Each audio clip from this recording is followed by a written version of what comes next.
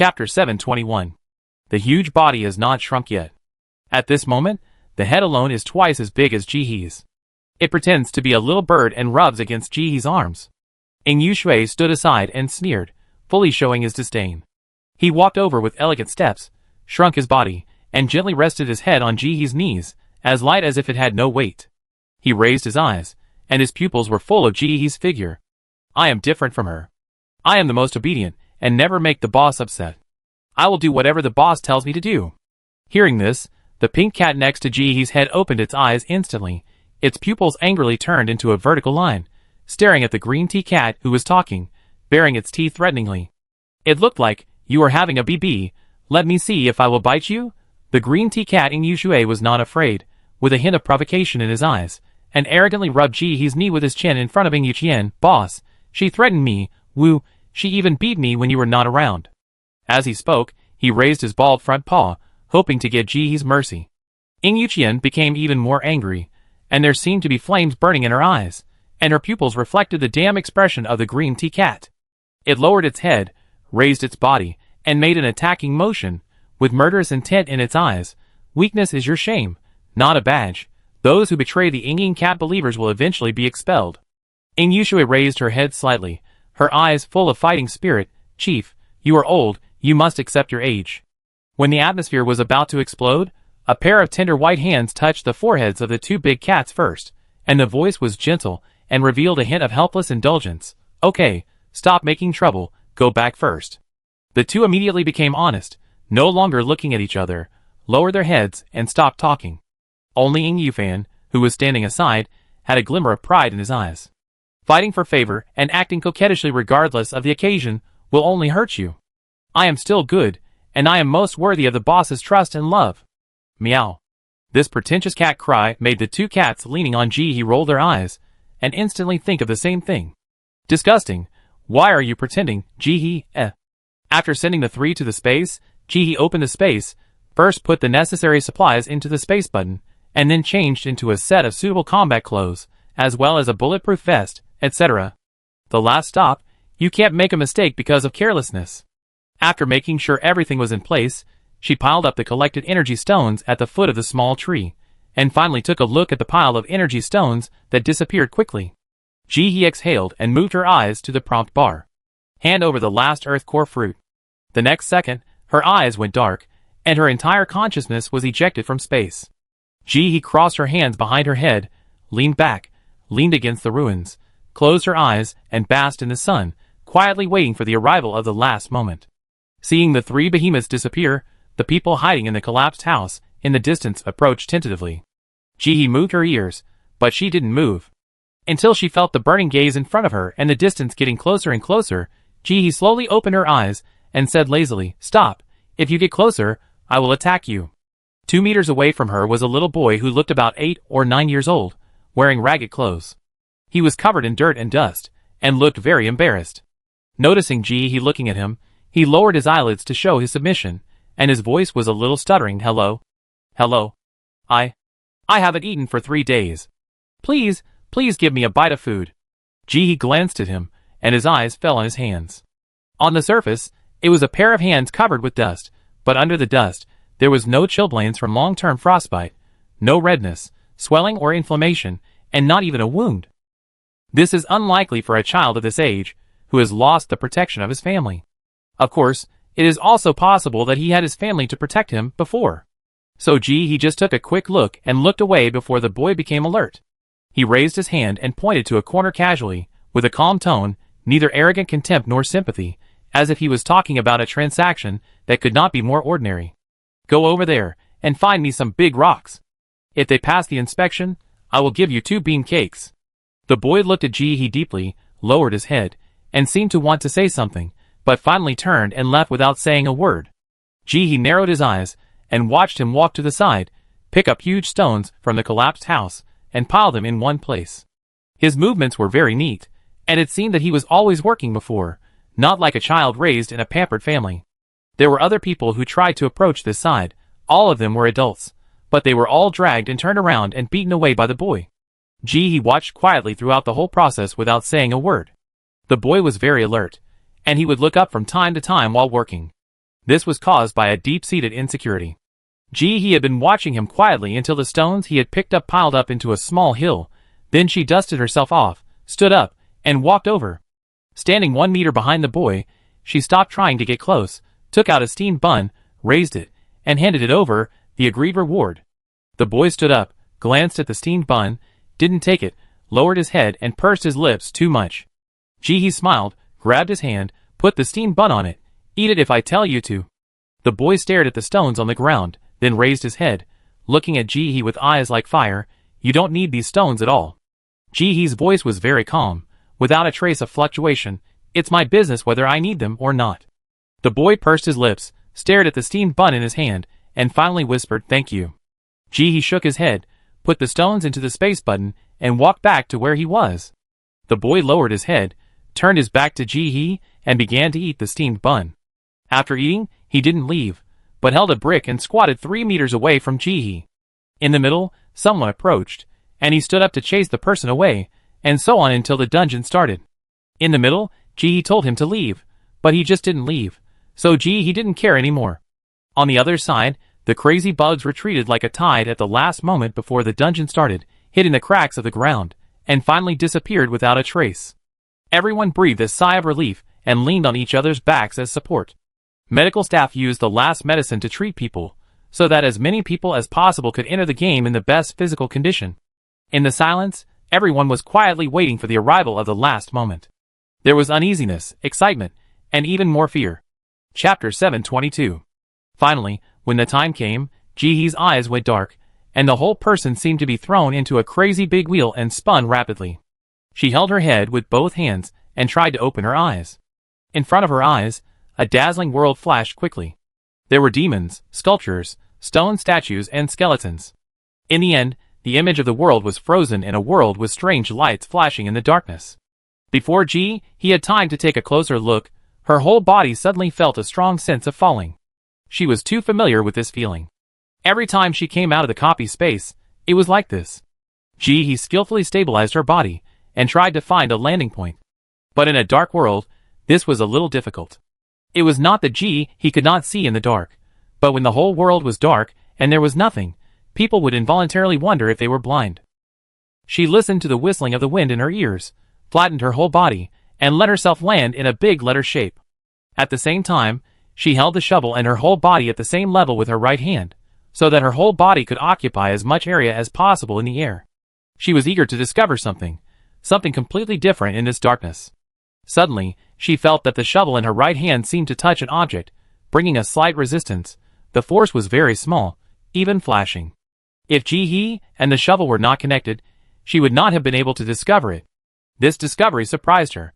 He waved her left hand, and the floating island cloud appeared out of thin air. She knelt on one knee in the cloud, her whole upper body upright, maintaining a posture that could stand up and attack at any time, manipulating the cloud to approach the different. She had a good memory and clear thoughts, and soon the cloud approached that place. But the place she saw was completely different from the surrounding darkness. She didn't see any objects in her field of vision. He held the shovel and slowly stretched forward. Finally, she felt a resistance.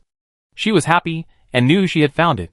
Holding the shovel in her hand against the resistance, her left hand turned into white scales and gently touched it. It was a pipe. It was round, and not even as thick as a medicine bottle. She gently applied force on her hands. The pipe began to shake. He held the pipe and manipulated the cloud downward. She didn't let go until she estimated that she had descended more than 1 meter, or almost 2 meters. The pipe bounced back quickly and returned to its original state. He tried several times in succession and found that the pipe seemed soft, but it was actually very tough and elastic, and it was not easy to break. She sat on the cloud and thought about something. Why hasn't the system prompt appeared yet? Under normal circumstances, the system will pop up a prompt not long after entering the game, but this time, the system has not responded for a long time. He turned around and looked at the pure black pipe without any trace in the darkness, and made up her mind. She gently held the pipe with her right hand, so that her body could easily feel the position of the pipe, and jumped, landing directly on the pipe. The next second, the feeling of falling came, and he felt the wind in her ears, accompanied by the system prompt sound. Congratulations to the outsiders for discovering the key clues of this world. Now the final mission will be launched. the sleeping place of an unfortunate race. The world in front of me once had a shining name, but now, as the loser of the planetary advancement war, it can only be buried in history. Their souls long for hope in the darkness, and fall into the abyss in sleep. Their long history is hidden in the dust of extinction. Their unwillingness and souls are roaring wantonly, longing for redemption or sinking.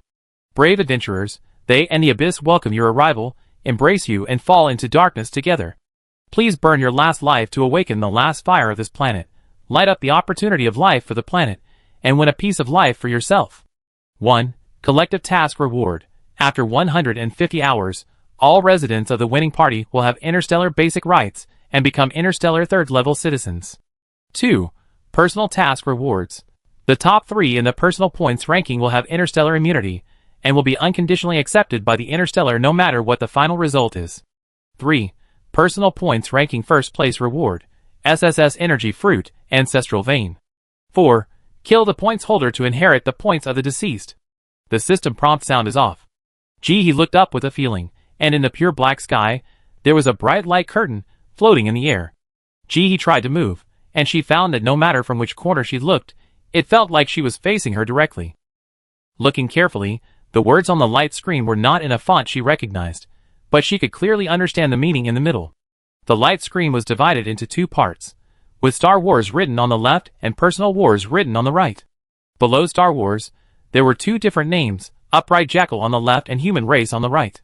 Now the numbers above were all 0. He was staring at the 3 words Upright Jackal when the system's prompt sounded in his ears. It was detected that the user had multiple identities. Please carefully decide which identity to use, which will affect the final result. Once confirmed, it cannot be changed. She said casually, old husband. Wait, let me think about it. Halfway through her words, Ji suddenly stopped talking. She thought carefully about the system's question and felt that it was very subtle. Why did she have to choose her identity carefully, and once it was confirmed, it could not be changed? There must be something hidden in it. With a lot of thoughts in her mind, Ji tried to ask, this prop is legal and compliant, why can't it be used? All explanations belong to the final Star Wars, and the system has the right not to answer. Yuanchio said this calmly, feeling extremely anxious. Ji, please listen to me and make the right choice. Sure enough, Ji did not disappoint him. He hesitated for only 2 seconds before saying, then I will choose the name of Xiantian Boros 50 billion again. Yuanchio felt relieved, grinned, and quickly confirmed, the player name has been checked and cannot be changed. I wish you a smooth mission. He did not guess what the name of this game would be used for, but as it involved the final battle, she felt that no matter what the name was, it would definitely be useful in the end. So after a little hesitation, she decided to use this more influential name. Using it now may risk exposing one's identity. But now that it has come to this point, it is not so important whether it is exposed or not. Besides, she guessed that the scoreboard above her head should not be so simple. While he was thinking, the personal scoreboard and the overall scoreboard of the planet station above changed. On the overall scoreboard, the score of the human race is still 0. The Upright Jackal tribe has changed, and the total score has become 5. Chapter 723. And the personal score list clearly reads 1.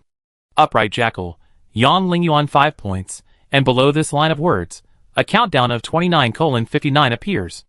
As expected, he looked at the countdown that was still decreasing, guessing that this should be a gameplay similar to personal positioning. It's no wonder she thought so. This design can increase the entertainment of the game, and increase the difficulty of the game. It is a very common gameplay. He stopped looking at the rankings, lowered her head, and jumped onto the cloud again. The shovel in her hand hung on the pipe, and she controlled the cloud to fly forward along the pipeline. Just after she came in, she saw that the space had not yet evolved, and the big Harvest brand wings in the space could not be taken out and used. But it didn't matter. Although the cloud was not as convenient and flexible as wings, it was much more convenient than running on the pipe by herself. She tried it just now. It's not that she couldn't run, but it would take some time to master this balance. She has clouds, so she can fly. There is no need to endure hardships. After flying along the pipeline for a while, the surroundings were still quiet and dead. He took out a flashlight and turned it on. The flashlight illuminated the surroundings, and also let he see the real world of pipelines. The black pipelines of varying thicknesses intersected in the sky, forming different intersections above her head and below her body. These pipelines are thick and thin. The one next to he is relatively thin. The thickest one is at least 2 meters wide. These pipelines crisscrossed in the air. It seems that there are intersections, but every pipeline in the world exists independently and has its own direction. Suddenly, Ji-hee seemed to see something approaching quickly from the corner of her eyes. She subconsciously manipulated the clouds to fly into the air. The next second, a creature with an upright body, human-like appearance and jackal ears appeared where she was just now. Is this the upright jackal? This jackal has a strong body, strong legs, strong arms on the upper body, and holds a big knife longer than others. It has 2 sharp spiral horns on its head, which are as long as half of its entire body. At this time, it was staring at Ji-hee cruelly with a pair of blood-red eyes. When it found that its attack failed, it didn't even stop, but stepped on the pipe and jumped up quickly, raising the giant knife in its hand and dancing in the air, attacking Ji-hee from different angles. Ji-hee had already put the flashlight and cloud that were in the way into the space when he attacked again. At this time, he was nimbly turning over and jumping on the pipe in the air to avoid the attack of the upright jackal. She wanted to learn more about the fighting style of the upright jackal, so she naturally restrained some strength in her hands. This was very sensitively noticed by the upright jackal on the opposite side, so a strange red light flashed in his eyes, and his whole body became much stronger. The upper body instantly became twice as strong as before, and the force of his attack became faster and faster. Ji-hee waved the shovel and defended impenetrably. In her mind, she quickly defined the upright jackal: agile and vigorous, extremely powerful, good at fighting and strong in balance, and also has moves similar to those of a berserker. She exerted force on her feet, and with the reaction force of the pipe, her whole body flexibly jumped behind the upright jackal in midair. The next second, the upright jackal turned around on the spot, attacking continuously without any pause, and his feet were like walking on flat ground. Ji-hee came to another conclusion: this jackal is also very good at running pipes. She took advantage of the gap between the upright jackal's attacks, and suddenly stretched out her hand to throw a handful of sand. The upright jackal covered his eyes tightly and screamed in pain, and Ji-hee took advantage of his weakness to kill him. A shovel cut towards the upright jackal's neck.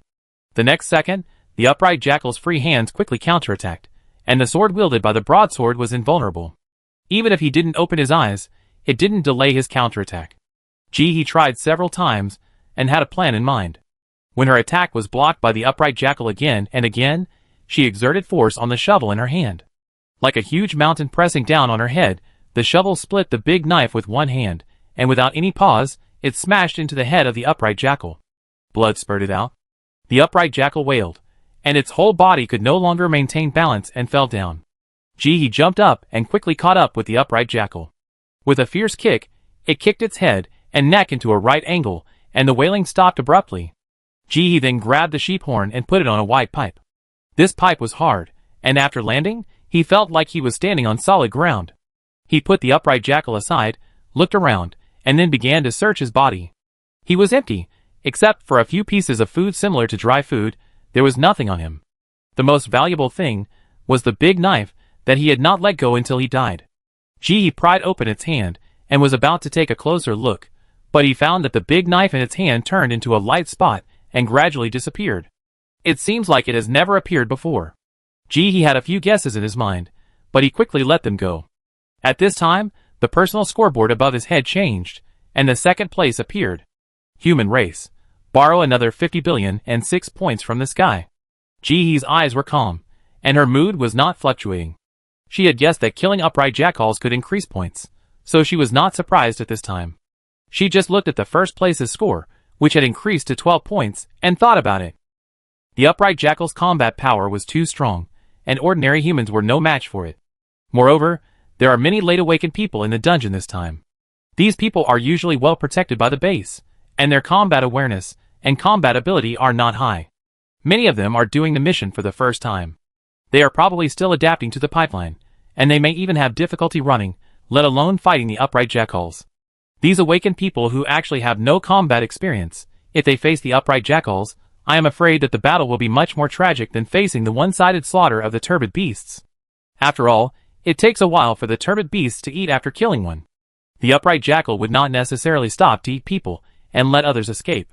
And Ji-hee reasonably suspected that the upright jackal she had just killed was not the top of their tribe, but at most medium, which could be seen from the clothes it wore and the supplies it brought. After all, no matter how poor a race is, no matter how poor its supplies are, The small circle of people standing at the top would not live too badly. So if this medium-sized one can match the high-end combat power of humans, if you don't want the battle to be one-sided, there must be a point to balance the two sides. Otherwise, what is the comparability of this battle? Wouldn't it be better to directly judge that the upright jackal won? So he quickly thought of one thing: the number. The number of upright jackals must be much less than the total number of humans. Only in this way can this battle look evenly matched. Chapter 724. The points for each person/jackal killed are not exactly the same. He just killed a jackal and got 6 points. She boldly guessed that the points that the jackal gets for killing a human should be 1 point. And there is a great possibility that her guess is right, because the jackal named Yan Ling Yuan had 5 points at the beginning. This is a very subtle number, and there are only 2 options. The first one is to get 1 point for killing a human, and it killed 5 people at once. The second option is to get 1 point for every person killed. There is no middle option. He prefers 1 point for each person, and he killed 5. Then, the total number of humans should be at least 6 times that of upright jackals. This is fair in the game. But he still feels that there are some things he has not noticed. If it is just a simple hunting game, wouldn't it be more convenient for them to fight in a closed environment? Why throw them into such a vast space? In this dark environment, if someone really wants to hide, then there is a high possibility that they will not participate in the battle until the end. Is this game so merciful? Besides, the most important point. Even if the ratio is 1 to 6, he does not think that humans can win. Humans are randomly separated when they are dropped down, and it takes a lot of time to find companions. During this period, they may encounter upright jackals before encountering their own kind. Isn't this a way to seek death? Besides, is it really safe to find people of the same kind? Maybe not. Humans are not the kind of race that can die generously for strangers. When fighting, running away because of defeat is not a basic operation. After all, the people who randomly gather together are largely strangers to oneself, and they are not one's relatives or friends. So it is normal that one will not die for strangers, isn't it? Not betraying teammates is considered to be of good character. So there must be other points in this game that can level this kind of individual advantage in race, and give humans the possibility of winning. What is it? While thinking, the numbers above her head were updated again. The total score of Chai Ling Yuan on the personal list reached 19 points, which once again proved her guess. She also fell to 3rd place, and the 2nd place was a jackal with 11 points. It seems that this race is really good at fighting. He stood up, collected the spoils, and ran forward quickly along the pipeline. She would definitely not eat the food she didn't recognize, but she would not stay there either. After all, aiding the enemy is a taboo on the battlefield. The whole scene was surprisingly large. He ran at full speed on the pipe, and didn't see a single living thing. She seriously doubted whether 5 days was really enough to decide the winner. At this moment, the countdown above her head was about to return to 0. He stopped, stood in the dark world, and looked up at the only light source. The numbers above had not changed at all since a few minutes ago. First, Chai Ling Yuan 19 points. Second, Chai Jusan 17 points. Third, borrow 50 billion from the sky 6 points. Midnight. Time returns to 0. The light and shadow fall. A pillar of light rises from Jihee's body, which is particularly dazzling in the darkness. She stood still, raised her hand, and tightened her mask, not feeling surprised at all. Sure enough, the top 3 are a target. If you can control the score to avoid the pillar of light, and keep the score at the 4th place, you will never be at risk of being beaten up. If you calculate properly and save your strength, you may be able to counterattack in the end. But Jihee doesn't plan to play that way now. If she had just entered the game, she would have to think of a more roundabout way to achieve her goal as an auxiliary who could only heal and collect garbage with a shovel. Now, she has 3 bodyguards, a total of 4 people. If she can't hold the first 3, how can she still have face? Just thinking about it, Jihee jumped nimbly, rolled quickly in the air, and dodged 2 attacks. Looking up, she could only see 2 figures of different heights. Attacking quickly, Jihee had a shovel in her right hand, and she blocked herself tightly with her body shape changing. Under the huge power comparison, the 2 people on the opposite side who chopped on her shovel were as light as a punch from a shy girl. The dazzling light dazzled Jihee's eyes. Even though she tried hard to distinguish the appearance of the figures in front of her, she could only barely see that one was an upright jackal, and the other was a human in the strong white light and fast movement. As for the human face, it was really hard to see clearly. Jihee was lazily resisting, while scoring in her heart. This upright jackal's fighting power is not as strong as the one just now, But this human, she must give a high score, he should be a human expert, and his fighting power is about the same as the upright jackal just now.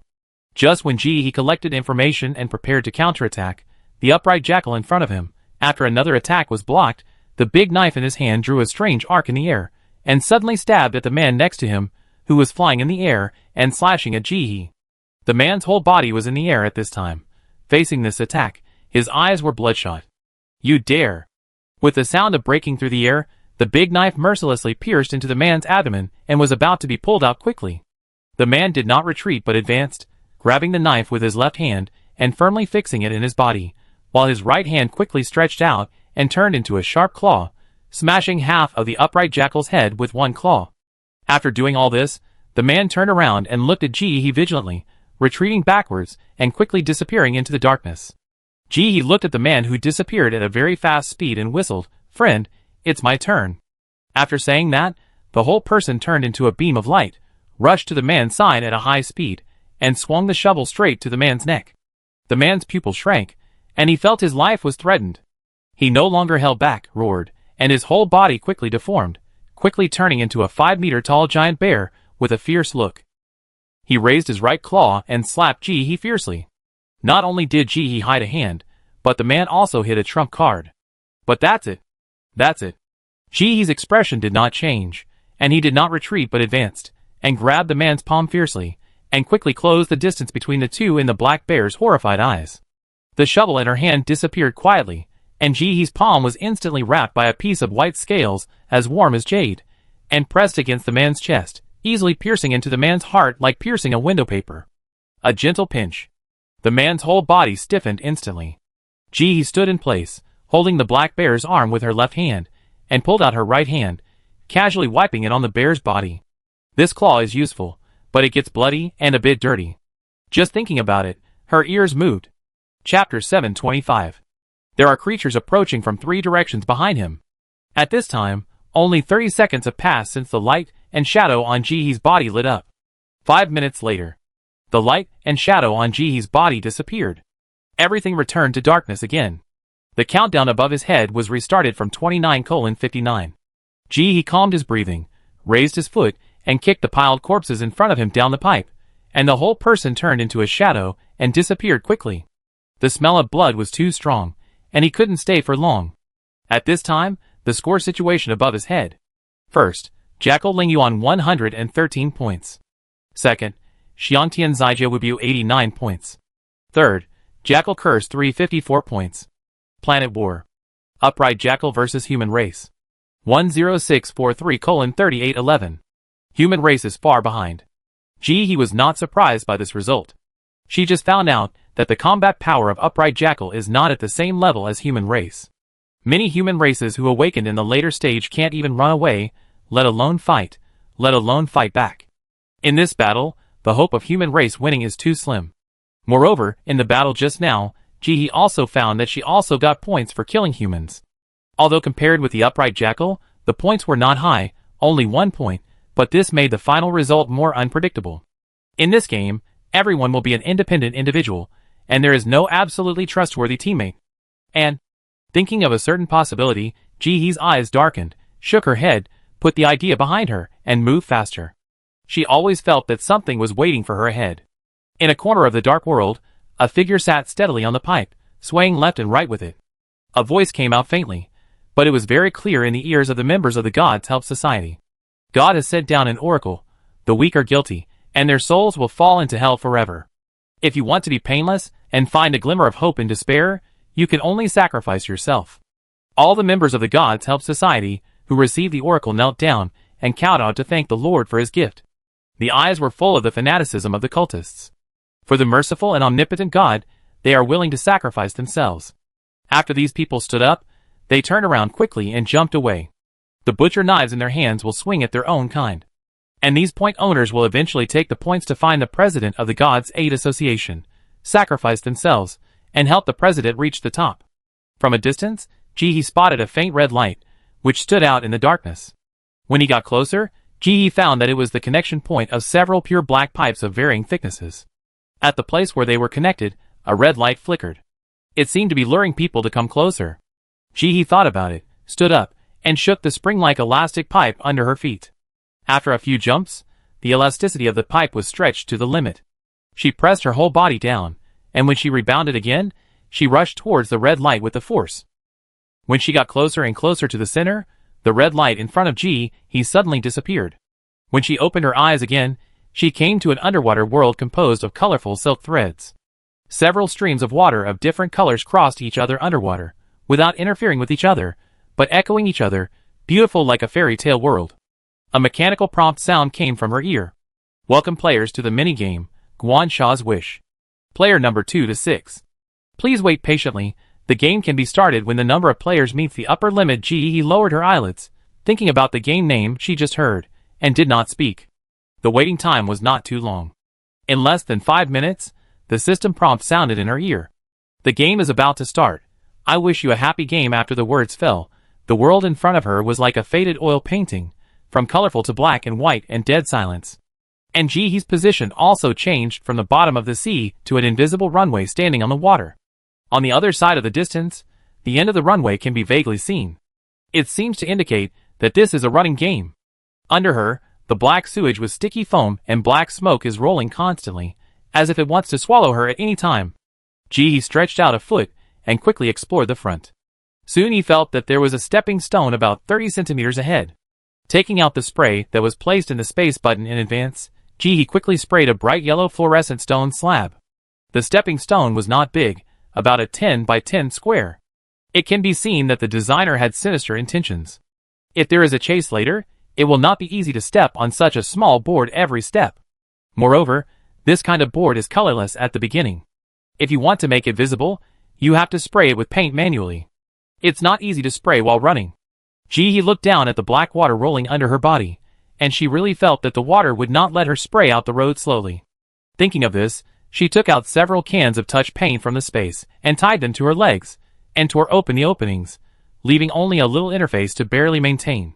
When she ran like this, she shook it lightly, which was enough to make the paint on her legs spray out a road for her. After tying it, Jihee stood up and looked at the people around who were participating in the game.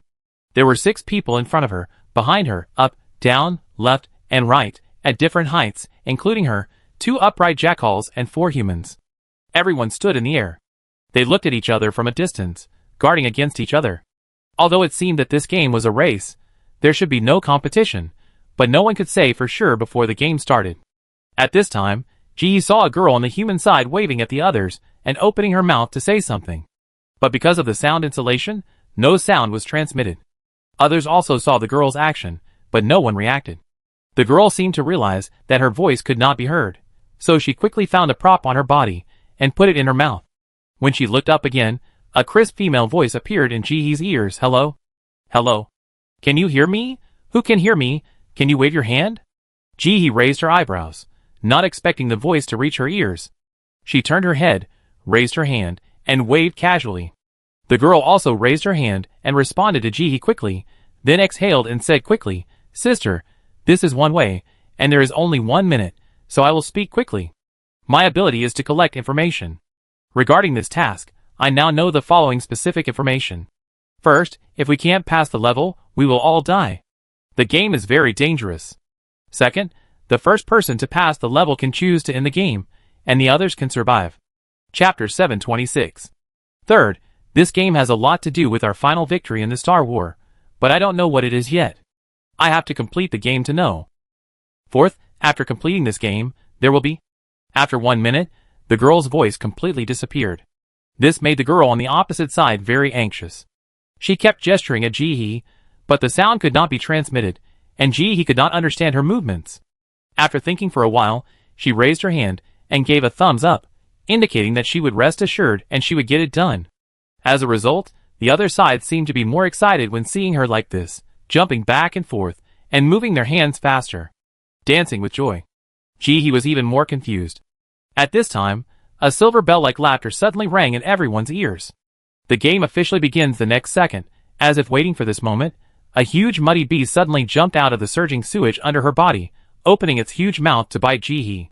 The moment Jihee saw the huge mouth, she knew that the stepping stone in front of her was unreliable.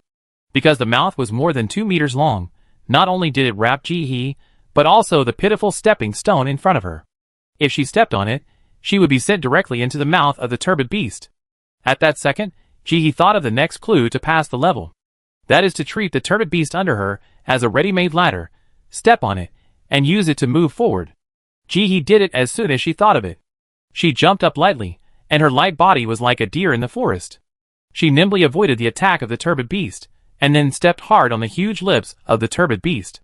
With the fulcrum, she easily jumped forward a long distance. The longer she stayed in the air, the longer it would take to land. At the same time, she also took out the flying cloud. Although the cloud was not flying fast enough to avoid the attack of the muddy beast below, it could be hung in the air and used as a handle for the zip line. Hanging on it, she had a fulcrum on her hand, so she could make a second jump. If she fell at this time, the huge muddy beast behind her could catch up in time, open its big mouth, and serve as a stepping stone for her to jump forward again smoothly. After jumping like this for a while, the paint joint tied to Ji-hee's leg was finally torn open by her strong stomping. When she jumped again, the paint of various colors was thrown far away by her. The stepping stones on the road ahead were all stained with a certain color. With these points of support, her jumping seemed easier. When Ji-hee got used to this rhythm, she began to try to find clues to pass the level. Under normal circumstances, this game should be similar to chasing. As long as she successfully avoided the muddy beast behind her and ran to the end, she should be able to pass the level. But is it really like this? Ji-hee stepped hard on the muddy beast's wide-open mouth again and jumped forward quickly. The muddy beast under her feet finally felt the neglect of the little ant on its body. Not only did its attack not cause any harm, but it became a springboard for the man. This made it particularly angry. When it rushed out of the water again and bit Ji-hee, it quickly opened a second mouth on one side of its mouth and bit down fiercely. Seeing that the man was about to fall into its mouth, the muddy beast's eyes bulged with excitement and saliva overflowed. But the next second, Ji-hee twisted her body and stepped on the gap between the two mouths. Not only was she not bitten, but because of her strength, she cracked the lips of the muddy beast. She lowered her head carelessly, looking at the wound on the muddy beast's mouth, and thought of a possibility. Her eyes flashed. When the muddy beast rushed out of the water again to bite her, Ji-hee stopped running, turned in the air, and a huge shovel appeared in her hand. At this time, the muddy beast's body had already jumped into the air, and even if it saw the shovel appear, it could not dodge in time. Ji-hee looked indifferent, and smashed down with his right hand. The sharp shovel directly tore the big mouth of the muddy beast in two. But Ji-hee did not feel happy. She watched with her own eyes that the wound on the muddy beast's mouth was healing at a speed visible to the naked eye. Seeing its body falling at a faster speed after being smashed by Ji-hee, if it fell into the water, when it jumped up again, the damage caused by Ji-hee's previous blow would disappear without a trace due to its super recovery ability. Seeing that most of the body of the turbid beast had already fallen into the water, he raised his head high and showed a cruel killing intention towards Ji-hee. He seemed to be very confident in his recovery ability. Ji-hee hung on the cloud with one hand, turned his body to one side, and the shovel in his hand disappeared out of thin air. Before the turbid beast had time to react, her hand wrapped in white scales suddenly inserted into the face of the turbid beast, and exerted force, he threw it into the sky. The huge body of the turbid beast did not bring much advantage to it, but seemed very cumbersome.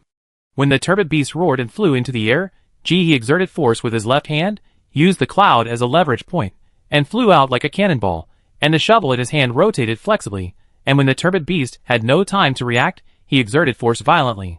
The next moment, the turbid beast's turbid and jumping eyeballs were held in her palm. Facing the roaring and struggling expression of the turbid beast, Ji-hee smiled and exerted a little force in her hand. Puff. The sound of the water balloon being squeezed and bursting came. Ji-hee's hand was covered with mucus, and a B-level energy stone appeared in her palm. The turbid beast in front of her. At the moment when the eyeballs were squeezed and burst, the whole body was stiff and motionless, and fell rapidly into the sewage, splashing a large area of water. Ji-hee landed on the cloud, put the energy stone into the space, and took out a towel to wipe the dirty blood on her hands casually. The sewage under her body rolled more violently, and did not calm down with the disappearance of the turbid beast. The whole space remained unchanged. Sure enough, the key to breaking the game was not to kill the turbid beast. Ji-hee was prepared and did not feel disappointed. At the beginning, she had guessed several ways to pass the level, and now she just ruled out a wrong option. While Ji-hee was thinking, one of the 4 human players next to her had died in the mouth of the turbid beast. The 3 people next to her could not hold on for long, and would also be buried in the mouth of the turbid beast. The girl who just passed the message to he was at the end of her strength. She was not good at fighting, and after dodging again and again, she noticed that the gifted person who had just successfully contacted had actually killed the turbid beast. She was standing there, lowering her head, wondering what she was thinking. This discovery was like a shot of cardiotonic for her, giving her new vitality. If she persisted a little longer, her thighs would definitely be able to pass the game, but when she turned her head, she saw two upright jackals on the other side. Despair surged in her heart again. Chapter 727. Thigh, why are you standing there in a daze? Run faster, those two jackals are almost at the finish line.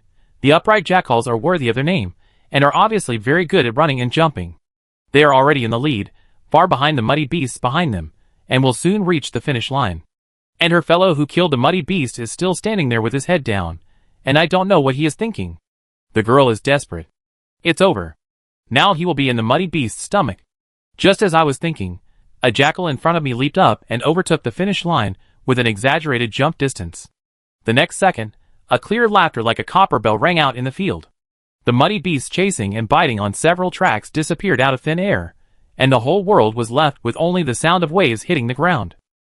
Is the game over? The two humans who were about to be swallowed by the muddy beasts escaped with a sense of relief. They stood on the narrow stepping stone, bent over, and panted heavily with their hands on their knees. They felt both happy and sad. The joy was that they survived and didn't have to die. The sadness was that there were so many of them, but they couldn't beat those two sheep, but they knew very well that with their fighting power, they were not enough to fight against the B-level turbid beasts alone. It was a miracle of life that they could hold on until now. The laughter woke Ji from her thoughts. She looked up and looked around. The two upright jackals in the distance had already reached the finish line one after another, and the three people on the human side, the one who ran the farthest, had only reached the middle of the track. And she was at the end of the team, farthest from the finish line. Unlike the other two people who were both happy and sad. Ji guessed that the game was not over yet. After waiting for a while, the field was still quiet, except for the sound of waves. There was no change at all. A man and a woman next to them had rested and began to jump slowly to the front. They guessed that the game was not over because they did not reach the finish line. After all, in ordinary running competitions, even if the first place appears, the others have to run to the finish line before the game ends, right? But after jumping for a while, the two found that the big man in their team who killed the turbid beast was still standing there motionless. The girl turned around with some curiosity and gestured with her hands. Big man, jump quickly. Ji raised his hand and shook it, clearly expressing his refusal, and then pointed to the ground. The girl shouted and gestured again. Big man, you want us to stay where we are? Ji gave another thumbs up and raised his hand to point to the ground. The girl understood, but she was still a little entangled. Should she listen to the boss and stand still, or run to the finish line according to her own ideas and finish the race? Just as she was thinking, she saw the boss turn around and start walking back. She widened her eyes, and couldn't help but shift her sight to the side, wanting to see what another person of the same kind was doing. As a result, she saw at a glance that the man was also walking back. He met her gaze, and made a gesture to her. The girl looked for a long time before she understood that the man was telling her to learn from the boss, and walk back together. Girl, ? Very good. Now she doesn't need to worry about whether to go to the finish line or not. She should worry about whether to go back or listen to the boss and wait there. After struggling for a long time, the girl decided to listen to the boss and stand there. Whether she lives or dies depends on this time. He was very fast. He ran back to the finish line in less than a minute and stood at the starting point. At this time, a crisp laugh came from the field again. It scared several people present. To be honest, this laughter is really nice to hear and not scary at all, but considering that once this laughter appears, something unexpected will happen, they really can't like it.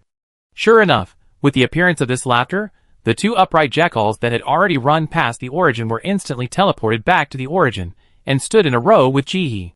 The two humans who were still standing in the field maintained their previous positions, still standing in the middle of the runway, and were not teleported back. The boy who was walking back was still more than 20 meters away from the origin. The boy seemed a little anxious when he saw this change, and he sped up his jumping back. But the next second, the man who had just jumped into the air suddenly changed his face, and he forcibly jumped in the air, and jumped far away on the stepping stone, as if there was a dog chasing him. The girl also saw what happened at the origin at this time, turned around, and ran madly towards the finish line. At the origin, 3 turbid beasts appeared, which were twice as big as the one just now. These 3 turbid beasts had 3 heads, blocking the entire origin tightly, and with their big mouths open, you could even see the living flesh wriggling inside. Their appearance, not to mention the 2 humans, were terrified. Even the upright jackal standing aside, whose face had not changed, jumped forward like crazy. Just kidding. These are 3 A-level muddy beasts. Who can beat them together? If you run slower, you won't even be qualified to be excreted as feces. Just as the 4 people were desperately running forward, Jihi went the other way, turned around, and rushed towards the open mouths of the 3 muddy beasts. Leaping into the air, she crossed her hands, held the shovel tightly, and slapped the muddy beast's lips fiercely. After hitting it hard, she used the shovel as a fulcrum and cleverly did a front flip in the air, avoiding the big mouths of the other 2 muddy beasts that were biting at her. The paint splashed under his feet, forming an arc. The next second before the paint fell into the water, a drop of red paint splashed onto the transparent steps. It clearly showed that there was a foothold here. Jihi smiled and turned his body to avoid the attack of the turbid beast behind him. He stepped hard, using the turbid beast's body as support, and shot out like an arrow, heading straight for the foothold. Sure enough, she guessed right. The correct way to pass this game is not to run to the end, but to go back to the past. The end point is just a misleading way given by the game, which makes them closer to the abyss of death, and is not the correct way to pass the game. At first, Jihi was still a little unsure, but when the 2 upright jackals ran to the end point, and the game did not end, she was sure that the solution must be to return to the starting point. After all, the clues to pass the game were clearly indicated at the beginning. Guansha's wish. A race that has been completely covered by turbid air, and the entire race has become turbid beasts. What is their biggest wish? To return to the past. Chapter 728. Back to the past before they became turbid beasts. Back to that beautiful world that looked like a painting. If Jihi guessed correctly, the number of turbid beasts chasing them should be related to the number of people who passed the finish line. If they all passed the finish line just now, then if they restart the game now, there should be 6 turbid beasts chasing them. 1 at the beginning, plus 5 added later. This can also explain why the game was restarted after the first 2 upright jackals finished the game and waited so long. That is to give them time, so that everyone can pass the finish line together, so as to release more muddy beasts at once to swallow them directly. In fact, this game is not difficult, and the clues to pass the level are not hidden. The difficulty is to have the courage and strength to fight against multiple muddy beasts. And under their pursuit, go back and find the real finish line. The last step is in front of Jihi, and he is about to fall. For A-level muddy beasts suddenly rushed out from the surrounding water and blocked the steps tightly. They opened their mouths wide, revealing 8 rows of sharp teeth and tongues with suction cups, waiting for Jihi to jump into their mouths. The 3 muddy beasts behind Jihi were about to catch up, and the closest one was less than half a meter away from Jihi. Jihi's expression did not change, thinking to herself, as expected. Was it because she wanted to complete the game, so she just gave up? She knew that this dungeon would not be that simple. Seeing the muddy beasts in front of her open their mouths, she waved her hand, and dozens of large stones that had just been put into the space button before entering the dungeon appeared out of thin air. Filled the open mouth of the turbid beast. She also fell on the stone, and with a force, she avoided the bite of the turbid beast behind her. When the 2 turbid beasts collided violently, Jihi saw the gap between the turbid beasts. She jumped up, passed through the gap between the turbid beasts nimbly, and landed gently on the transparent steps. The next second, the whole world suddenly stopped. The world in front of Jihi began to change. She heard a sob in her ear, followed by a sigh, as if a wind was hovering around her and gently caressing her cheek, eliminating the fatigue in her body. Opening her eyes again, Jihi came to a dimly lit hut. The hut was not big, about 50 square meters, empty and dilapidated. In the middle of the hut, there was a one-legged table with a red palm-sized ink box on it. She walked to the side of the table, and the red ink box emitted a faint light, guiding Jihi. She raised her hand and pressed her palm on the ink box. The next second, the ink box disappeared quickly, and a separate single room appeared next to the hut. Jihi walked over and gently opened the door. There was a simple little bed in the room, and the rules for using the room were printed on the wall. Rules for using the number 1 safe house. It can provide a safe place for travelers who have nowhere to go to rest. In the living environment of the safe house, the tenants are not allowed to hurt, kill, steal, etc. All the rights of interpretation belong to the owner. Owner, borrow another 50 billion from the sky. There is a setting button below, and Jihe gently touches it. A light screen appeared next to Jihe's hand, and the first item on it said, "Please fill in the rent." Jihe tried it, and found that the rent could not be free, and the minimum required was 1 point.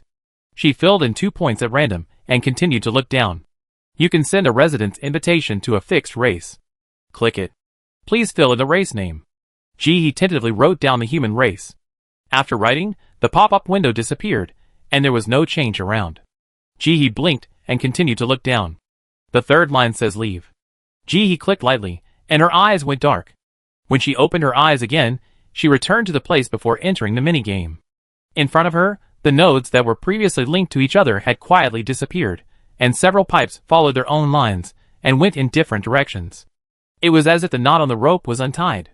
Jihe muttered, raised his head, and looked at the screen in the dark. The game didn't take much time, only more than 20 minutes had passed, and the new round of countdown on it had 5 minutes left, and it would return to 0 again.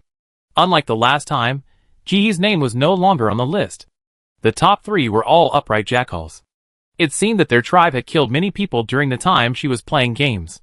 Jihe thought about it, found a flashlight from the space, lit it, and hung it on her body.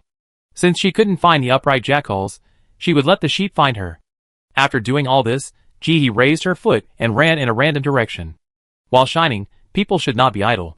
She had a hunch that the hunt was very important. If possible, she wanted to occupy more. On the other side, just as Jihe left the hut, a human covered in blood was teleported into the hall of the safe hut. He knelt on the ground, gasping for breath, his whole body trembling, obviously extremely scared. Almost, just a little bit, he was going to die in the hands of that jackal. Just half a minute ago, he was being chased by an upright jackal, and was about to be chopped to death, when a dialogue box suddenly popped up in front of him. Your tribe members have successfully occupied a safe hut by borrowing 50 billion from the sky. Now it is detected that you are at a critical moment of life and death, and now an invitation is sent to you. If you are willing, you can click to confirm, and if you are not willing, you can click no. Note, the rent is 2 points per day. The man frantically clicked OK. Who cares, just teleport him away. Just before the upright jackal's sword was about to chop off the man's neck, he disappeared out of thin air, and the upright jackal's sword hit nothing. Upright jackal, ? This scene happened all over the world. The safe house that Jihe had just occupied was soon half filled with injured people. Everyone who came in was covered in blood. They were all teleported here when they were about to be killed by the upright jackal. Those who could walk stood up and tried to ask the people around them, "Dude, where is this?" When I teleported here, I was told that this was the safe house of the 50 billion boss, and asked if I wanted to come. I know that too. I also heard the system prompt. Is the 50 billion boss in the house? The room was silent after the words fell, and everyone looked at each other. In the dim light, they found that everyone's eyes were full of fear, and they didn't look like the 50 billion boss at all. This discovery made them happy, and a little regretful. I borrowed the boss's light so many times, and I couldn't help it all. At least say thank you in person. Someone muttered. Chapter 729. His words resonated with the others. A woman nodded and sighed, yes, we can live to this day, thanks to the help of the 50 billion boss. This time, if the boss hadn't occupied the hut in time and teleported me here, I would have died by now. Yes, me too. I thought I was dead at that time. Alas, there is nothing to show. I want to say thank you to the boss in person, but the boss is not here yet. Come on, you think you are such an important person? You want to say thank you to the boss, so you have to stay and listen? Don't you know what time it is now? 2 stars are fighting, it's a critical moment, the boss doesn't hurry out to earn points, is he still staying to receive you? Be a little more sensible. Hey, what you said makes sense. Before I entered the cabin just now, I saw that the boss had fallen out of the top 3. Do you think the boss delayed killing the sheep in order to occupy the cabin for us? That's right. I think if the boss hadn't occupied this small house, he would have been the first. I think so too. Come and take a look. There is a boss room over here. As soon as the voice fell, everyone gathered over. In the corner of the safe house, there was a door with the 3 characters master room written on it. And in the middle of the door, a light spot lit up with the number 1 written below. Everyone looked at each other, and lowered their voices a lot. Go knock on the door, to see if the boss is in the house? You go, I won't go. I won't go either. No need to knock, the boss is not in the house. After saying that, everyone looked back and saw a man leaning against the wall. He had one leg propped up, his arm lazily resting on it. Half of his body was slashed by 3 knives, the deepest of which was so deep that the bone was visible.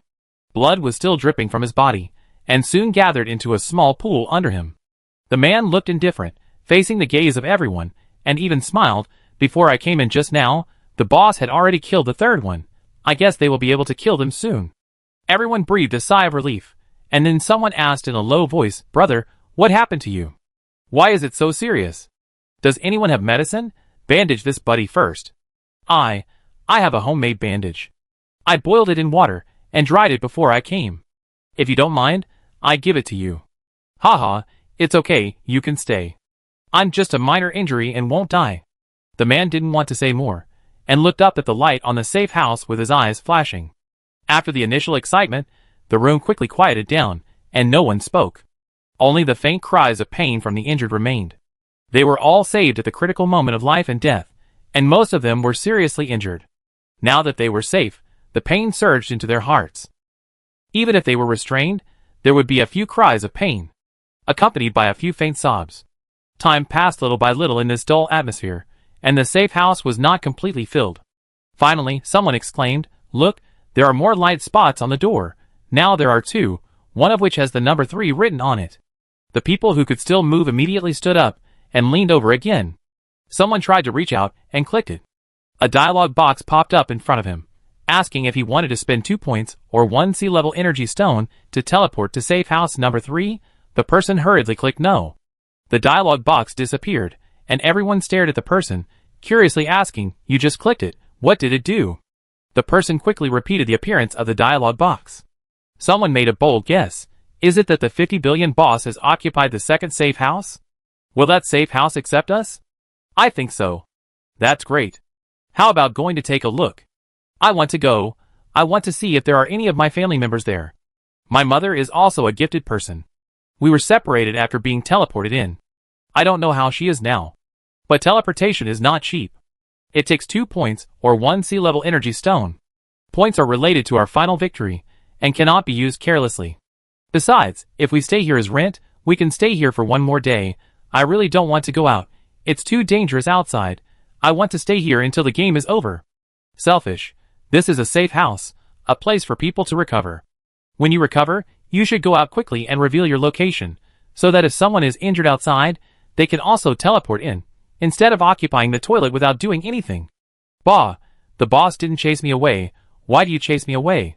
The 2 gangs immediately quarreled. The man who was resting against the wall in the corner, and did not participate in the discussion, slowly opened his eyes, lowered his head, reached out to open the wound and took a look. His feeling was right. The wounds on his body were healing faster, and no longer bleeding. If this continued, he might be able to get out soon. Hey, stop arguing. Look at the wounds on your body. Our wounds are healing faster. He closed her eyes, put the back of her hand on her eyes, bit one leg, and lay on the bed in the safe house, slowly adjusting her breathing. The sweat on her forehead rolled down her body, and gathered into a small ball. She quietly felt the recovery speed of her talent. Her feeling was correct. As she occupied the second safe house, her talent recovery speed became 1/3 faster. After she teleported back to the safe house, her injuries and talent recovered 3 times faster than outside. This means that as long as she mastered the rhythm, and had more safe houses, she could fight continuously for 24 hours. Sure enough, the key to victory in this Star War was this safe house. Becoming the owner of a safe house, you can teleport back to the safe house to rest anytime and anywhere after leaving the battle, and only need to spend 1 point each time. In a world full of enemies, the importance of a safe house is beyond doubt. He quickly decided that after this rest, she would shift her focus to obtaining more safe houses. As for the ranking, it would be fine if it dropped. At worst, she would catch up in the last 2 days.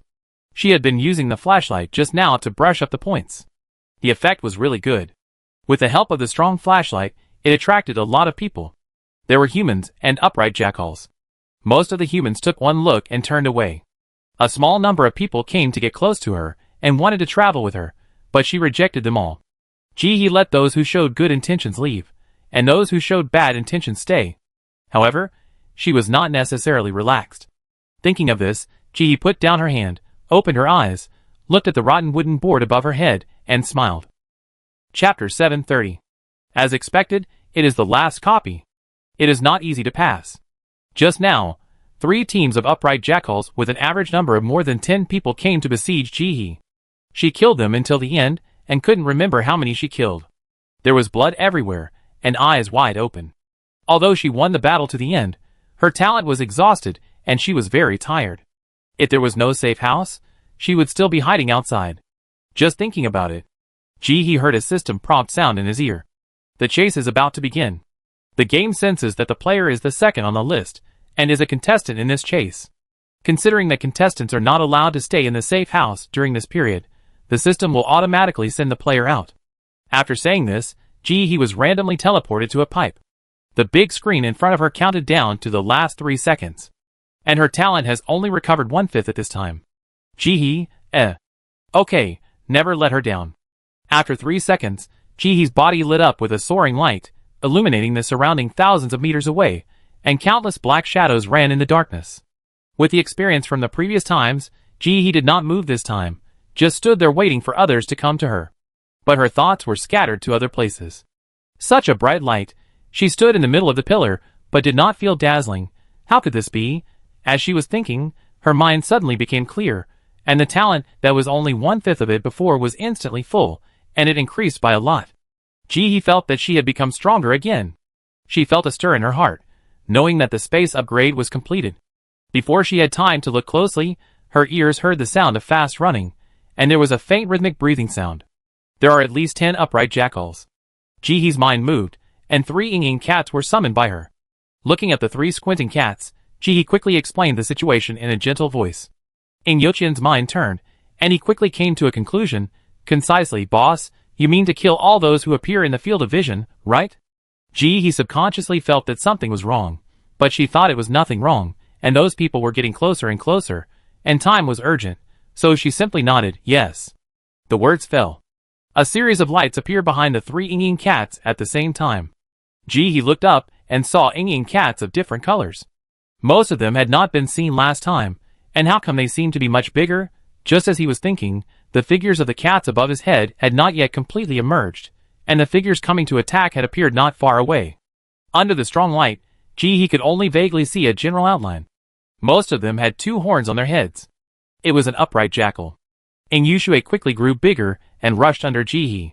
He lowered his head and raised it again, carrying Jihi on his back. The other 2 rushed into the darkness and blocked the upright jackals at a very fast speed to prevent them from approaching the boss. Their pure black fur makes them look like ghosts in the night, silent and unpredictable. Their sharp nails have already scratched the enemy's neck. They are butchers, born killers. Killing is their instinct engraved in their bones and blood. Even if they have a cute appearance, it is just a disguise to let the enemy relax their vigilance. In reality, they are ignorant, bloodthirsty, childish and cruel. They only care about finding the boss, sticking to the boss, rubbing against the boss, and serving the boss. As for the lives of other creatures, and even their own lives, they never take them seriously. It is precisely this guilt-free feeling that is the most frightening. Jihi stood in the light, listening to the painful screams of the upright jackals beside him, and pushed Yoshue's big head with his hand, but was licked by the big tongue. Stop it. Yoshue's ears were erected, and he didn't care about the situation of the tribe. His barbed tongue gently hung over Jihi's palm, licking it with great intoxication, not even letting go of the fingers. Woo woo woo, the boss smells so good. His happy eyes narrowed into a slit. I like it so much. It wants to lick the boss's fur all the time. Jihi pulled his hand back, ignoring Yoshue's pleas to stay, grabbed its big face, turned back, and scolded, be serious. Yoshue thought Jihi was joking with him, turned his head obediently, and then stretched out his tongue to continue licking. The slight touch made him so happy that he wanted to fly. At this moment, his sixth sense reminded him that a creature was approaching, and his muscles instantly tensed up, and his feet exerted force, and his huge body nimbly avoided the assassination hidden in the shadows. He jumped onto a very thin pipe nimbly, and stood firmly. He turned around, staring at the assassin in front of him with emotionless eyes, as if he was looking at a dead person. Damn it for interrupting his and the boss's game time. The assassin's surprise attack was imminent, and Yoshue's soft and powerful tail was wrapped around Jihi's waist to help her stabilize her body. She jumped and dodged flexibly. It's not that he couldn't kill the damn sneak attacker in front of him, But the idea of not letting the boss receive even the slightest threat has been engraved in his bones. In the absence of Ing Yufan, no one would protect the boss from harm, and he could not take risks. At this moment, a gentle little hand was placed on his forehead, and the boss's gentle voice came, "Ing Yushui, fight back." Like an electric current running through Ing Yushui's body, he subconsciously obeyed the boss's instructions, instantly changing his offensive and defensive positions, and his sharp nails shot out from his furry claws, fiercely grabbing the newcomer. Jihe was not a delicate flower. When Ing Cat was not around, she killed these upright jackals alone, making them scream. At this moment, she was still not afraid. The shovel with 1,000 pounds of force hit the assassin fiercely. With the cooperation of Ing Yushui under her, Jihe used the shovel to directly cut off half of the assassin's arm. Blood splashed all over Jihe's face, but she didn't care. In the next second, taking advantage of the assassin's body pain and not being able to react quickly, she and Ing Yushui seized the opportunity at the same time. The shovel hit the man's head fiercely, and Ing Yushui's claws pierced his throat. With the cooperation of the two, the assassin of the upright jackal tribe fell heavily. In the distance, the gifted person hiding in the darkness looked at the sea of blood and corpses ahead, trembling, and once again pressed himself tightly against the pipe, trying to blend himself into the pipe as much as possible and not be discovered. His sharp eyes allowed him to clearly see the battle between more than 20 wailing cats and hundreds of upright jackals in the distance. His sight once again fell on the figure sitting on the wailing cat and fighting. The man's expression became particularly complicated. Chapter 731. The past scenes appeared in front of his eyes, making everything clear. The woman said in a sparse tone, "Wubei will not send messages, because I don't let her." Why did the dog call the liquor risk his face, and desperately hug the thigh? In the late stage of the extreme cold, when people fought for a bean cake, she not only pushed back the bean cakes delivered by the neighbors, but also paid thousands of kilograms of ice grapes for the base. And her always clean and tidy clothes are not because she spends all her money on buying clothes, but because that was her daily routine. She just borrowed another 50 billion from the sky. Now think about it carefully, she didn't mean to hide it again in the later period, but he was blinded by his subjective consciousness, and subconsciously thought that the girl was poor. Now looking back, he didn't know what he thought at the time. That girl could take out so many ice grapes at one time. How could he still think she was poor? He seemed to be blinded by lard. But anyway, he still hoped that the 50 billion boss could win. In this war, the 50 billion boss was their last hope. Thinking of this, he raised his head and silently cheered for the 50 billion in his heart. "Boss, you have to hold on." The 5 minutes were over. The light around Jihe disappeared, and everything returned to calm. She calmed her breathing, sat on Ing Yoshui's body, and raised her head to look at the light curtain above her head. In the personal points ranking, she has risen to the first place. The second and third places are both upright jackals. She glanced past the two familiar names and moved her sight. This time, a new word appeared behind her name. Jihe, the number of safe houses is 2. The number of safe houses behind the second and third place is 1 and 0 respectively. Jihe's eyes darkened. It seems that the upright jackals should have discovered the benefits of safe houses. Next, it should be a fight for safe houses. Feeling the warm touch on the back of her hand, Jihe lowered her head and saw Ing Yuqian licking the back of her hand gently. There was a bright red scar on her head, which was slowly healing. In the battle just now, Ing Yuqian killed hundreds of upright jackals by himself. When killing these upright jackals, all the points they got will also belong to Jihe. This creates a situation where the strong become stronger. For example, Jihe's current ranking points are much higher than the second place. This is because those upright jackals will rush over to kill her after discovering her, and humans may not have the courage to chase and kill those upright jackals. Jihe raised his hand, and a white light appeared in his palm. He gently touched Ing Yuqian's wound, and the white light disappeared, and Ing Yuqian's wound recovered as before. Jihe stroked the big cat.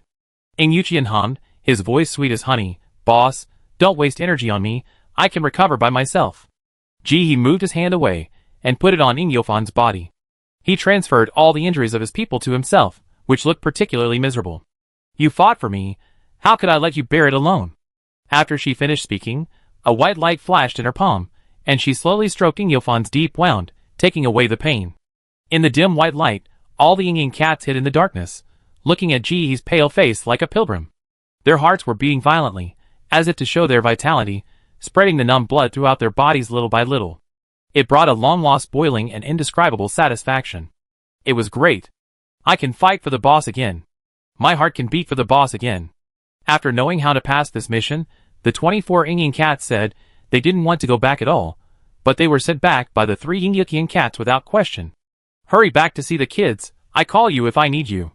A bunch of crying cats. Crying, mean, shameless, stinking and shameless. They don't have such a leader. They want to hold a meeting. They want to vote to abolish this leader, who is good for nothing except vying for favor. The crying cats, who returned to the tribe, carried the food given by the boss, and ran to the deepest part of the tribe without looking back. There is the strongest ancestor of their tribe. He has been sleeping underground. Now it's time to wake up. The 3 wailing cats ran quickly in the darkness. Their flexible bodies and hooked claws made them very adaptable to this narrow, swaying and elastic pipe. Ji-hee and the others were going to find a safe house.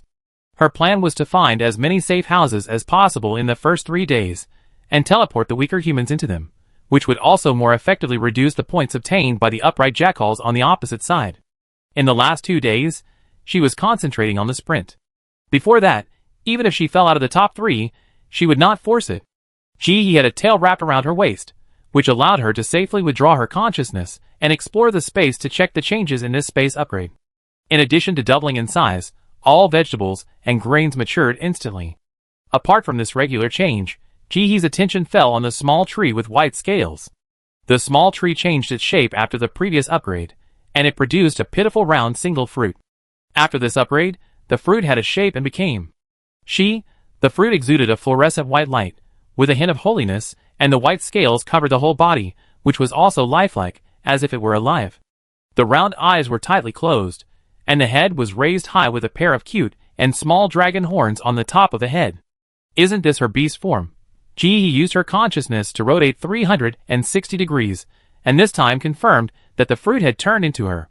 It can't be said to be exactly the same, but it can only be said that there is no difference in the details. As soon as she moved her consciousness over, the white scaly tree began to shake, and the meaning was obvious. It wanted energy stones. Ji-hee, She comforted herself that the money was spent on herself, so it didn't count as spending money, it was just changing the place to put the money. Thinking of this, she felt much more comfortable, and put all the newly obtained energy stones in the space under the tree. It was just a shallow layer, and the tree was obviously not happy. Ji-hee, What kind of family is this, eating like this? Do you think I have a mind? Pulling her consciousness back from the eager white scale tree, Ji-hee noticed the space upgrade column. There was only one item for the space upgrade this time. Planet Origin Stone. This name, which she had never seen before, made her frown. Now that it's like this, she's in a dungeon, where can she find this stone? Just thinking about it, Ji-hee felt the water running under her slowed down. She pulled her consciousness out of the space and raised her head. Not far away, there was a familiar pipe knot that was emitting green light. Another dungeon. Chapter 732. Ji-hee patted Ing Yushui. You guys go back to the space. The 3 looked at each other. Ing Yuqian was a little reluctant, and shouted, Boss, we are you, let me go in your place. You and Ing Yushui wait for me outside. The other 2 also nodded. It was indeed the truth. Let the clan leader go, she is thick-skinned. Yes, don't look at her silly look, she has a strong sixth sense. Ji-hee didn't think the system would let her take advantage of it, but she was willing to try. Then try it?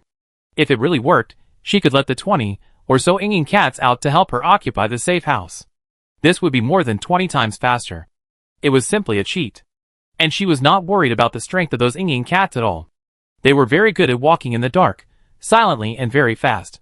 If they really wanted to run, the upright jackals could not catch up with them. With Ji-hee's permission, Ing Yuqian ran over, jumped over the green fluorescent knot, and stood on it. Ing Yuqian? ? She stomped her feet, but the fluorescent green under her still did not react. Are you not letting her go? She was so angry that she stretched out her claws and scratched them fiercely. Ji-hee saw that it failed, but she was not disappointed. She summoned the 3 of them back, sent them into the space, and stepped in. Welcome players to the minigame. You guess whether I can guess it correctly. Player number 9 to 12. Please wait patiently. The game can be started when the number of players reaches the upper limit. Ji-hee stood in the darkness, expressionless. The space was upgraded, and her perception was enhanced again. She could vaguely feel that there were several figures standing in the same space around her. But I can't tell the height, weight, and body type. Just as I was thinking, I heard a system notification sound. All the players have arrived. the game begins. My eyes went dark, and when I opened them again, he came to a pink cell made of pipes. Except for a pink iron door to imprison them, the whole room was in the style of a little princess, with a bed, a wardrobe, a sofa, a table, and a bowl of pink soup on the table. He looked out through the gap in the cell, and there was another row of cells facing each other outside. 6 in a row. Add this side, it's even better, 12. He couldn't see who was in this row, but there were 6 in the opposite row, 3 humans and 3 upright jackals. She raised her hand and pushed the cell door, but it was locked tightly and couldn't be opened at all. Just as she was thinking about whether to break the door violently, an enthusiastic voice came. "Hello, friends on the opposite side. We are all in the same group. If you have any clues, let's share them." Yes, this safe house is very important to us. We must work together to pass this game. Listen to me, I have an idea. This game must be a clue game. Those upright jackals have low IQs. We will definitely win this round. I don't think so. I guess this level should be an escape game, like Jailbreak. I have the props to unlock the door. Don't worry, I help you unlock it. Me, and me. He listened to the chattering of humans, and looked up to casually scan the upright jackals on the opposite side. The light was good at this time, and it didn't dazzle her eyes. She could clearly see the appearance of the upright jackals on the opposite side. The skin was wheat-colored, the face was deep, and the body was tall. She couldn't really tell the difference between the upright jackals, but she guessed that they should all be male. The upright jackals stood with their weapons in the cell. None of them spoke, and they ignored each other. Noticing Jihee's sight, they slowly turned their heads, staring at this side, with a pair of blood-red eyes. Jihee pulled out a provocative smile, raised his hand and hooked it. Come on. The opposite side was really angry, and suddenly took the big knife from their shoulders, rushed to the door, and slashed at Jihee along the gap in the cell.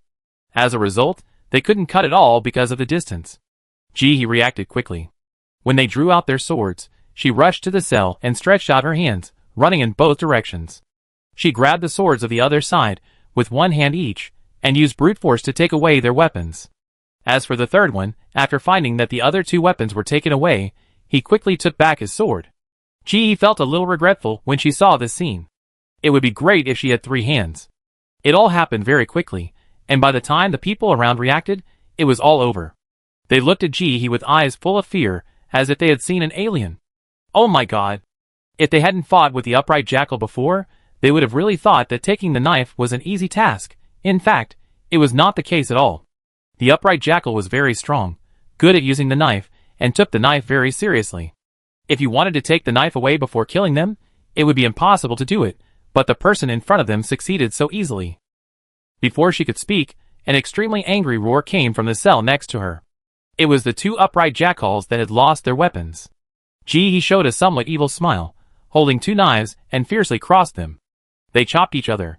Both knives broke, and as the 2 sheep were about to burst into tears, she held the 2 broken knives and asked, "Ah, the quality is a bit poor. Do you still want it?" The humans on the opposite side, What kind of ruthless person is this? Broken sword with bare hands. I don't know whether it is a blessing or a curse to meet her today. He was about to say a few more provocative words, when he saw 2 upright jackals on the opposite side without their swords.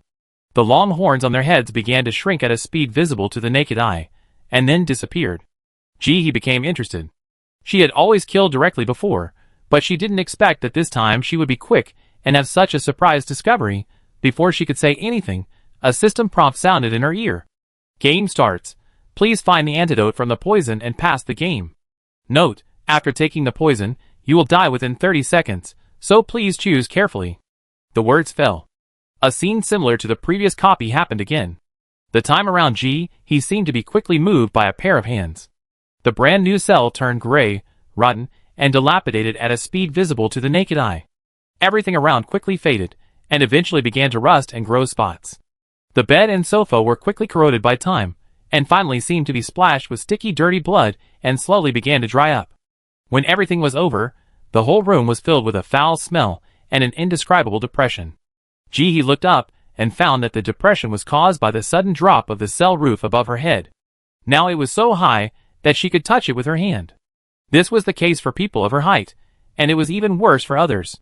Most of them could only bend over and shrink in the room.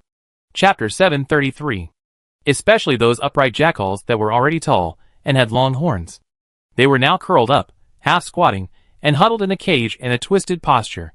On the other hand, the two jackals without horns, after shrinking their bodies, could barely stand in the house with their necks bent. But the look in their eyes when they looked at he was full of hatred, as if they wanted to eat people. He looked sincere, raised a finger and shook it at them. Don't thank me, I never ask for anything in return. Of course, I know that without me, you could only kneel on the ground like a slave with your head up. This made the other upright jackal glare at her fiercely. He covered his mouth in pretended surprise and blinked. Oh, so you can understand human language. Others, Although this girl's words are a bit irritating, but, well, she is one of us, and she got two important clues at once, must support unconditionally. In our place, jackals are animals, used for beating. Lock them in cages. The words of several people successfully attracted the hateful eyes of the upright jackals. They stared at them fiercely, but they didn't have time to say anything. A countdown suddenly appeared in the air. 30, 29. A long table appeared below the countdown, and on the table were 12 bottles of black mucus that looked exactly the same. It was rolling and bubbling non-stop, emitting a pungent stench that made people sick. He didn't want to drink that crap at all. She thought all 12 bottles looked like poison. Shit, they all look disgusting. Which one is the antidote? Are there any clues? They definitely won't let us choose blindly. There must be clues. While they were talking, he had already quickly pulled the cell door and found it was still locked, so she quickly turned around and began to search the room. Although the room had become dilapidated due to the corrosion of time, it still had what it should have. He went straight to the big bed and violently opened the sheets, pillows, and mattress. In order to prevent any clues from being hidden, she used both hands to violently tear the mattress and pillows into several pieces. The pillow was cut open, and inside was filled with small tubes. He grabbed a handful and looked at it. The tubes were engraved with dense words Mom. People with trypophobia would be terrified. There were also a few words hidden in the quilt. Hide well, take medicine, be good, and miss your mom. Some of the handwriting was neat, some was messy, especially the one full of thoughts about mom and taking medicine, which made people feel cold behind their backs. He silently wrote down the clues, turned around, and started to work hard on the big bed. Relying on years of experience in picking up scraps and huge brute force, he took only a few seconds to tear the bed apart under the horrified gaze of the opposite side. This time, nothing was found. He felt a little regretful, and turned to aim at the bedside table and wardrobe. There was nothing on the bedside table. It was blank. When the wooden boards of the closet were removed, there were a few sentences. Mom said that as long as she behaved, Ming Ning would not become a monster. I am a good child, and I will behave. Mom shrunk again. She is only a little taller than me now.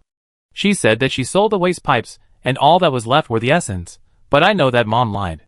It hurt so much, Mom. Mom said that I will not die. As long as I eat and take medicine obediently, I will not die. I will take the medicine obediently, and I will never say that my body hurts again. Mom, please don't leave me, okay? Mom is a big liar. I don't want to talk to Mom anymore. Mom, I hate you. Mom, I love you. I miss you so much. He connected the clues together and turned to continue to dismantle. When the 30s countdown ended, she had dismantled the entire room, even the table legs and walls. If there were no rules, he could break through the two adjacent cells. The eyes of the few people on the opposite side looked at her, as if they saw a monster. It seems that no one has ever thought that a person can have such a strong destructive power. Even the three upright jackals turned their eyes away, not daring to look at He with murderous eyes. Because they knew clearly that the man's actions of demolishing the house seemed easy, but in fact he was backed by strong strength. They also tried to dismantle the furniture in the house, but as soon as they started, they found that it was not the case at all. The tattered sheets were woven with very thin pipes. They looked torn, but they were actually very tough, and could not be cut open with a knife. The bed was even more so. Everything was made of pipes that they couldn't tell the raw materials of, and they were very sturdy. After 30 seconds, they were out of breath and barely finished checking the bed thoroughly. He stood in the middle of the messy room, alert to the changes that might happen at any time, thinking about the clues he got. Obviously, this world was polluted before, and the little girl and her mother hid, and her mother sold the pipes to buy her medicine. Based on logic, he reasonably guessed that the bodies of the natives of this world should be made of pipes. The mother sold the pipes, which meant she sold her body, so her body shrank to be about the same height as the little girl. Judging from the appearance before the changes in the house, the little girl was undoubtedly loved by her mother, so it was not surprising that her mother made such a move. In order for her child to survive, the mother sold her body, bought medicine, and died, leaving the little girl alone. As for the fate of the little girl, Ji guessed that she might not live long. After all, the world has become the home of the turbid beasts. How can she survive alone? Now all players have 1 minute to choose the antidote. The system prompt interrupted Ji's thinking. She keenly noticed that the cell door that had been tightened just now seemed to have a small gap, and with a light touch, the cell door opened. It seemed to encourage her to go out. Ji gently opened the door, leaned to the side, stood at the door with his arms folded, and did not move. Her performance made several people on the opposite side, who were about to raise their feet to walk out of the cell door, also retract their feet. It is right to follow the boss. The largest upright jackal sneered, obviously looking down on the performance of humans, and strode out of the cell. His tall and strong body filled the corridors between the cells on both sides, and his bulging muscles brought a strong impact. He walked to Ji's cell, lowered his head, looked at the man who was not even as tall as his waist with malice, and said, "A big piece of trash, with a group of small pieces of trash, so weak that you are not even worthy of entering the breeding cave. Now let me see your value." Chapter 734. After the provocation, the upright jackal stood there motionless, looking at Ji. Ji was not angry. She was a little curious about what the upright jackal was going to do. While saying provocative words, the upright jackal's posture was a defensive posture. "Are you afraid of me?" she asked with interest, and the upright jackal on the opposite side tensed up even more, staring at Ji with his eyes. "Ah!" At this time, a human scream came from not far away. Ji glanced casually, and other upright jackals were reaching out to pull people out of the cell. Ji retracted his gaze, and did not move. This upright jackal has a high IQ. He also knew the meaning of the game, giving him 1 minute of activity time. He was preparing to find someone to test the medicine. The meaning of this level of the game was very clear. It only asked them to find the antidote, but did not ask them to drink the antidote. In this case, they could find someone else to drink the poison and find the antidote by elimination. There were 12 of them, with a total of 12 bowls of medicine. Each person drank 1 bowl. Even if they were unlucky, they could find the antidote when they eliminated the last bowl. The upright jackals have reached a consensus to conduct experiments on humans first. The upright jackal in front of her said arrogant words, but his body looked as if he was facing a great enemy. There was no flaw in his position. It was obvious that he was not as contemptuous as he showed. Ji raised his eyes, and scanned its whole body with his eyes. The muscles of the upright jackal tightened inch by inch as Ji looked at it, and it entered a state of imminent explosion. Ji became interested. Why did he react like this? The smile on her face revealed a bit of evil taste. She didn't react to the screams of the human in her ears, and her heartbeat didn't even speed up. The upright jackal's eyes flashed, looking at the human in front of him, who seemed to have all the weaknesses, but had no weaknesses when he looked closely. He pursed his lips subconsciously, and his heartbeat began to speed up gradually, as if something was out of control.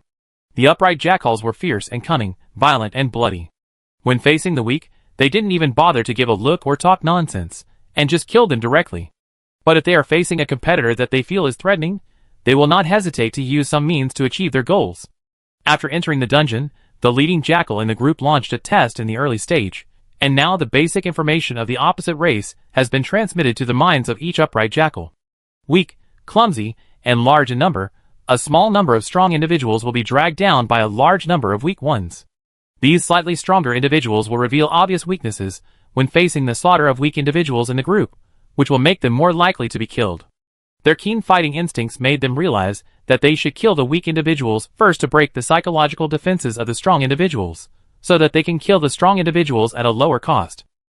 The upright jackals enforce the law of the jungle, and the weak unconditionally obey the strong, and are dominated by the strong.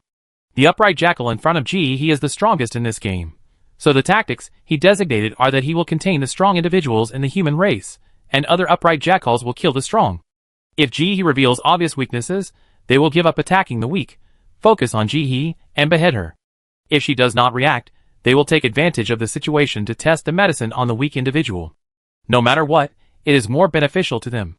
The plan is also carried out as the upright jackal thought, but when he looked at the short human female underage in front of him, he began to panic for no reason.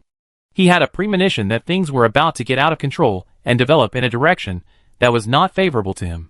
Ji looked at the sweat oozing down from the temples of the upright jackal in front of him, and asked with some evil taste, "Are you nervous?"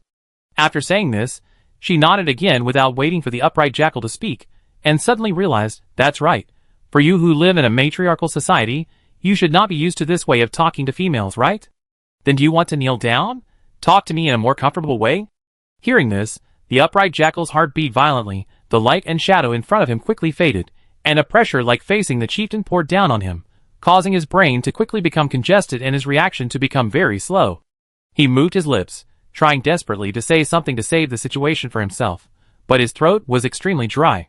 In his eyes, the short figure seemed to be getting taller. No, that's right, she jumped up. When the upright jackal reacted slowly, and should have dodged, it was too late. He quickly picked it up, and directly pinched his neck. A huge force came, and his body knelt down uncontrollably in a humiliating way, and slammed against the wall. With a loud bang, the two parties who were pulling each other stopped their actions at the same time, and looked over.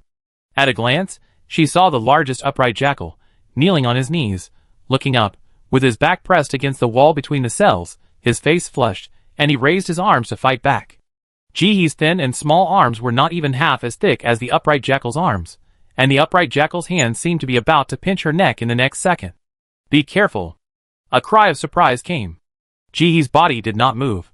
Her right arm was like a huge mountain, tightly pinching the upright jackal's neck, and her free left hand quickly broke the upright jackal's arm and twisted it back. The next second, the upright jackal cried out in pain, and his two arms fell down helplessly. His arms were broken by Jihee. Jihee increased the strength in his hands, pressed him against the wall, and pushed him up. The feeling of suffocation surged towards the upright jackal like a tide, making him open his nostrils to get air. Jihee controlled the movement of his hands, and when he felt he couldn't breathe, he loosened his grip a little to let air into his body. But the next second when he felt alive, he pinched him tightly. The suffocation and air alternated for a few times, and the upright jackal's brain went blank, and he had no strength to resist. Jihee turned his head and looked at the upright jackals and the stunned humans over there, and pulled out a harmless smile. Is it exciting? You want it too? The upright jackals felt cold all over, and shook their heads frantically. The oppression brought by this underage female made them more afraid than the tribe leader. They couldn't even think of resisting. Turning his head, the upright jackal stopped pushing and pulling the cell door, and carefully returned to its original position, reaching out and patting the human's shoulder, with a sympathetic look on his face. We are of the same origin. Why are we so anxious to fight each other, brother? No wonder your males are so weak and powerless. It turns out that you grew up under oppression just like them. This makes sense. Females are naturally brutal, and you females are so strong. You must be even more brutal, and it is normal for you to be so weak. Human, ? No, buddy, what's that look in your eyes? Whatever you are thinking, stop it now. It's not what you think. Chapter 735. The upright jackal didn't care what the human on the other side thought. When he found that the particularly ferocious female seemed to have a strong desire to abuse, he returned to the cage at an unimaginable speed, grabbed the door tightly, and held it tightly with his body, as if he was afraid of being caught and abused. The two upright jackals whose weapons were taken away by Jihee at the beginning had red eyes, tears in their eyes, and their whole bodies were shaking like seas. They were extremely scared, and didn't even have the courage to look Jihee in the face. Afraid of becoming the jackal that this female would take a fancy to the next second. Jihee didn't quite understand the reaction, and subconsciously loosened his hands. The upright jackal held in her hand felt the air entering his lungs, and subconsciously breathed in big gulps. Please, please punish me. I am unforgivable. I am willing. The long-term feminist society and Jihee's strength made him, who was in a weak position, kneel down and beg for Jihee's forgiveness subconsciously. Although he was physically strong, when he met a strong female, he still chose to obey the rules of the tribe and handed over the right to judge with both hands. Jihee saw the upright jackal kneeling on the ground in front of her, moving his knees to try to kiss her, and suddenly lost interest in killing him. She stepped on his shoulder and kicked him back against the wall with a bang. Be honest. The upright jackal showed a painful and forbearing look on his face, with a little desire, looking at Jihee eagerly, with a completely obedient attitude, master. The upright jackal in the ward looked at this most powerful individual in the tribe with sympathy. His eyes were full of envy and sympathy. It's very complicated. Well, maybe you cannot kill him first. A tentative voice sounded. Jihee turned his head. It was a middle-aged man wearing glasses. The legs of his glasses were broken, and he was barely tied up with a plastic bag, looking a bit miserable. When he met Jihee's gaze, his whole body trembled, and he pushed his glasses subconsciously, relieving the tension in his heart, and mustered up his courage, and said incoherently, "According to the clues I have learned, they are a matriarchal society. Of course you know this. Oh, I'm not going to say this, I want to say." He swallowed and continued, "They will obey strong women and are willing to die for women, but they will not obey strong men. As long as you are a woman, you can make them obey you, so you may get greater rewards." He spoke more and more smoothly, his emotions were a little high, and his tone was a little higher. "They look down on, hate and despise men and women, but you are different. You are, a strong female in their eyes. Now you have discovered a new possibility, which we have never discovered since entering the copy. This may be a pioneering discovery, and the key to our victory. Maybe we can win this Star War from this point. You should accept him, and then ask me to do research with you. Of course, you have to protect my safety. This is not too much for you to ask. My ability is totally worth it." He became happier and happier as he spoke, his eyes flashing with excitement, as if victory was just around the corner. He didn't notice that the upright jackal kneeling on the ground had raised its head and looked at him as if he were a dead man, muttering, "A piece of trash is actually trying to seduce and dominate the strong? This race is so stinky that it makes me sick." Before he finished speaking, he rushed out. Even though his arms were disabled, he still had the horns on his head. In the man's horrified eyes, he rushed in like a bull, stabbing the man with his horns flexibly. "Inferior garbage actually wants to be on an equal footing with the strong? Scum like you should disappear." Ah! The man's fighting ability was obviously not good, and he was stabbed through by the upright jackal in the cage. He hung on the horns on the upright jackal's head, covering his wounds, and roared sharply at Jihi, "Call your dog back quickly. Do you know that he is committing an insubordination? Ah, you mad dog. You should be strangled to death." Jihi ignored the farce here, and walked to the table to check the poison. The upright jackal should have the same idea as her. If he really couldn't choose the difference between the poison and the antidote, he would directly press the person's head, and force them to drink to see their reaction to eliminate the wrong option. And before they exert their last remaining energy, the upright jackal will not kill the middle-aged man. On the table, the amount of black mucus in each cup is exactly the same, and even the number of bubbles is the same, as if it was copied and pasted. The most important thing is that he looked at this thing, and felt an inexplicable irritation in his heart. Relying on her healing talent, she picked up a cup and sniffed it. A smell of sewer and rotting corpses hit her face, making her frown. He put the cup down, walked to the table, and picked up the second cup. When she checked the fifth cup, she had an idea in her mind, but her expression did not change. She patiently picked up the remaining 7 cups, and checked them one by one. Finally, she concluded that these 12 cups were all poison. This was within her expectations. This world has fallen into the world of turbid beasts. Where can we find those strange poisons to poison them? Is there anything more convenient than the turbid beast liquid? It is extremely poisonous, and anyone who drinks it will die. It can be found everywhere. So this game is just to save trouble, and they got them 12 cups of turbid beast liquid. If you drink it, no matter if you are a gifted person or not, you will basically be transformed into a turbid beast in the end. Where is the antidote? He stood in the aisle, thinking for a long time, but couldn't figure it out.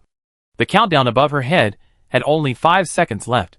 She looked at the countdown, not knowing what she was thinking. In the cell next to them, the middle-aged man with glasses was hanging on the horn of the upright jackal, and sobbing softly, and all the cells were silent, as quiet as death. No one dared to speak. They looked at Jihi, who was leaning on the table, and the upright jackal, who was butting the middle-aged man with his horn, and felt that this scene was too fantastic. Who can tell them how the hostile forces became a group? He didn't care what they thought.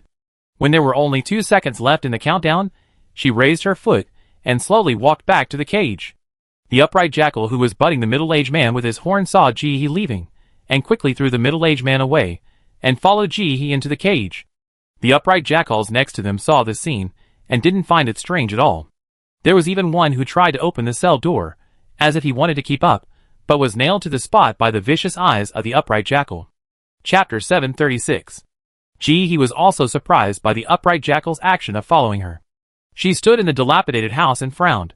"Why are you following me?" The upright jackal knelt down with a snap, and moved his knees to Jihi's feet. "Master, don't abandon me, I am very useful."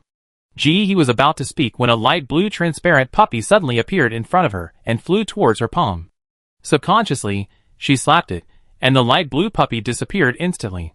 The man groaned, and a white-scaled animal appeared on his forehead and quickly disappeared. His whole body was shaking, and a lot of sweat came out.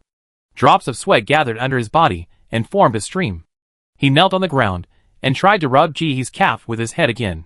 "Master, please have mercy on me." Jihee felt the dog mark in her mind and did not kick him away again. At the moment when the mark was formed, she instantly understood the meaning of the mark. How to say it? It was a bit like a nice version of the master-servant mark. The upright jackal belonged to her completely and was loyal to her, and she could punish, abandon, and punish him at any time and decide her life and death. And all she had to do was not abandon him without reason. Does that mean that if there is a reason, she can abandon him? As Jihee had this thought, the jackal rubbing against Jihee's calf stiffened, slowly raised its head, eyes red, full of pleading. "Master, please, don't abandon me. I change what's wrong with me. I serve you well." Jihee, don't beg yet, it's a bit weird. Before he could speak, the countdown outside had ended and the system prompt sounded. "No one wins this round, punishment begins." The words fell.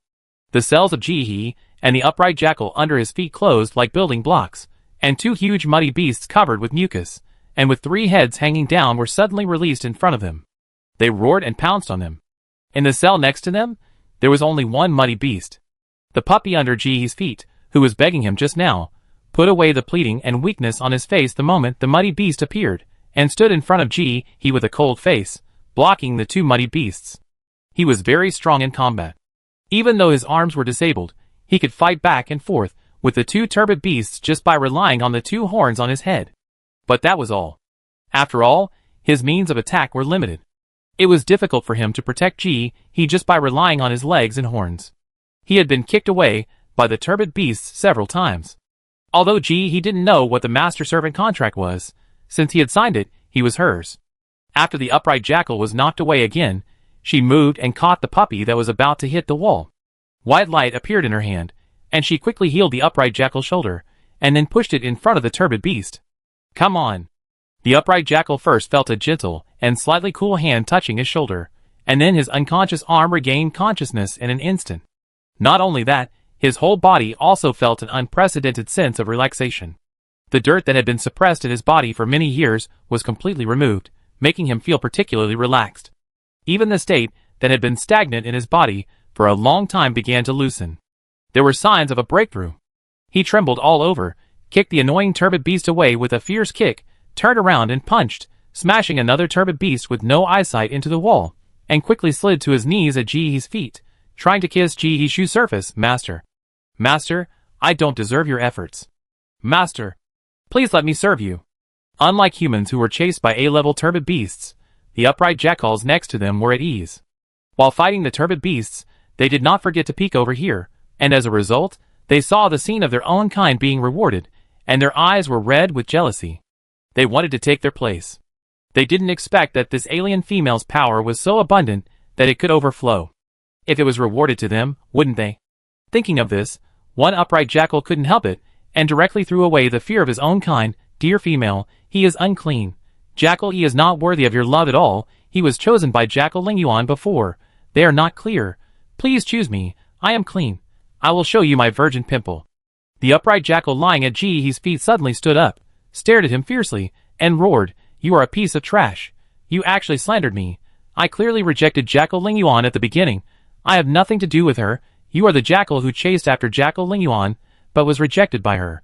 You almost took off all your clothes at that time. Make the jackal sick." After attacking his own tribe, the jackal turned around and knelt at Jihee's feet again, reaching out to unbutton his pants. "Master, master, look at me. My virginity is still there. I'm still clean. Don't despise me." Jihee covered her face.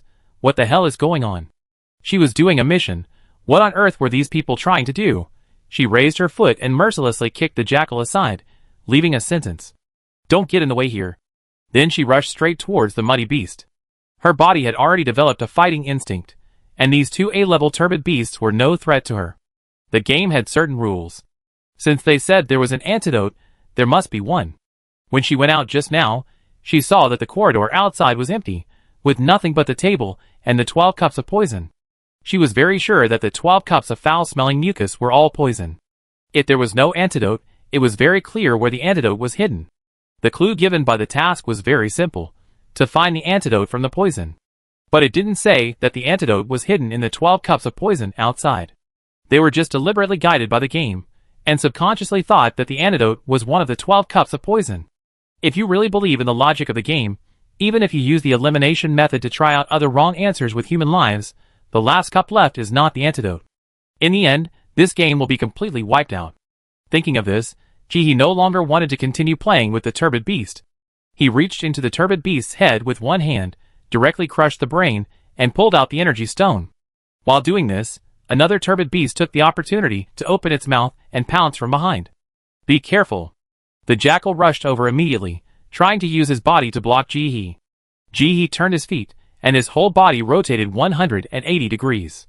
Before the jackal rushed over, he kicked the right eye of the turbid beast, where the energy stone was hidden. At this point, the two turbid beasts were all turned into a pool of dirty water. She looked up and glanced at the jackal, without saying a word, turned around and started looking for something. The jackal felt guilty for some reason, lowered his head, did not look at his master, turned around to pick up the energy stone, wiped it clean, and handed it to Jihi with both hands. Jihi did not even look at it, and reached out to take it. Don't do it again next time. Yeah. Chapter 737. The jackal servant's mood improved instantly, and he nodded quickly. Master, what are you looking for? I help you find it. He admitted that he had a little idea just now, wanting to use his body to resist the attack for the master and gain the master's mercy. Unexpectedly, the master saw through his tricks and forgave him. This made him feel ashamed. He never thought that he would become the kind of person who would do anything to win favor, which made him feel ashamed. But he didn't regret it. The master's love must be fought for, and in order to occupy a larger position in the master's heart, no matter how much you pay, it is what you should do. The panting jackal standing upright beside him saw this scene, and his eyes turned red with anger. Why was the jackal servant so lucky to meet such a kind and powerful female, but they didn't have this opportunity? Thinking of the fate of the males in the tribe, they came to the cage and begged, Sir, please look at me. I am willing to give you my weapons. Please have mercy on me, and let me stay with you. Sir, you can't have only the jackal servant. Your tribe is not strong enough. Please take me in. I will obey you. I am clean and obedient. I am willing to give you everything. They don't care about females from their own tribe or other tribes. As long as they are strong females, they are worthy of following. The upright jackal tribe respects females. Males obey unconditionally and provide for females. After they get married, they will leave their original tribe and follow the females to form a new tribe. And fighting between their tribes is also very normal and common. Even if the female planned to kill them just now, they don't think there is anything wrong. Isn't it normal for upright jackals, who are not from the same tribe, to be killed by females? The possessed upright jackal, upon hearing what the two single upright jackals said, had a hint of envy in his eyes. This alien female was very powerful, more powerful than their females. If they didn't have females, they would also want to follow. Jihi ignored what they said, and rummaged around in the house. Her room had been violently dismantled by her before, and it was a mess. It was not easy to find what she wanted. While helping Jihi to search, the jackal servant glared at the volunteer with a bloodthirsty look. If he didn't want to maintain his image in front of his master, he would have wanted to kill these two rubbishes right now. What kind of thing is this? Is it worthy of fawning in front of the master? Don't you even look at your own status? After searching for a while, Jihi finally found the antidote in the corner of the room. The soup bowl that was worn by time, dried and caked, and full of sticky touch. She took a deep breath, exerted a little force with both hands, and the soup bowl was opened, revealing a small piece of pink tube sandwiched in the middle. The love of a mother for her child. Even the medicine she bought for her child is pink. Jihi gently pulled out the small section of the pipe, and the jackal servant also came over with a bowl, showing the pipe inside to Jihi, and said with a little worry, Master, I eat first. The upright jackals are also a carnivorous race, and never thought that the pipe would become food, but now that the master said that this is the antidote, he decided to trust the master's judgment unconditionally. But trust is trust, and the heart to test the poison for the master remains unchanged. Jihi raised his head, and glanced at him expressionlessly. Contracting the upright jackal was a very unexpected thing, but since it happened, maybe it could have a different outcome. She nodded and handed the tube over. You eat it. The jackal servant was very happy to be able to perform in front of his master. He nodded and ate the pink tube in one bite in front of Jihi. The next second, Jihi's eyes went dark, and she appeared at the position before entering the game. The knot on the pipe in front of her had been loosened, and the pipes became disconnected again. The safe house was completely hidden, invisible to the naked eye. Ji-hee turned her head and saw other players coming out of the game at the pipes nearby. She moved and was about to jump over, but she saw those people turn around and ran away like a mouse meeting a cat. There was an upright jackal that hesitated for a moment, as if it wanted to come closer, but finally decided to leave. To him, a female master of that level was like the moon hanging high in the sky. He felt ashamed of himself, and knew that he was not worthy of her. Besides, the upright jackal just now was narrow-minded and jealous. If he approached him eagerly, the result would definitely not be what he expected. He might not be able to follow him, and his life would be in danger. It would be better to retreat for the time being and find their tribe leader. When the tribe leader follows the master, he will follow in as a follower. In this way, they can protect each other and stand firm. Thinking of this, the upright jackal moved faster. Tribal leader, where are you? I found a bright future for you. Ji-hee watched a few of them leave, and waited for a while, and heard a prompt sound in his ear. Your servant Jackal invites you. Would you like to enter the safe house? Enter. After the words fell, Ji-hee's figure flashed, and the whole person disappeared in an instant, and appeared in the safe house. Jackal had been waiting here for a long time. When he saw Ji-hee enter the safe house, he immediately knelt down and wanted to transfer the authority of the safe house. Master, I will transfer the authority of the safe house to you now. Ji-hee shook his head and rejected him. I will put it on you. After saying that, he walked to the door next to the safe house and looked up. There were already 4 spots of light on it. These are all safe houses lit by the upright jackal tribe. And the human race only has 2, which is too few. Just thinking about it, Ji-hee heard a system prompt sound in his ear. Dear player, hello, your fellow tribesmen have invited you to connect the safe houses. Do you agree? Agree. 5 points have been deducted from you. Ji-hee, She closed her eyes, ignoring the 5 points that had been lost, and turned to look at the 4 safe houses on the door. She had already figured out that this did not mean that the jackal servants occupied 4 of them, but knew that all the safe houses of the upright jackal tribe were connected to 1. The jackal servant came to Ji-hee with a sincere face. Master, I get those upright jackals in. Let's kill them and give you points, right? Ji-hee, ? Selling out your own kind so easily. She just realized that people who come to the safe house to rest really can't attack each other, but the owner is an exception. If the owner has an idea, everyone in the safe house can't even escape, and will die without any resistance. This safe house is indeed safe for the owner, but if the owner has other ideas, then the other people in the house may not be safe. Chapter 738. Thinking of this, Ji-hee looked at the jackal servant with strange eyes. You just betrayed your people? Who knew that the jackal servant said, as if it was natural, I have followed the master, so naturally I have to work hard for our tribe with the master.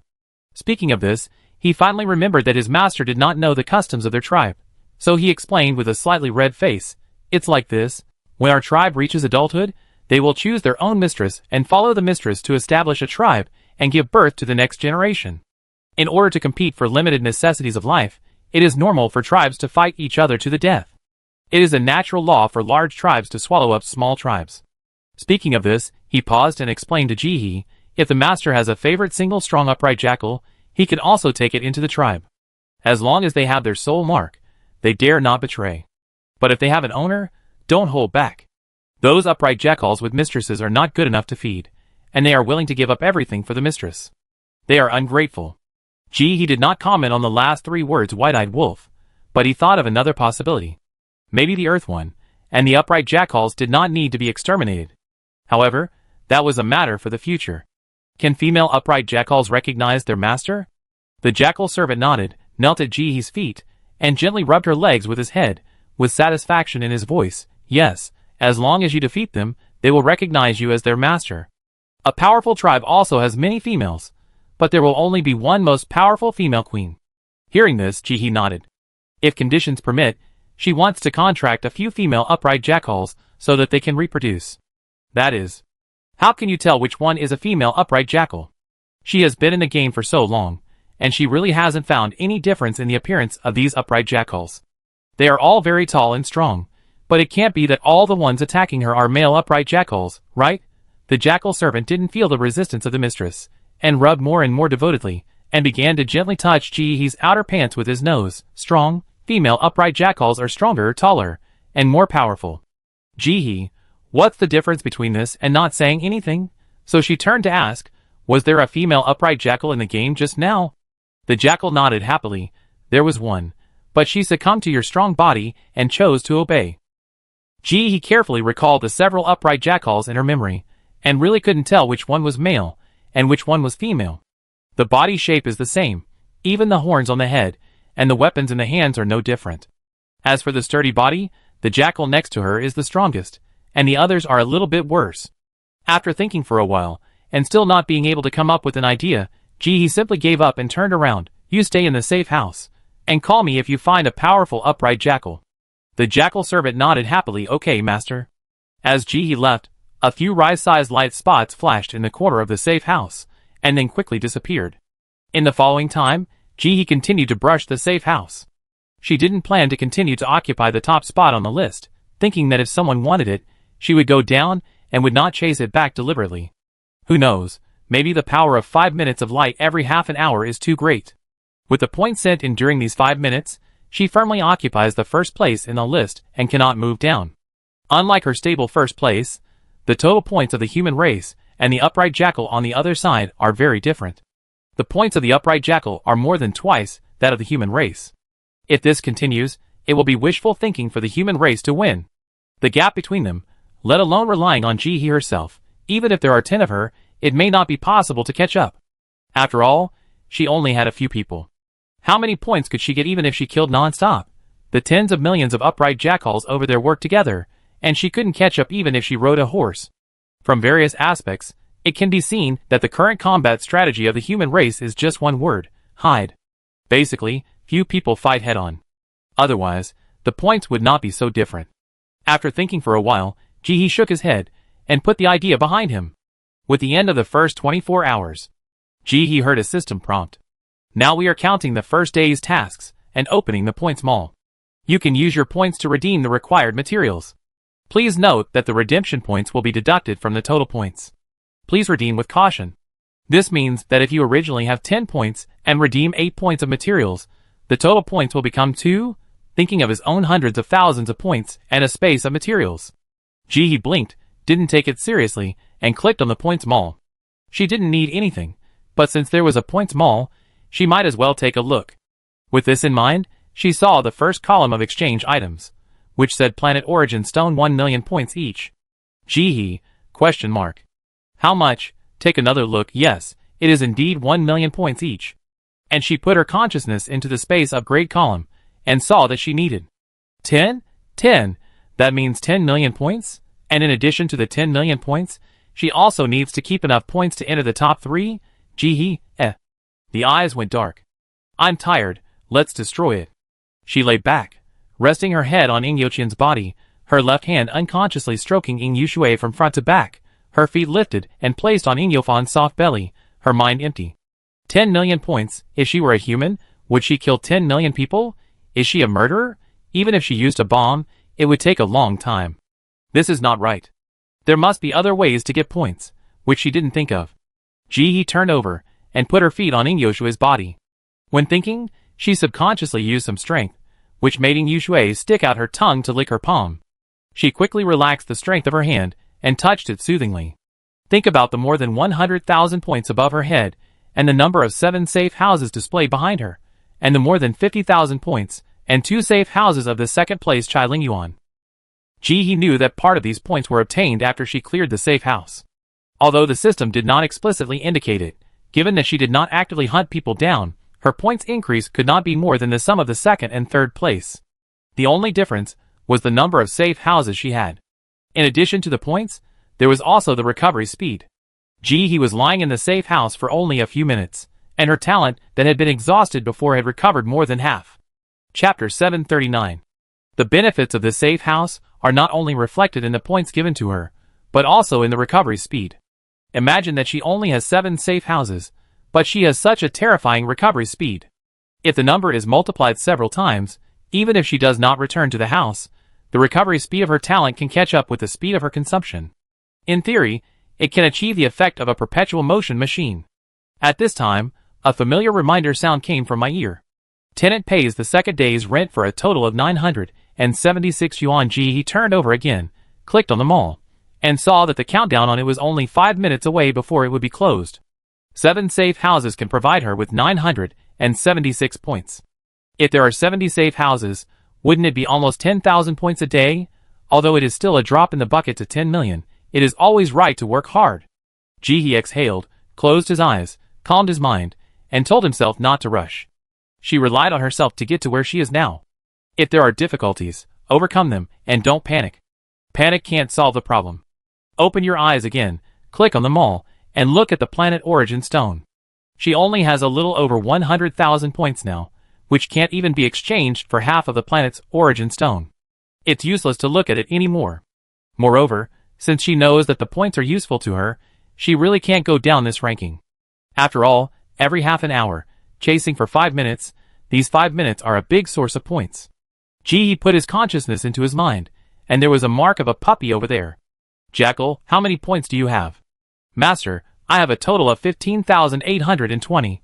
I will give them all to you. Before Jihi could speak, the system reminded her that the Jackal of the Upright Jackal clan gave her 15,820 points for free. Just as the points were credited, the next second, the voice of the Jackal came again. Master, do you want points? I help you get them right away. Jihi moved his mouth and swallowed the words on his lips. What a good dog. As soon as she mentioned it, he took the initiative to deliver it. Thinking of this, she thought that maybe there are some things that can be done more quickly. 5 minutes later, the system prompted her that the Jackal of the Upright Jackal clan gave her 4,880 points for free. Master, I'm sorry, this safe house is full of poor jackals. I beat them all up, but I can't find more points. I will work hard, please don't despise me. He didn't say anything, and touched the soul of the jackal in his mind to express his appreciation. The soul of the jackal servant lay down happily, exposing his belly, asking for caressing. Dong dong. There was a knock on the door. He opened his eyes, comforted the 3 big cats who stood up, got off the bed, and gently opened the door. As expected, it was Chung Jun standing outside the door. He smiled bitterly. It's really not easy to find you. The 50 billionaire occupies several safe houses.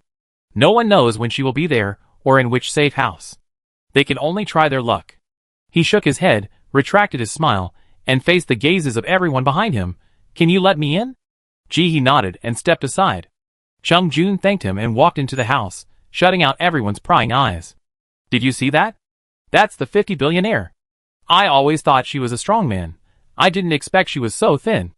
Can you speak? Concentration is the essence. She is short and capable. The person who spoke also felt that he had said something wrong, so he slapped his mouth twice. Pooh, pooh, pooh. I slapped myself twice. I'm not good at talking. Don't be like me. Chung Jun walked into the house, without looking around, and stood at the door, feeling very complicated. Should I call you the 50 billion boss, or husband Jitian, or Jihi? Jihi didn't think as much as he thought, and spread his hands. Whatever. Chung Jun raised his hand, and touched his face. From knowing her identity to meeting her in person, he still found it a little unbelievable. He had imagined countless bosses, but he had never thought that he and the boss would not know each other. However, the current situation was not the time to talk about this. He collected his thoughts, looked at Jihi, and said the purpose of coming here word by word. Now the record of our planet is not optimistic. The Upright Jackal tribe is too strong. The weakest is above B level. The strong ones can even fight against A-level turbid beasts. And we? At this point, he smiled bitterly and skipped the topic. I came here not to beg for your help. I just want to tell you that if it comes to the last moment, our planet is doomed to lose. At this point, he paused, closed his eyes, opened them again, and continued to speak firmly. The ultimate plan of the human race is to get the top 3 in the singles competition, and to send 3 people to the interstellar with the power of the whole tribe. You are one of our 3 people. I came here to see you because I want to tell you that you don't have to worry about the points. The base commander will find a way for you. He looked at Jihi and smiled brightly, with the energy of his age in his voice. Don't look down on us. Although our combat power is not good, we have a large base. With the power of the whole tribe, even if you lie in the safe house now and don't go out, we can send you into the interstellar space. Jihi lowered his eyelids and raised them again. His voice was flat. What do I need to do for you? No, you don't need anything. Just live well, don't feel any pressure, and don't think about taking the other 2 people to save the world. Chung Jun waved his hand and spoke quickly. Just think about it this way. If the planet loses, our points will be useless. It's better to use them for the last use and send them to you. It's not a waste, right? Jihi pursed her lips. Facing Chung Jun's words, she was a little uncomfortable. This was completely different from the attitude the base had always given her. I don't need your points. I can maintain my top 3 by myself. Chung Jun nodded calmly. Indeed, you did a good job. Do you need any points? Don't feel embarrassed. Even if you don't want these points in the end, the base commander said that they will be exchanged for supplies, and put into the space button for you. After all, you have gone to the Interstellar, and the situation is still unclear. We may not be able to provide help when you need it. He cleared his throat, clicked on the points mall, and scrolled down. I looked at them all. There are quite a lot of supplies. You should have enough food and water. What about other supplies? This talent upgrade fruit? Maybe you need it? I don't know if the exchange in this mall is limited in quantity. The base commander means that it is better to exchange it first. If you use it, you will be more confident in the next 4 days of games. Chapter 740. He glanced at the mall, and the talent upgrade fruit, 680,000 points each, was relatively expensive. But she didn't need it. She didn't know how other people's talents were upgraded, but her talent was natural, and it was upgraded little by little with the space level. Or as the small tree in the space grew up little by little, her talent would be upgraded naturally, and she didn't need this kind of fruit. Shaking her head, she refused. This fruit is useless to me. Chung Jun moved his mouth, but in the end, he didn't ask more, but pulled down. What about this? The second talent awakening fruit? The awakening probability is about 65%, 500,000 points. How about this? Chung Jun said several in a row, and he shook his head in the end. He was a little helpless. Now the total points of the human race are more than 2 million, and the upright jackal are more than 5 million. The gap will get bigger and bigger in the future. You really don't have to be embarrassed. He raised his hand and pulled his interface up to the top, pointing to the planet origin stone that cost 1 million each. I'm not polite. I need 10 planet origin stones. Chung Jun fell silent as he looked at the 10 planet origin stones. The total points of the human race were only over 2 million, and not everyone was willing to hand over their points to the base. At this time, they could only take out 1 million points at most. He saw Chung Jun was silent and smiled. It's okay, I will find a way.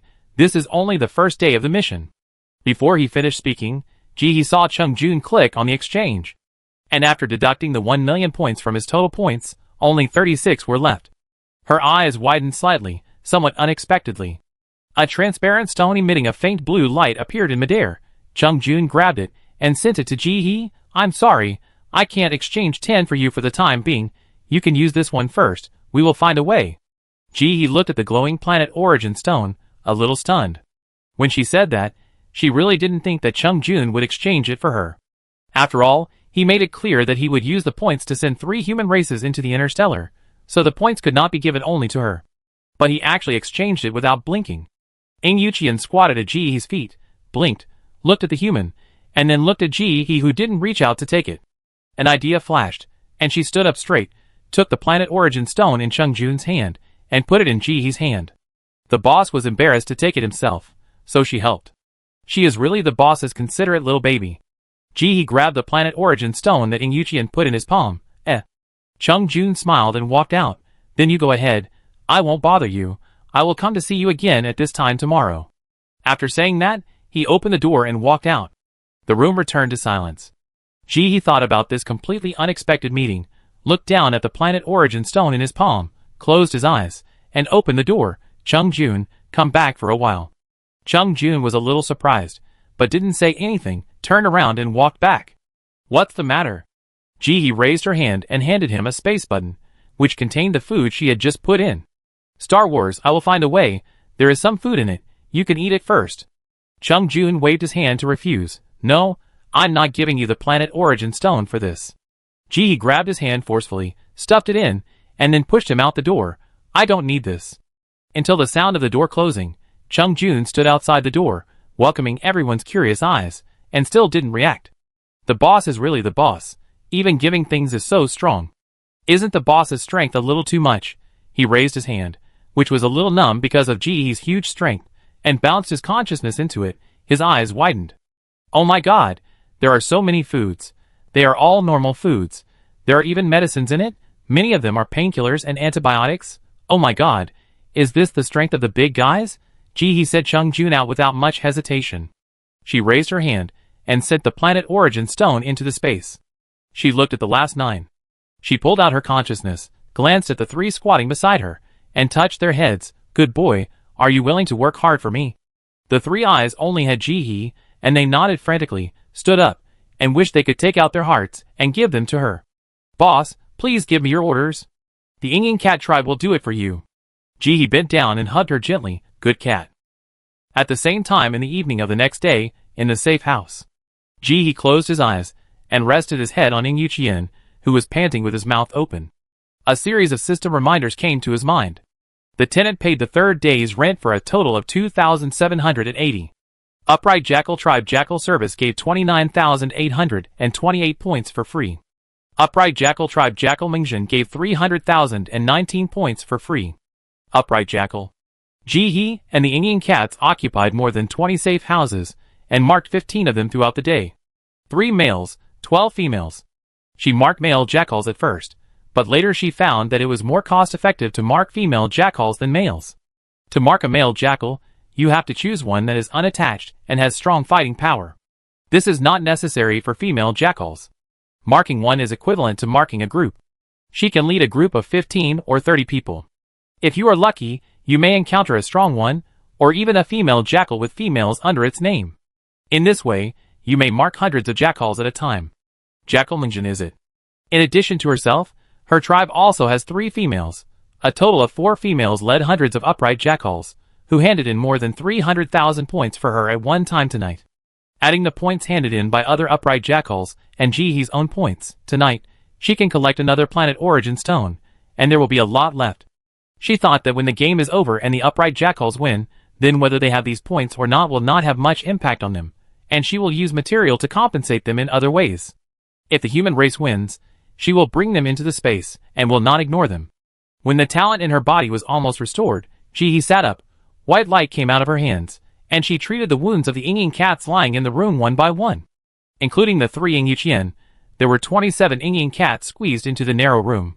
She persuaded them to enter the space, but they were unwilling, and they all wanted to find an opportunity to get close to the boss. Ji-hee just let them do this little thing.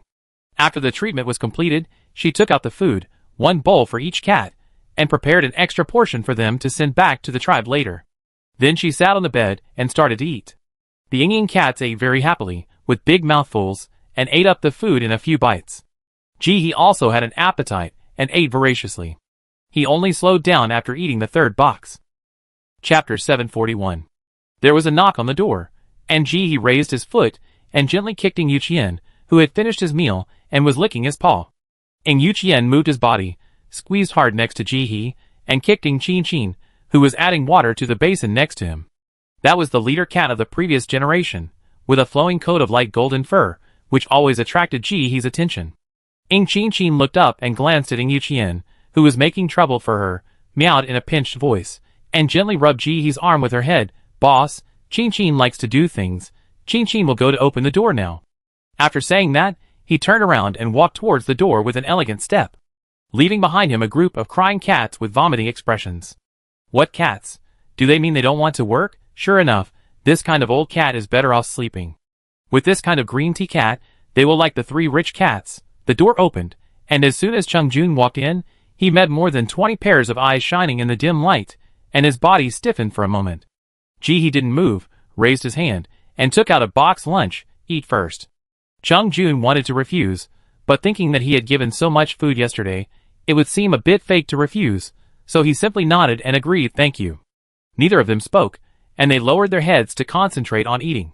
Chung Jun ate the braised pork with shredded potatoes that he had never eaten since the natural disaster, and his eyes were a little red. He lowered his eyes, tried not to look at Ji-hee, concentrated on eating, suppressed his emotions, and wanted to make himself a little more decent. After wolfing down a box of food, he rejected Ji-hee's suggestion for a second box, raised his hand, and returned the space button to Ji-hee, and said politely, "Thank you very much for your help yesterday. Those medicines saved the lives of many soldiers. Today we have shifted the focus of the task to obtaining safe houses. We have successfully passed 125 safe houses, all of which are connected to your safe house. This time, the base has collected more than 1 million points. The base commander wants to transfer the points to you, and you can decide when to exchange them." He paused, glanced at Ji-hee, and continued, Because this mall is for the two tribes of upright jackals and humans, our staff found that the exchange materials above are limited in quantity, such as food and water. Although the quantity was not displayed at the beginning, the number of copies appeared after the exchange today. We guessed that the number of planet origin stones you want is not unlimited. Well, if we exchange the planetary origin stone now, the large expenditure of 1 million points will definitely be noticed by the other side. If the upright jackals notice it, they will fight with us for it. So the leader means that the points are given to you, and you can control it yourself. Whether you exchange it now or at the end, we will not participate. Speaking of this, he smiled apologetically and touched the back of his head. I was a little impulsive yesterday. After the exchange, the leader scolded me and said that I shouldn't be so impulsive. I also thought about it, and it was indeed exposed. Gee, he shook his head. He had good intentions yesterday and spent 1 million points. There was no reason for him to be blamed. I see. Thank you, Base. I will seriously consider it. Chung Jun was relieved to see that he was not angry. He stood up and was about to leave. As if he suddenly remembered something, he turned around and said, by the way, your friend Chi Li and his team also collected 20,000 points for you. They didn't let me tell you, but I thought maybe you would like to know. Hearing Chi Li, he felt a little complicated.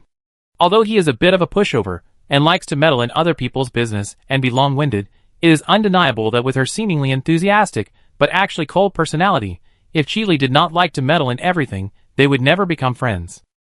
Including Su Min and Mu Yu. When they did not know that she was 50 billion, they also took good care of her. At this time, he gave her all the points he could get. Although 20,000 points may not be much for her, she knows that this should be all the points that Chi Li and others have worked hard to get. She suppressed her emotions, refilled the space button with food and other supplies, stood up, and handed it to Chung Jun. I remember the contribution of the base in my heart. I will do my best. Remember to give a portion of the supplies to Chi Li and the others. The rest are yours. Chung Jun didn't take it. Do you have any more food? If not, don't give us so much, we have it.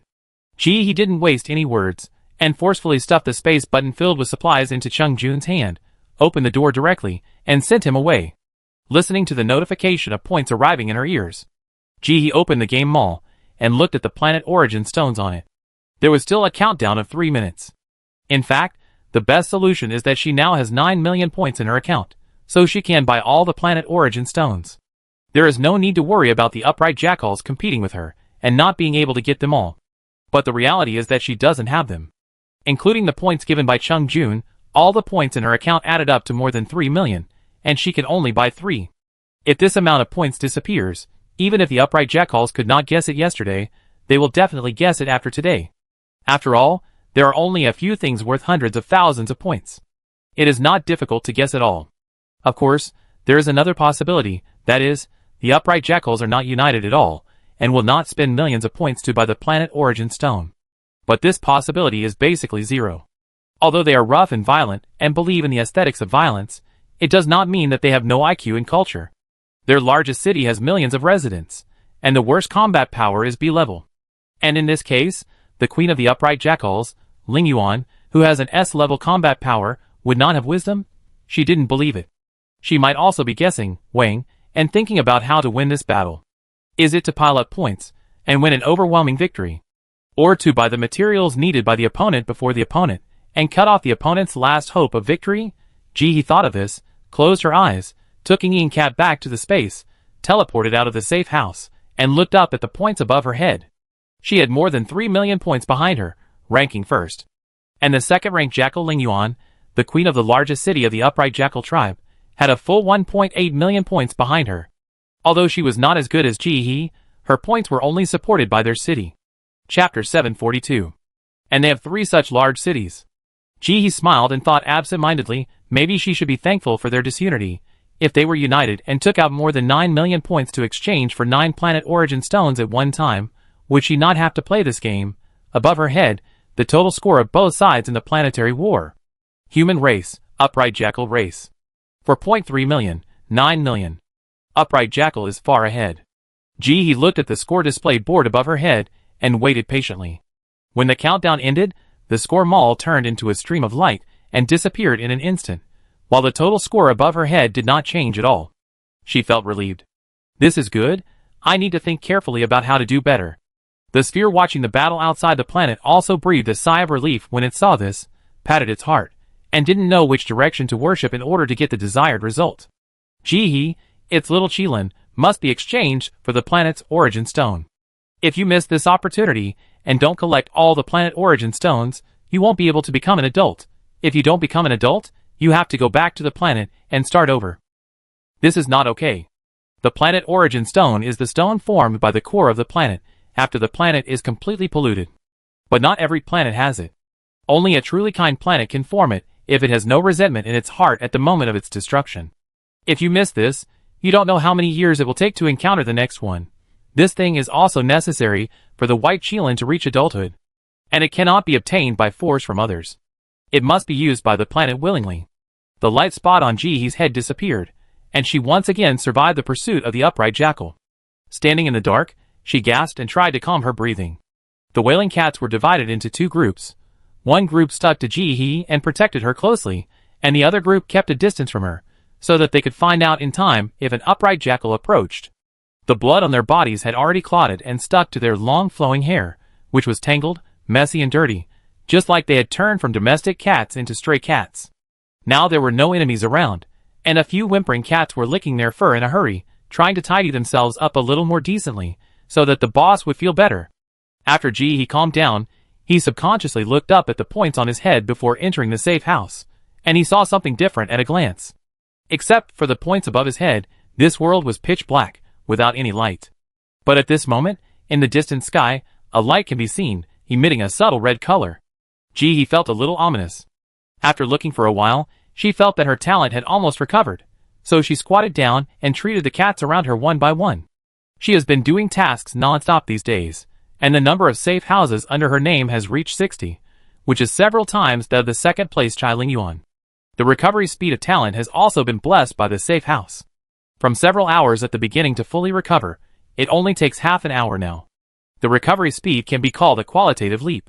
It also provided strong support for her to fight back better during the chase. After all, on the third day, except for those who were still hiding, most of those who dared to rush over to chase her were not easy to deal with. Just now, she was chased by two groups of upright jackals. Jihi estimated the points and guessed that there were at least 200 of them. And the total number of her and the Indian cats was only 24. Starting from the second day, the Indian cats could swipe the safe house. So Jihi separated 4 Indian cats as an independent team to help her grab more safe houses. But she did not gain nothing. Although it was risky, the reward was exceptionally rich. Not only did she lead in the number of safe houses, but after several rounds of fighting, she had several more souls of upright jackals in her mind. These were all female upright jackals with good combat power. She let them out to earn her points. Maybe these upright jackals could give her a surprise in the end. The white light in her hand disappeared, and she exhaled lightly. Before she could completely retract her hand, she passively touched a furry big cat head. She stroked it a few times, stood up, sat on Ing Yushui, and pointed at the light in the distance. "Let's go over there." Ing Yushui hummed, stood firm, and ran quickly on a pipe as thin as a chopstick. In the darkness, Indian cats guarded them in front, behind, and on both sides. Like ghosts in the dark night. The light in the distance seemed very close, but it was actually very far away. At the speed of Indian cats, it took more than 10 minutes for Jihi to see clearly what was hanging in the air in the distance. She subconsciously grabbed a handful of the hair on Ing Yushui's neck to make it stop. Ing Yushui stood still quickly, fearing that Jihi would be thrown out by inertia. When he stopped, he used his tail as a safety belt to secure Jihi to his body. Jihi ignored his movements. She frowned and looked at the sky in the distance. Over there was a pipe-like 4-fingered severed hand with red light. Black spells were tightly wrapped around the severed hand, as if it was alive. Just one look would make people's heart beat faster. And this 4-fingered severed hand was in a surrounding state, firmly grasping the safe house under it. Undoubtedly, if you want to enter the safe house, you will inevitably touch this giant hand. And this change may not be a good thing for game players. Jihi looked at it, lowered his eyes, and glanced at the game time. It was just halfway through, and there were less than 60 hours left before the end of this copy. I don't know what the appearance of the giant hand at this time means. After thinking for a while, she patted Ing Yushui, "Let's go." She knew in her heart that only by obtaining more safe houses could there be a possibility of a final comeback. So no matter what this giant hand means, she must break through. Inging Cat did not hesitate or question Jihee's decision, and resolutely carried it out. Before Jihee entered the safe house for the last time, he put several Inging Cats into the space and entered alone. In the previous safe houses, there was a battle royale, and only one of the 7 players who entered the game could come out alive. This is the rule, and even Jihee has to abide by it. Fortunately, she entered by herself that time and let Inging Cat go out to break into other safe houses. Otherwise, she and Inging Cat would probably only have one alive. And Inging Cat did not disappoint her, especially Yingyukian, who was worthy of being the patriarch of a clan, with strong abilities. He alone got her 4 safe houses, and his record can be checked. Welcome players to the minigame. Sink the ship or not sink. Sink, sink, sink. Player number 10/12. Please wait patiently. The game can be started when the number of players reaches the upper limit. Chapter 743. Abandoning the useless words, Jihee focused on the word shipwreck. She waited quietly for an unknown period of time before her eyes went dark. When she opened her eyes again, Jihee appeared on the black sand pile. Not far in front of her, there stood 11 children. The tallest of these children was only a little bit above Jihee's waist. They looked childish and stood there, looking at Jihee with fear and vigilance. Among them were 3 human children, skinny and with sunken eye sockets. The moment they saw Jihee, their eyes were full of fear and precaution, as well as panic and fear that could not be concealed. They did not show any joy of seeing their own kind. After pausing for a moment at one of the familiar figures, Jihee cast his gaze on the 8 upright jackal cubs who were on guard. These 8 upright jackal cubs, like chicks afraid of an eagle, huddled together, as far away from Jihee as possible, with the little horns that had just emerged on their heads, looking a little cute. Jihee's gaze paused for a moment at the pink little horns on their heads, then continued to look down, staring at the 8 trembling figures, expressionless, and no one knew what they were thinking. One of the strongest upright jackals came out bravely, clenched his fists, and said in a timid voice, "We are not afraid of you." That's what he said, but looking at his expression, he was obviously extremely scared. Jihee saw his expression, and felt a little bit of evil. She took a few steps and said in a sinister voice, "Oh?" The human children breathed a sigh of relief, with a gloating expression on their faces. The upright jackal children were frightened by the sound and hid back in fear. One of them fell to the ground because he was too anxious. It was stepped on several times by other upright jackal children. It didn't make a sound and tried to get up. Seeing this scene, Jihee suddenly felt very tired.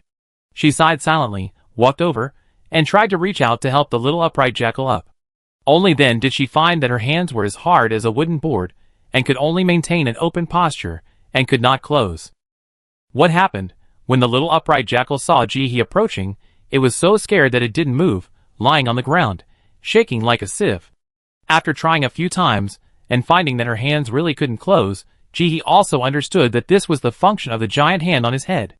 The hands became stiff and inflexible, unable to close, and could only maintain a certain posture, unable to hold the weapon firmly. This had a great impact on those who use swords, but it was not so bad for Jihee. She usually used her fists quite a lot, so it didn't affect her to use her hand knife.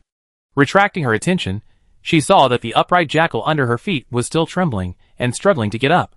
She inserted her hands under the armpits of the upright jackal and gently lifted it up. The upright jackal, which had been struggling for a long time but couldn't get up, stood up and was put aside by her. Jihee quickly let go, turned around and left. How could this upright jackal be so light? The thought flashed through her mind, and the beach under her feet attracted her attention. Did she seem to see the beach move just now? She squinted her eyes, lowered her head, and subconsciously wanted to see more clearly. The fine and dense beach under their feet seemed to be black sand at first glance, but only after a closer look could it be found that it was all made up of broken pipes. It looked intact, but in fact it had already been broken into pieces. At first glance, it looked like a combination of plastic and metal. Looking closely, it looked like tiny eyeballs, staring at her, making people feel uneasy for no reason. She blinked gently, and the scene in front of her changed and disappeared, returning to its original appearance, turning into small, broken, and old pipes. It seemed that those tiny eyes just now were her illusion. But she knew it was not. The ship lost its eyes, and could not see the way home, so it could only wander in the endless darkness. Players, please light up the eyes of your ship. Note, shape complements shape, eye complements eye. As soon as the voice fell, a small boat about 3 meters long appeared in the void in front of Jihee.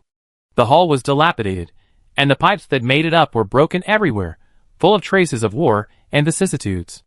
At a glance, scattered pipes of different colors can be seen in the corners of the hull. According to the clues obtained in the copy, Ji guessed that this should be the blood of the Silk Tube clan. The hull gradually solidified, and at the last moment, a huge eye appeared at the bow. But soon, the eye disappeared and turned into a shadow corresponding to the eye just now. The intention was obvious. The eye that they lit up was this one. Ji looked at the size of this eye and thought of what the game said, shape complements shape, eye complements eye. The eyes of the cubs behind her flashed through her mind. What a coincidence, isn't it? If you take off their eyes and stick them on, you can really light up this eye. Thinking of this, she narrowed her eyes. Isn't this too obvious? Just tell her to pinch the eyes of the kids behind her, okay? Turning around, she saw small boats appearing in front of the kids behind her. Different from her 3-meter-long boat, the boats of the kids were only the size of a palm, and could fit in the palm of your hand. The eyes on the bow were also very small. Not even as big as Ji's fingernails. The corners of her mouth twitched. Is this discrimination? They were both doing the same task, and if the boat of a kid was small, then she was also a kid. She is also a minor. Why can't her boat be so small? Targeting her, as if it had heard her thoughts, the boat behind Ji moved, and its shape was illusory for a moment, and soon solidified again. Everything happened in an instant, and no one saw it. The children opposite Ji subconsciously made a defensive posture when they met Ji's gaze, with a nervous look on their faces, like a group of frightened little animals. They also heard the system's task, and saw the big ship behind Ji. The children who had experienced the end of the world were no longer naive. They did not believe the adult in front of them. She was obviously going to dig out their eyes, and make them do the task. In this oppressive atmosphere, a countdown appeared in the air. The cold voice of the system began to count the seconds. 30, 29. With the countdown, the atmosphere became more tense and ready to explode. All the children's hearts were in their throats, their breathing became rapid, and their bodies were tense to the extreme, as if they would jump away in the next second. Ji seemed to have given up.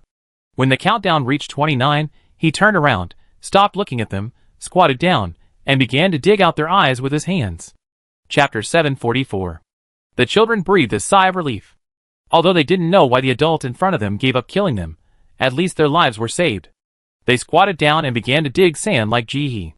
They didn't know why they were digging, but it was always right to follow. Only one of the little boys had his eyes flashing, looking at Ji squatting back in a complicated way. With her skills, if she tried to rob, these children would definitely not last more than 30 seconds. Why didn't she do it? Many thoughts flashed through his mind. The boy gritted his teeth, felt the talent in his body, lowered his head, and hatred appeared in his eyes again. Liar, they are all liars, she is just hypocritical. None of the adults are good, they should all go to hell. Before the mission began, Ji had seen eyeballs in the sand once. At that time, she saw eyeballs everywhere, and it seemed easy to find them. But this time, she found that they were not. There were very few eyeballs. When she searched in the sand, she found that most of them were broken tubes, not eyeballs. Secondly, the eyeball is the same size as an ordinary grain of sand, with only a tiny white dot in the middle that is barely noticeable. It is hidden in the sand, and can be easily missed if you are not careful. It is already difficult to find, and Ji's hands cannot be bent, which greatly reduces her efficiency. When the countdown ended, she only found a few pitiful grains. Before she could sigh, a huge mouse suddenly appeared in the remaining beach. Ji picked up the boat and dodged it skillfully. Turbid beast, an old friend. She couldn't hold on to anything, so she could only run away holding the boat in both hands. After jumping a few times, she realized that the target of the beast this time was not her, but the boat in her hand. It had happened several times before, and if she hadn't reacted quickly, the beast would have hit the boat. She looked up and glanced at the children nearby, who were also holding the boat in their hands and running to avoid the beast. However, compared to the ferocity of the beast chasing her, the beasts chasing the children seemed to be uncoordinated, falling down after running a few steps, and were unreasonably stupid. The actions of the children seemed dangerous, but they were actually fine. Not even a scratch. After jumping again, and carrying the boat to avoid the giant mouth of the 4-meter-high beast, Ji wanted to sigh. This is a broken game.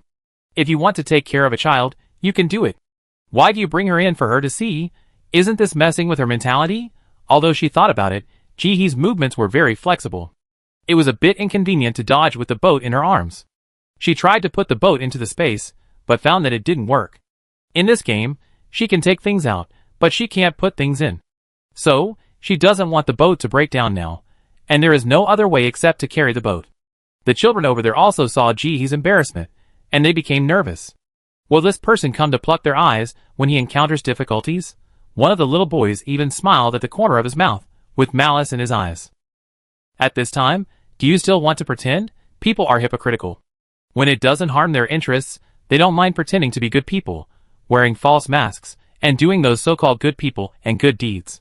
But if their interests are encroached upon, they will immediately turn hostile. Those ugly faces are simply disgusting. She is the same, right? Now that her hands are inconvenient, it is not as easy as before to face the turbid beasts. If she wants to pass the level, it is the easiest and fastest way to knock out their eyes, isn't it? What will she choose? Will she insist on hypocrisy and die in the mouth of the turbid beast in the end, or face her true heart? The boy looked at Jihee from the corner with a dark look. Jihee jumped for a while, and got used to this posture. She could clearly feel the weakness of the beast, which was on its right foot.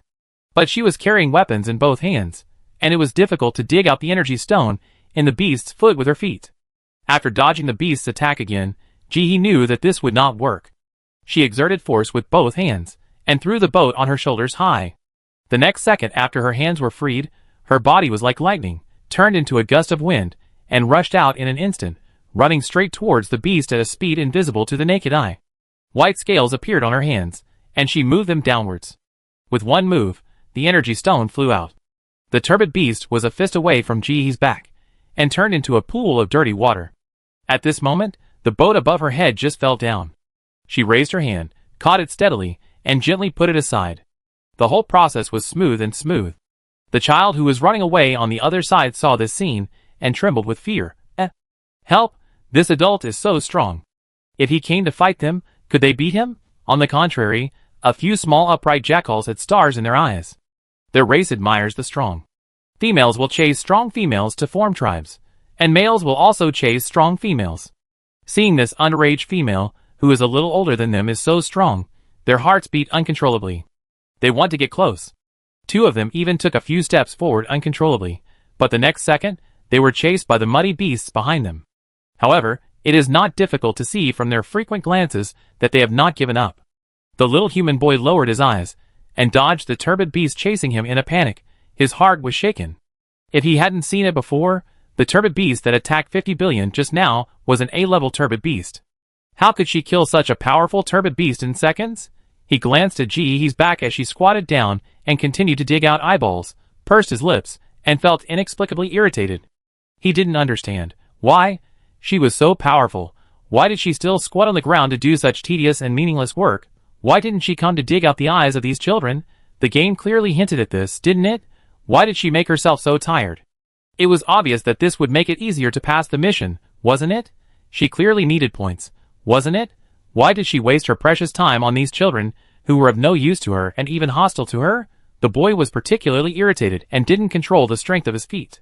The turbid beast chasing him was kicked away by him, attracting shocked looks from many children nearby. He lowered his eyes, skillfully showing a pitiful expression and helpless movements, and waved his hands. What's wrong? What happened? I don't know. This. In a hurry, the child next to him didn't have time to say anything, and soon, he was chased by the muddy beast behind him and screamed. Jihee was in a good mood at this time.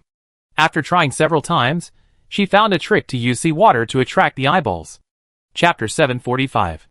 Perhaps they were a little dehydrated. These eyeballs liked the seawater in Jihee's space very much. She put a bottle cap full of them, and gently moved them on the sand, and the eyeballs would turn over by themselves. Looking at the bottle cap of seawater. In this way, Jihee just scooped up the eyeballs with her hands, and stuck them on the boat. With this method, her efficiency improved a lot.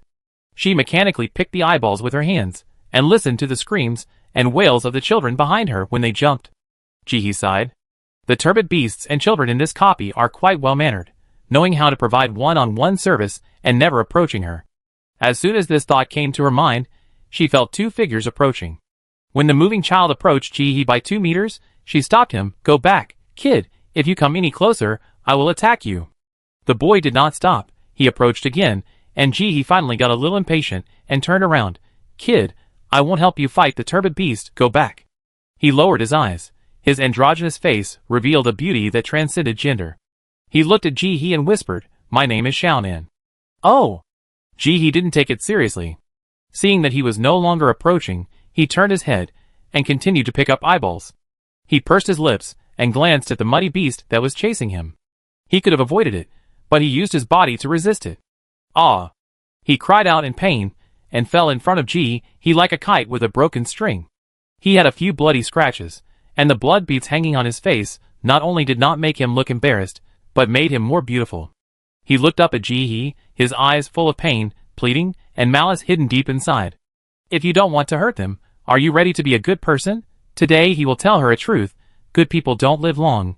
He glanced at him, and turned around to pinch the turbid beast as the boy expected, but she didn't choose to dig out the energy stone of the turbid beast directly, but found a steel bar to tie up the body and neck of the turbid beast. Afterwards, she carried him in front of the boy in shock, showing a wicked smile. Boy, you use me as a gun? Today, I will let you know who I am. Hurry up, find me an eyeball and stick it on, otherwise I let the dog bite you. As she spoke, she slightly loosened the steel bar in her hand. The turbid beast sensed the threat, and immediately rushed over to bite the boy. The boy was a little stunned, as if he didn't expect the man in front of him to choose such a difficult method. It's obviously easier to kill him directly than to catch him, isn't it? The mind was unclear, but the body was honest.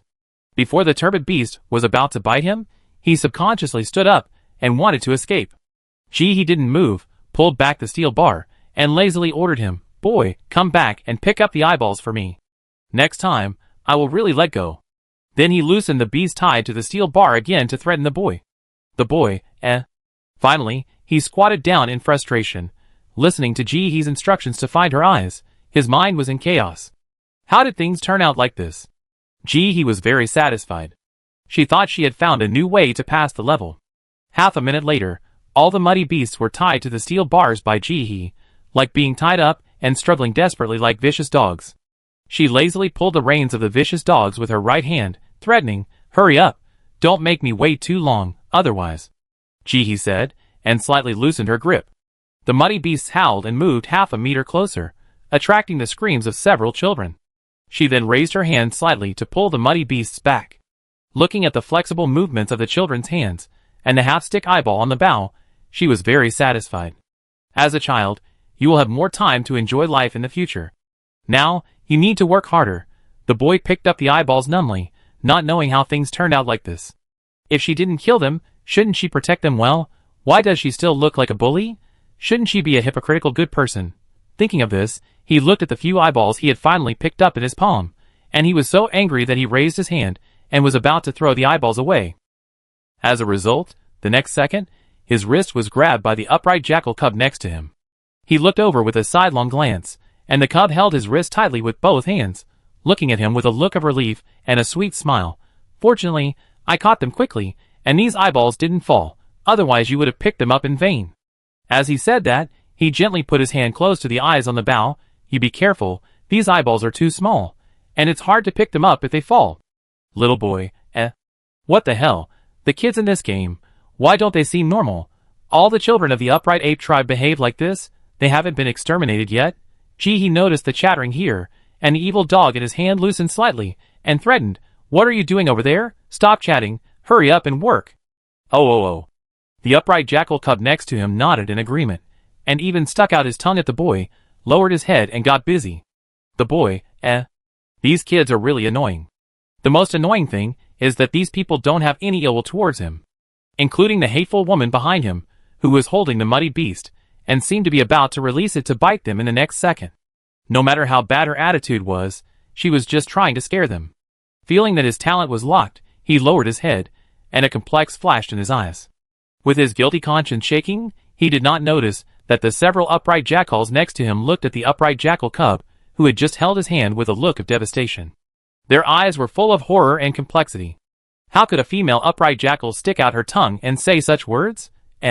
So disgusting. Can she really find a partner?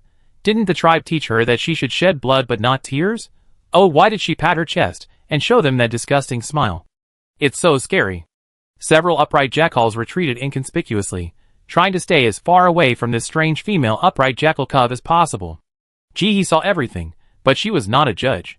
She only had the task in mind, and was not interested in the twists and turns of these children. As long as they kept their hands moving, communicated with their eyes, or chatted, she didn't care.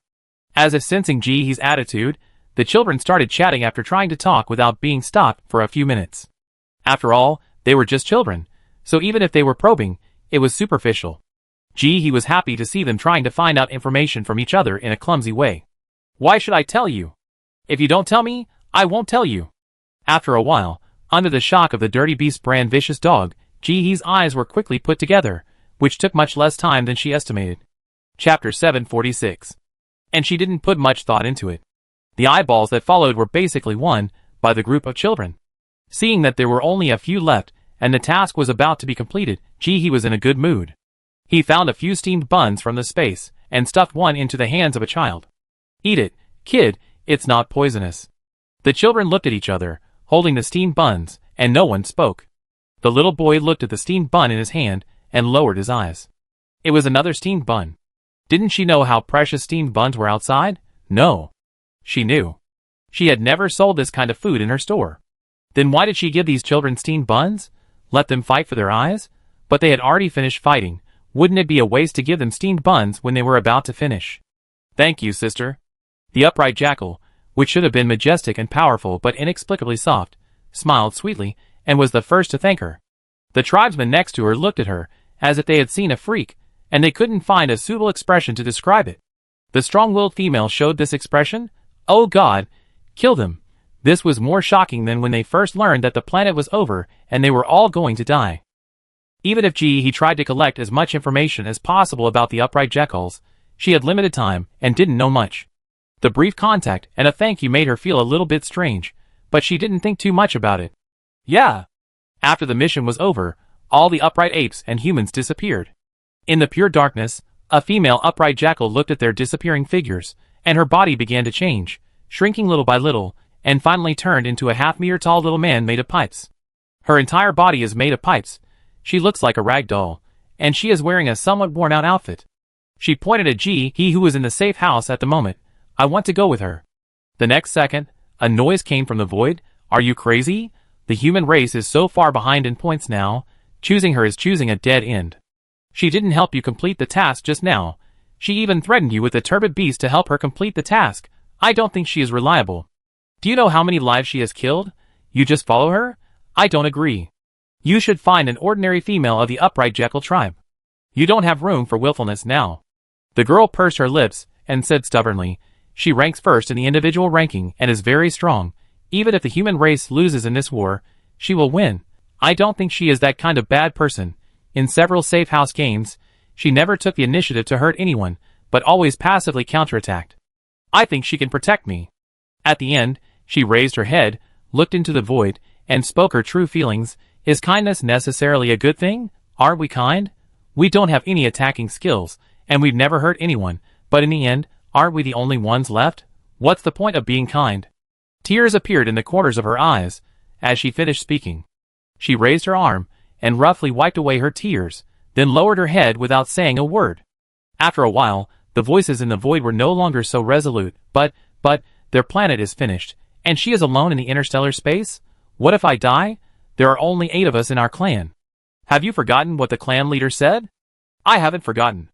The clan leader said that we should live and let the Ziguan clan pass on. But the clan leader also said that if it's too much, it doesn't matter if we die. At the end, she thought of the clan leader, who was so gentle at the last moment of his life. The tears in her eyes formed a string, and they fell one by one in the air and finally disappeared. Instantly, the whole world was quiet, as if she was the only one left. But she knew it wasn't. Although their bodies were not in the same place, their spirits were always connected. This was the last bit of shelter on the planet. After a while, a voice came from the void. Let's wait and see. It's not the last moment yet. Let's not rush. Jihee left the dungeon, but her hand remained the same and did not change back. She tried to use her talent, but found that the treatment was not effective. This was not a disease, it should be a rule. Since it couldn't be solved, she would not solve it for the time being. She rode on Yushui again and ran to the next place quickly. Next, in addition to the red glowing hands, she also saw a green glowing head, a blue glowing upper body, and purple glowing legs. Considering that her hands had become like this, she did not try other methods and let Ying Cat replace her. On the system side, She and Ingy and Cat were recognized as one, and all the mini-games that Ingy and Cat cleared would be assigned to her safe house.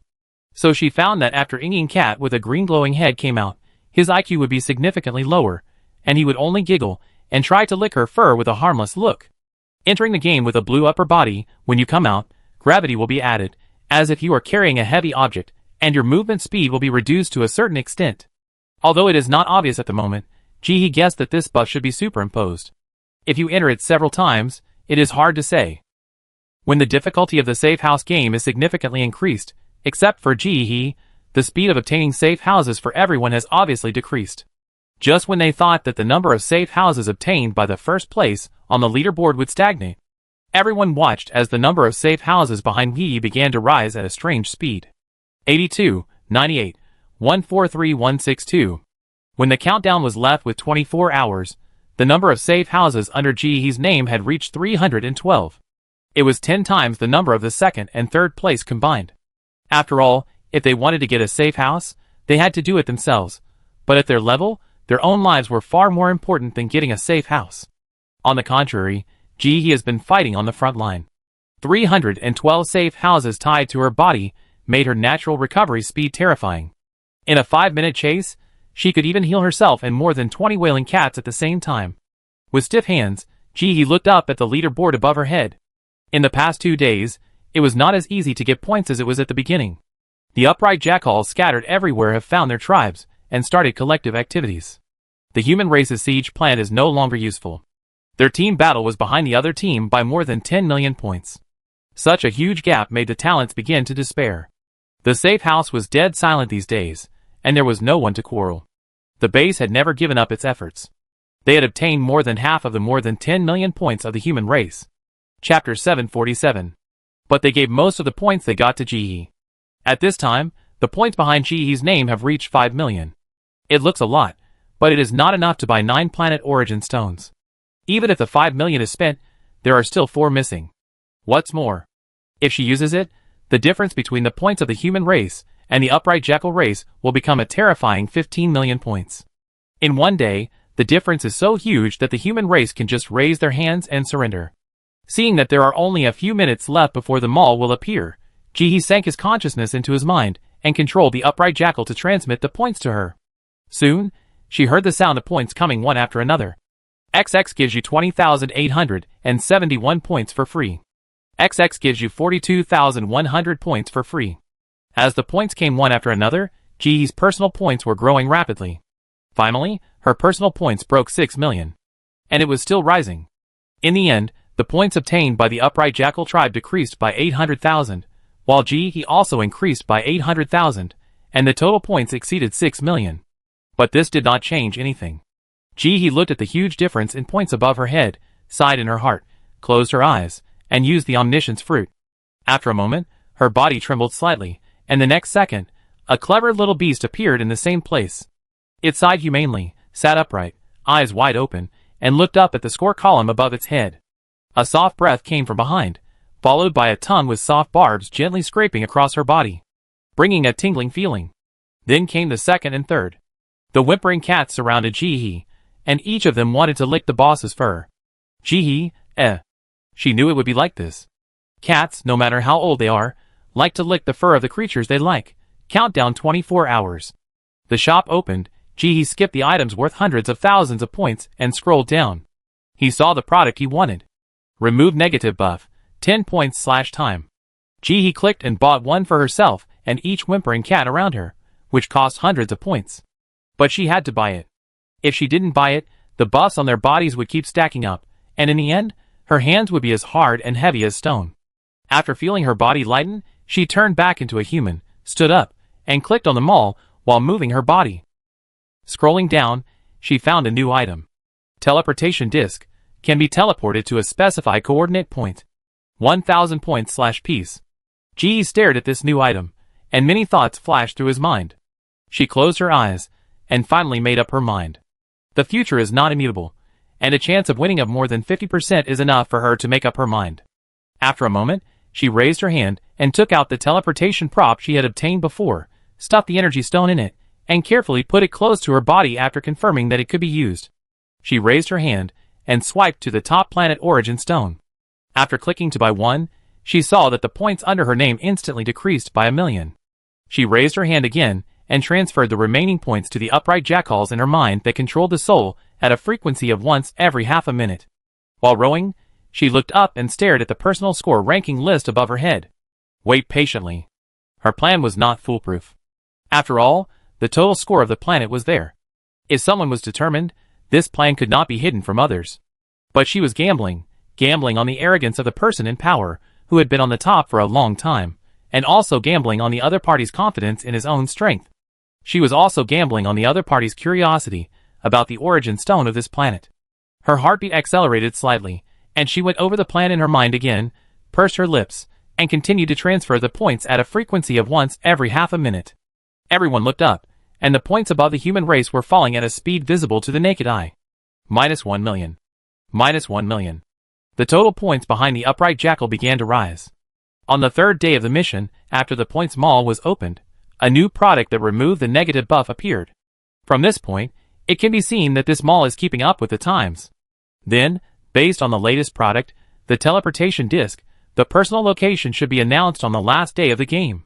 After all, since the fourth day, even when white light appeared on her head, the number of upright jackals chasing her was much less than before. Maybe they knew that even if they came, they would just give points. Moreover, when white light appeared on her body last time, there was not even a single upright jackal chasing her. She wondered if there were no upright jackals around. She also took Ingy and Cat to other places to fish, but after trying several times, no fish was caught. She understood that it was not that there were no upright jackals, but that the upright jackals were hiding from her. After all, she is like a big light bulb, which can be seen from hundreds of meters away. The upright jackal is not blind, so how can it not see her if it wants to chase her? In this way, whether from the fun of the game or other perspectives, it is inevitably a bit dull and boring. The game should make some changes to make the gameplay more interesting. She looked at the personal ranking list above her head. At this time, the top 3 are all upright jackal clan. Jackal Lingyuan has even risen to the first place, with 5,000,000 points clearly written behind him. He looked at the number, and then looked down at the final countdown of the mall. 30, 29. There are 29 seconds left before the mall closes. If Chai Lingyuan doesn't take the bait, then all her efforts will be in vain. Humanity will fail, and she won't be able to gather all the origin stones of her planet. The last 15 seconds seemed to be extremely long. He stared at the points above her head, not moving. Finally, in the last 5 seconds, she watched as Chai Lingyuan's points suddenly decreased by 3,000,000.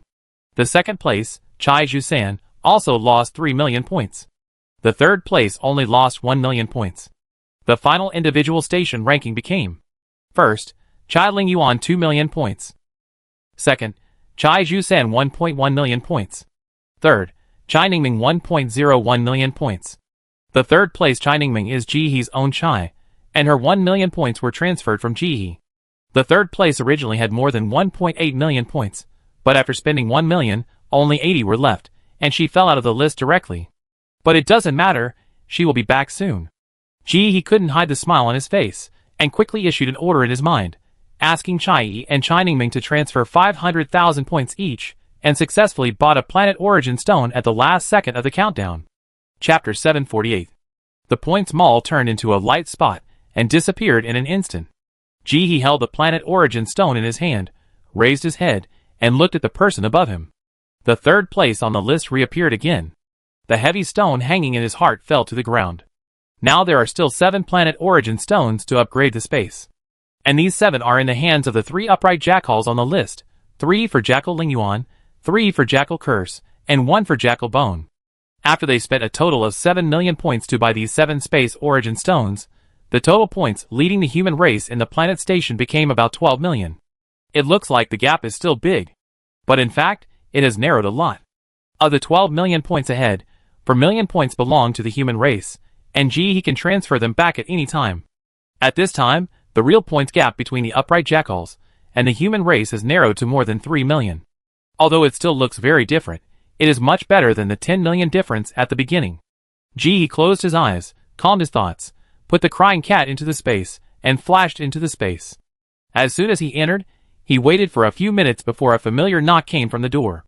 The whimpering cat near the door used its tail to open the door, with its head still in the food bowl, not even raising its head. Chung Jun came in with a lot to say, but before he could say anything, he was seduced by the smell of food in the room. His stomach growled, making him blush. He casually took out a box lunch and put it aside. Eat, if you have anything to say, wait until I finish my meal. Chung Jun waved his hand, and was about to refuse, but he choked him with the next sentence. The death row inmates have to eat a last meal before they die. Eat it, and if you lose the Star Wars, this meal may really be your last normal meal.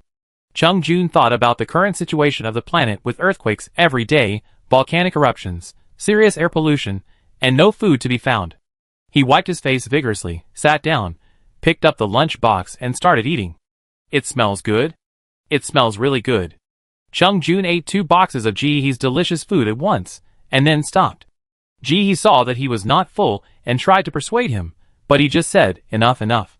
So she stopped persuading him and just asked him to take out the space button and put the food and medicine in. Many of the medicines were stockpiled before the natural disaster.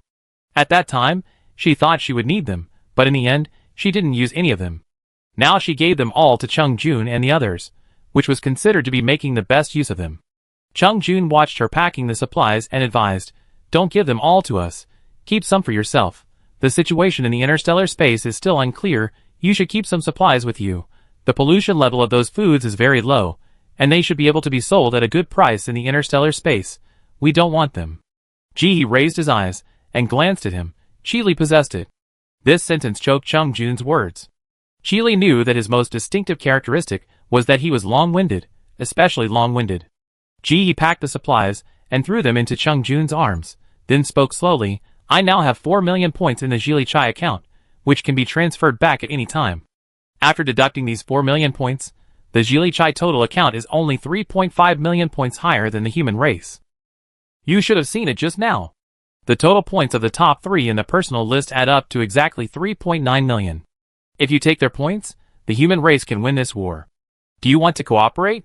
Jihee's subtext is that she did not use the 4 million points given by the base to fight for the first place in the personal rankings, but used these 4 million points to catch big fish. If the base cooperates with her and everything goes well, she will have 7 planet origin stones, and the base will enter the interstellar as the winner. As for whether the base will regret not giving her the planet origin stone after confirming the victory of the battle, Jihee thinks it will not happen. But she did not forget to keep a hand for herself. The 4 million points are a check and balance. The 100,000 points more than 3.9 million points will be the key to everything. Hearing Jihee's plan, Chung Jun's face was serious. How can you be sure that you can kill the 3 of them? Each of those 3 is surrounded by at least 1,000 upright jackals, and they themselves have good combat power. Even if they get close, they can't be killed in a short time. Neither Chung Jun nor Jihee asked how to find the 3 upright jackals. They knew that finding them was not a problem at all. Jihee leaned back and sat on Ying Yuqian, feeling the tickle of her tongue licking the back of his hand. The smile on his face never changed. He looked at Chung Jun and said word by word, as long as I get close to her, I can get points. Chung Jun looked at Jihee for a long time, his voice a little hoarse. Give me some time. I need to go back and discuss it with the base commander. Jihee nodded and pointed to his wrist. I give you 20 minutes. If you don't come back after 20 minutes, I will assume that you give up. If at this point, they still have not made up their minds to fight to the bitter end, then Jihee can only regretfully change her strategy. After all, if it really comes to that, she doesn't want points, but only the planetary origin stone, and the Queen of Upright Jackals will agree. After saying goodbye to Chung Jun, Jihee lay on the shabby little bed in the safe house, stroking the soft and hard fur of the whimpering cat from time to time, looking at the shabby wooden board above her head. I don't know what she is thinking. The whimpering cats in the house are in a good mood, and their tails behind them rub against Jihee intentionally or unintentionally. For them, as long as they can be with the boss, it doesn't matter where they are. It doesn't matter if they go to the interstellar space or return to the boss's old planet. Wherever the boss is, they are there. In less than 20 minutes, Chung Jun came with a dozen old men and women. The huge group of people squeezed into the house, making the place, which was not big to begin with, have no place to stand. Jihee had no choice but to put a few crying cats into the space, and then barely let them stand. And at the end of the team, she was Director Fan. Director Fan winked and lip-synced when he saw her. You fooled the old man so much. Jihee pretended not to understand, turned around and looked at Chung Jun. Time was tight, so Chung Jun briefly introduced the 2 parties. In addition to the base chief of City A and the base chief of Jihee's base. The others were all strategic and tactical experts. After the greetings, several people went straight to the point. Except for the third place, the position of the new jackal bone roast on the list. We don't know for the time being, but we know the positions of the other two upright jackal queens. As soon as one person finished speaking, another person immediately followed up, but we need to give us some time to gather the team to attack. Although we have the coordinates, the personnel who can fight are too scattered. And to be foolproof, it is best to deploy the armed team according to the number of people of 1:6. Before he finished speaking, he was interrupted by the person next to him. Chapter 749. What are you talking about? Do you know how many upright jackals there are around Yuan? At least 2,000. That was yesterday's data. Today, there may be more than 3,000. You want to gather a team of more than 18,000 people? Are you kidding? When you gather all the people, we don't have to fight anymore. We can just go back home and eat volcanic ash. This can be solved. The biggest difficulty now is that we must take down Yuan and the other three together in a short period of time. If they notice something is wrong and hide, it will be difficult for us. What are you talking about? Do you have a brain? Let's not talk about the third brother. The two in front are located 1,000,000 miles apart. Even if we fly a plane, it will take an hour to catch them together. Can't you use your brain when you talk? You're going to catch them by the heel? If we don't catch them together, what if they run away? If they hide, where can you find them? Do you know how big this world is? We haven't explored all the way yet. If we find a corner to hide, we'd be finished. Okay, tell me how to take them down together. Tell me. You've never been on the battlefield, but you just know how to talk. You think about those unreliable ideas all day long. I let you talk. Where's the third one? You don't even know what the third one looks like or where he is. You're only thinking about dealing with the first two. What if the third one runs away? Have your brains evolved? Why are you acting like an idiot? What did I say at the beginning? Don't act rashly. Don't attack at will. As a result, you acted on your own, were too ambitious, and were greedy for success. The bombs and rocket launchers were used to bomb the Queen of the Upright Jackals. But the Queen of the Upright Jackals was not killed. Instead, more and more upright jackals surrounded her. If you hadn't alerted the enemy, how could we have fallen into this awkward situation now? You are the sinners of mankind. If mankind loses the war, I will write down your names and everything you have done before I die, and let you be infamous forever. How ridiculous. You pick up the bowl to eat, and then put it down to curse your mother. If I hadn't tested you, would you know what Yuan's talent is? The fact that she can directly control the male erect jackal to die for her is enough to make you suffer. You are a coward every day, and you still think you are shrewd, playing here and there, playing your father's plan. It can be seen that everyone is anxious and eager. In front of Jihee, several old men who are thousands of years old in total, just started fighting, pulling hair, pulling collars, and plugging nostrils. Everyone was beaten red in the face, spitting everywhere, and didn't care. Chung Jun didn't dare to look at Jihee's expression. He could only stand in the middle, and try his best to stop the fight, and he was hit several times. These old men cursed more harshly than each other, and they also used their hands and feet to attack him. If there was a crack in the ground now, he really wanted to get into it and die. Under normal circumstances, they should finish discussing tactics and then come to see the 50 billion boss. But the boss asked for a tight time, and the old men each had something to say, and no one was willing to give in, so they had to come together. Director Fan ignored them, tried to squeeze through the noisy crowd, came to Jihee, and whispered in her ear. You are still young. Don't die with these old men. If it doesn't work, don't force it, go on your own, and you will still have a good future. As he said this, he used his body to block and quietly stuffed something into Jihee's hand.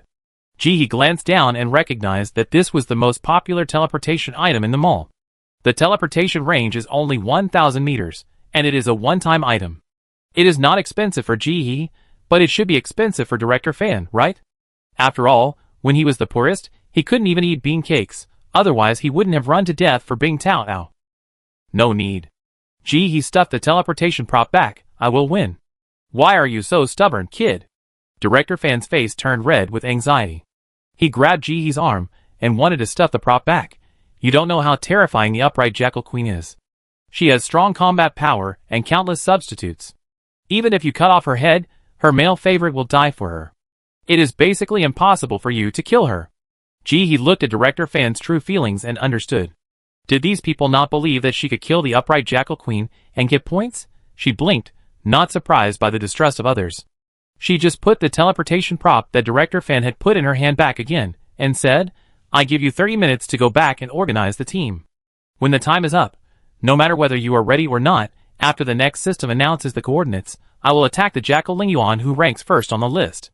As soon as the words came out, everyone looked over, and you could hear a pin drop in the room. "Gee," he said calmly, "I will distribute the points according to your efforts. If you really want to win, you know what to do."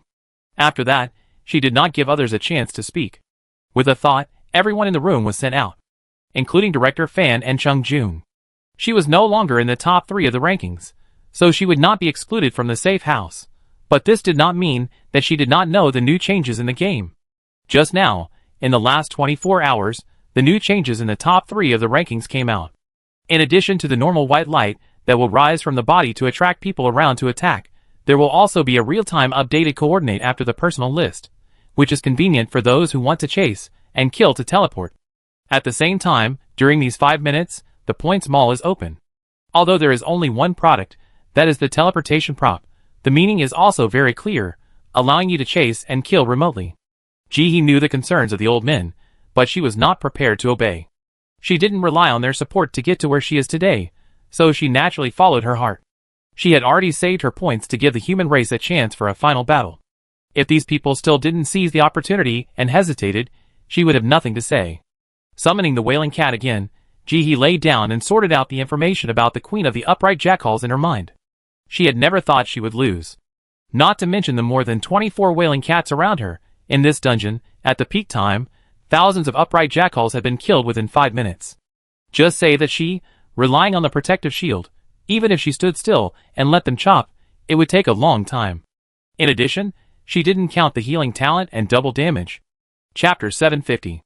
With 1 minute left, Ji-hee stood up, did some stretching exercises, and came to the safe house with more than 20 whimpering cats behind him. The personal list above her head still had the same 3 people, and there was no change. Ji-hee held the teleportation compass in her left hand, and the shovel in her right hand, staring at the countdown above her head.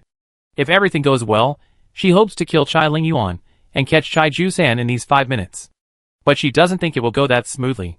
But it doesn't matter, there is still 1 day left, so it's not too late. When the time came, a coordinate appeared behind the top 3. Ji-hee smiled and quickly entered the coordinate. Her eyes went dark. When she opened her eyes again, she was almost blinded by the white light. She was wrong. She shouldn't have said that this game was unfair to the top 3. It was too fair. It gave the top 3 a strong flashlight buff. It felt like the high beam of a car shining in the eyes. The attacker couldn't even see what the person inside looked like. Although she thought about it, Ji-hee acted quickly. She waved her hand and summoned 27 whimpering cats, "Cover me." The next second, she turned into a black shadow and rushed straight to the light source. Ing Yushui and Ing Yifan stood on Ji-hee's left and right, while Ing Yuqian rushed to the front to help Ji-hee clear the way. A group of 4 people, like a sharp sword, directly split a crack in the neat upright jackal team. Ji-hee rushed forward without caring about anything along the way, leaving everything behind to Ing Mao, and rushed straight to the brightest light in the middle. When she found that the light spot was moving, she waved her right hand, and a huge shovel appeared out of thin air. She threw it fiercely. "Stop!" The human race outside, hiding in the shadows, was holding the last meeting before the battle. When they were arguing, a voice that was so frightened that it broke the voice came, "Look, the 50 billion boss has rushed in." What? Everyone was stunned. They subconsciously looked up and saw Ji-hee with a group of several meter-tall wailing cats, like a black sword, rushing directly into the team of the upright jackal queen. The queen's neatly arranged team had no room to fight back in front of this sharp sword. In the blink of an eye, they rushed to the queen. Everyone was shocked. According to the information they had obtained, a 50 billionaire should not have such strength. "What plan are you waiting for? Hurry up!" The base commander roared, and turned into a huge brown bear and rushed out. Oh! Everyone was confused, and rushed up with weapons in a hurry. The base commander who took the lead only felt the blood surging in his chest, and the whole person ran faster and faster, leading the team of upright jackals. At this moment, he threw all his worries and troubles behind his head, as if he had returned to more than 40 years ago. What overall situation, what plan, let them go to hell. The younger generation has already gone up, so there is no reason for them, as the older generation, to be cowards in the back. Life is all about fighting. They have worked hard and blossomed, and the final result depends on fate, Behind the base leader are countless talented people who have transformed into animals. There are saber-toothed tigers, mammoths, King Kong, giant lizards, brown bears, red pandas, and even Tyrannosaurus rex, songlong, etc. With their coercion and fangs, they first threw their overwhelming talents at the upright jackals on the opposite side, and then bit them with a desperate ruthlessness. If you don't succeed, you will become a benevolent person. The two teams stood together instantly. Many tactical experts suggested that the powerful combat force should be divided into 3 parts, starting with the soft persimmon, from the back to the front, and putting the hardest bones at the end, etc. But in the end, the base commander thought again, and decided to listen to Xiangtian and borrow another 50 billion. Nothing else. Just because others were right every time and walked ahead of them, they used the traditional method to predict the situation of the opposite race that they didn't know at all. Is this reliable?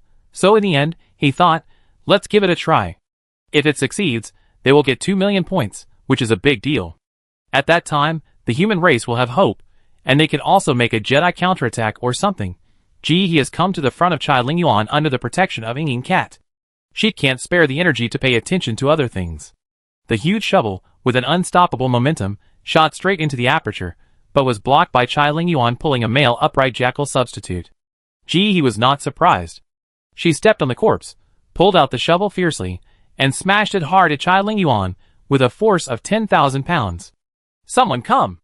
The next second, another male upright jackal, who was desperate for his life, was split in half by the shovel. The shovel, driven by the huge force, did not stop at all, and with a bang, it was inserted into the pipe under the queen, splitting a deep pit. The cold wind blew on the face of Jackal Lingyuan, who ignored the dead upright jackal, just looked at her chopped hair and frowned. This distraction made her swinging the big knife pause for half a second. This pause was immediately noticed by Jihe. She pulled a smile at the corner of her mouth. Her hands moved fiercely, but her mouth was very gentle. Sister, give me the points and the planet origin stone, and I will let you go. How about it? As he spoke, the upright jackals on both sides, like mountains and seas, rushed over desperately to save their queen. With their upright bodies, they faced death without hesitation. To die for the queen is the supreme honor and faith. Jackal Lingyuan disdained Jihe's words. She kept silent and swung the big knife in her hand tightly. Jihe's movements became faster and faster, and his strength became heavier. Chung Jun and the others were right. The queen's fighting power was extraordinary. However, as long as it is a living thing, it has weaknesses. As long as the weakness is grasped, it can be defeated in one blow. She gritted her teeth, flew into the air, and chopped down with the shovel in her hand. Chai Ling resented the surroundings, and her pride was gone when she felt the force of the big knife again and again. She was a king and a warrior. She knew in her heart that she couldn't take it this time. But so what? The next second, she turned sideways and came to the left, and the figure of a male upright jackal appeared in her original position. When the upright jackal was chopped into 2 pieces by Jihe again, she suddenly reached out and grabbed Jihe's weapon. Kill her! The king's stern shout was accompanied by her fearless warriors. In the second that Jihe paused, several huge figures rushed to her side. The queen's eyes lit up, and a faint smile appeared at the corner of her mouth. The next second, her smile froze on her face, and a transparent barrier appeared on the person in front of her. The strongest warrior in the tribe chopped it up, but the barrier did not move at all. It was even bounced back, and was chopped to death by the damn big cat, and it was unknown whether he was alive or dead. The queen's heart trembled violently. How can we fight this? Chapter 751. Jihe did not pause. She was in a hurry to get to the scene. She relied on the protective barrier to block the attacks behind her. She ignored the soldiers who rushed forward one after another. She used all her strength in her hands. She pulled out the shovel, turned her body, and swung it in a circle in the air. With the force of splitting a mountain, she chopped at Chai Lingyuan again. Chai Lingyuan's pupils dilated uncontrollably. She retreated quickly, but the action of grabbing Jihe's weapon not only tripped Jihe, but also tripped her. King! Another male upright jackal replaced Jackal Lingyuan with himself. The moment he was split in half, Jackal Lingyuan instantly appeared half a meter behind him. She was panting violently, her eyes widened. She hadn't felt the threat of death for a long time. This made her feel humiliated. Ah, guard, warrior! She gritted her teeth, stared at the figure rushing over again outside the aperture, and roared to the sky. The humiliation of the king, the shame of his men, the upright jackals who felt her emotions instantly went crazy, charging without fear of life and death. For the queen they protected, they were willing to fight to the death. The gifted people felt it most directly. They could have fought back and forth in a one-on-one battle. But when the queen of the upright jackals called, their bodies instantly doubled in size, and their strength was even stronger. They couldn't withstand a single blow. Moreover, many gifted people's weapons were their claws. How could they dare to take on the blade with bare hands? As a result of this, many upright jackals really rushed to the queen. A group of huge upright jackals with beast-like faces, holding big knives, jumped up in the air and slashed at Ji-hee fiercely. Under the overwhelming momentum, everyone took a breath of cold air. It's over.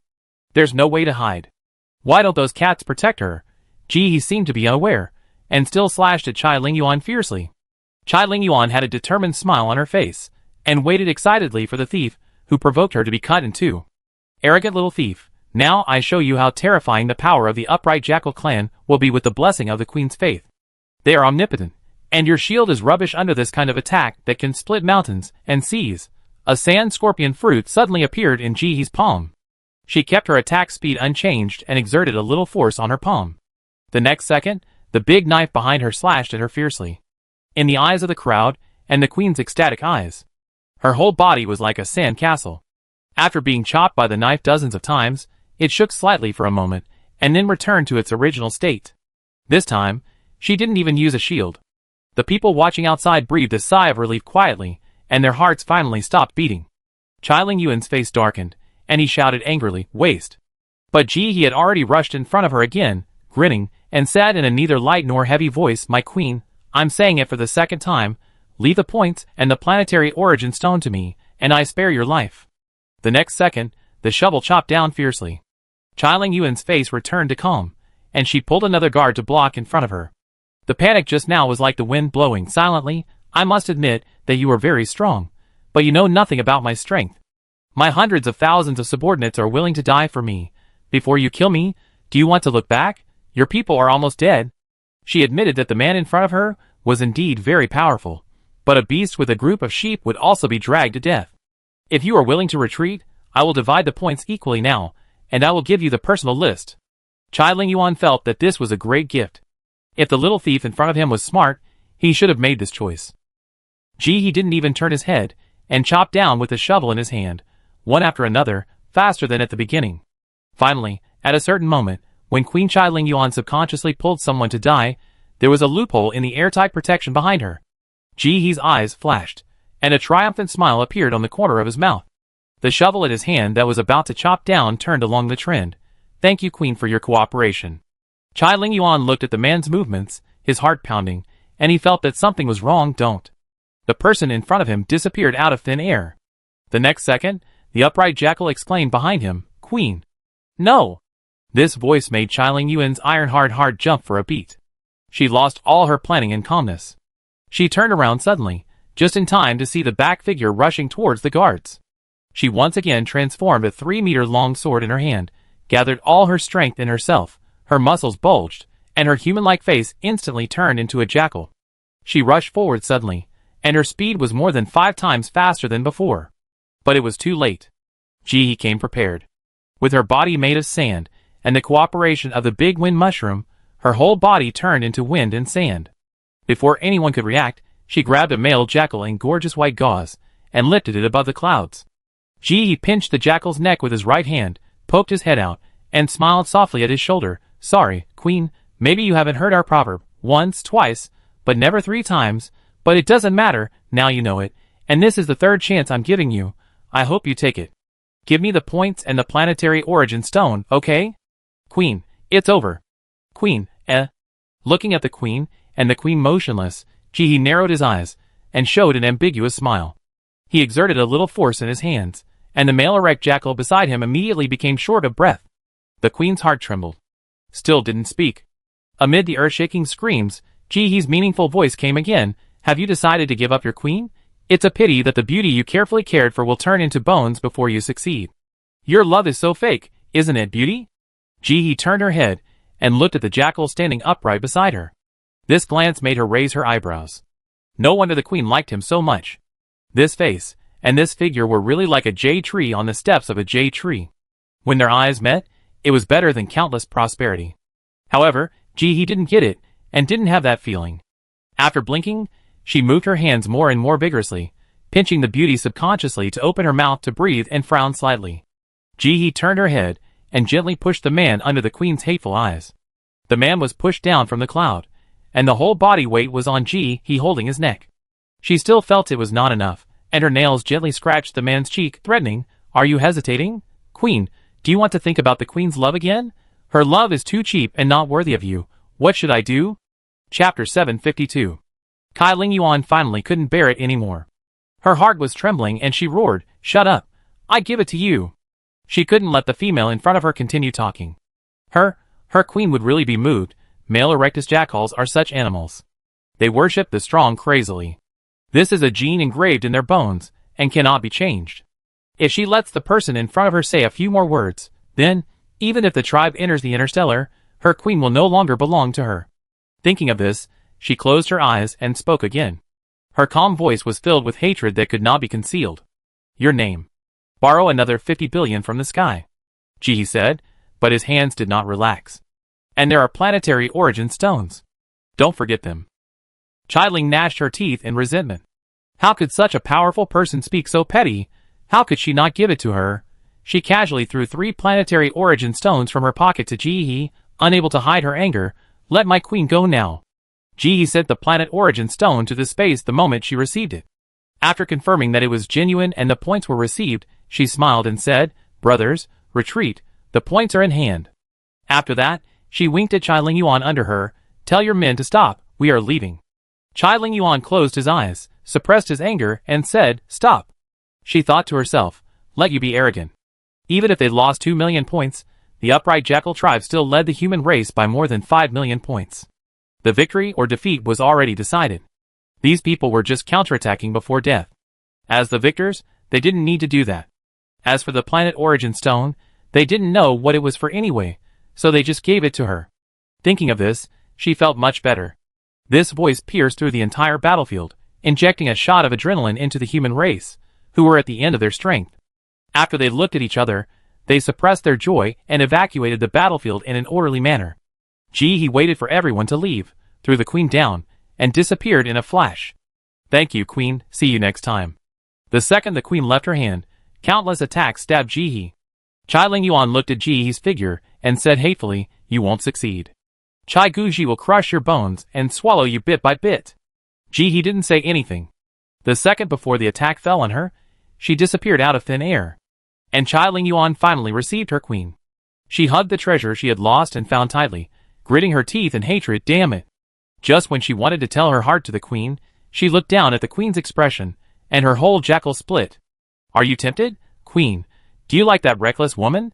Queen, answer me." This battle seemed long, but in fact only 4.5 minutes had passed. Ji-hee had already arrived at the coordinates of the second place in the personal ranking, Chai Ju-san, in the final seconds. As she expected, next to the white light, there was a safe house sandwiched between 2 legs.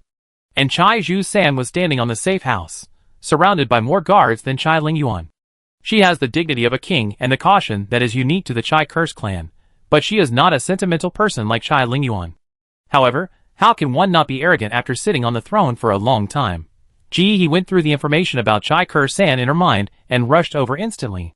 However, she was not completely sure this time, so she naturally did not inform the group of people at the base. Besides, they can't help much this time, and they are likely to be a drag. Forget it.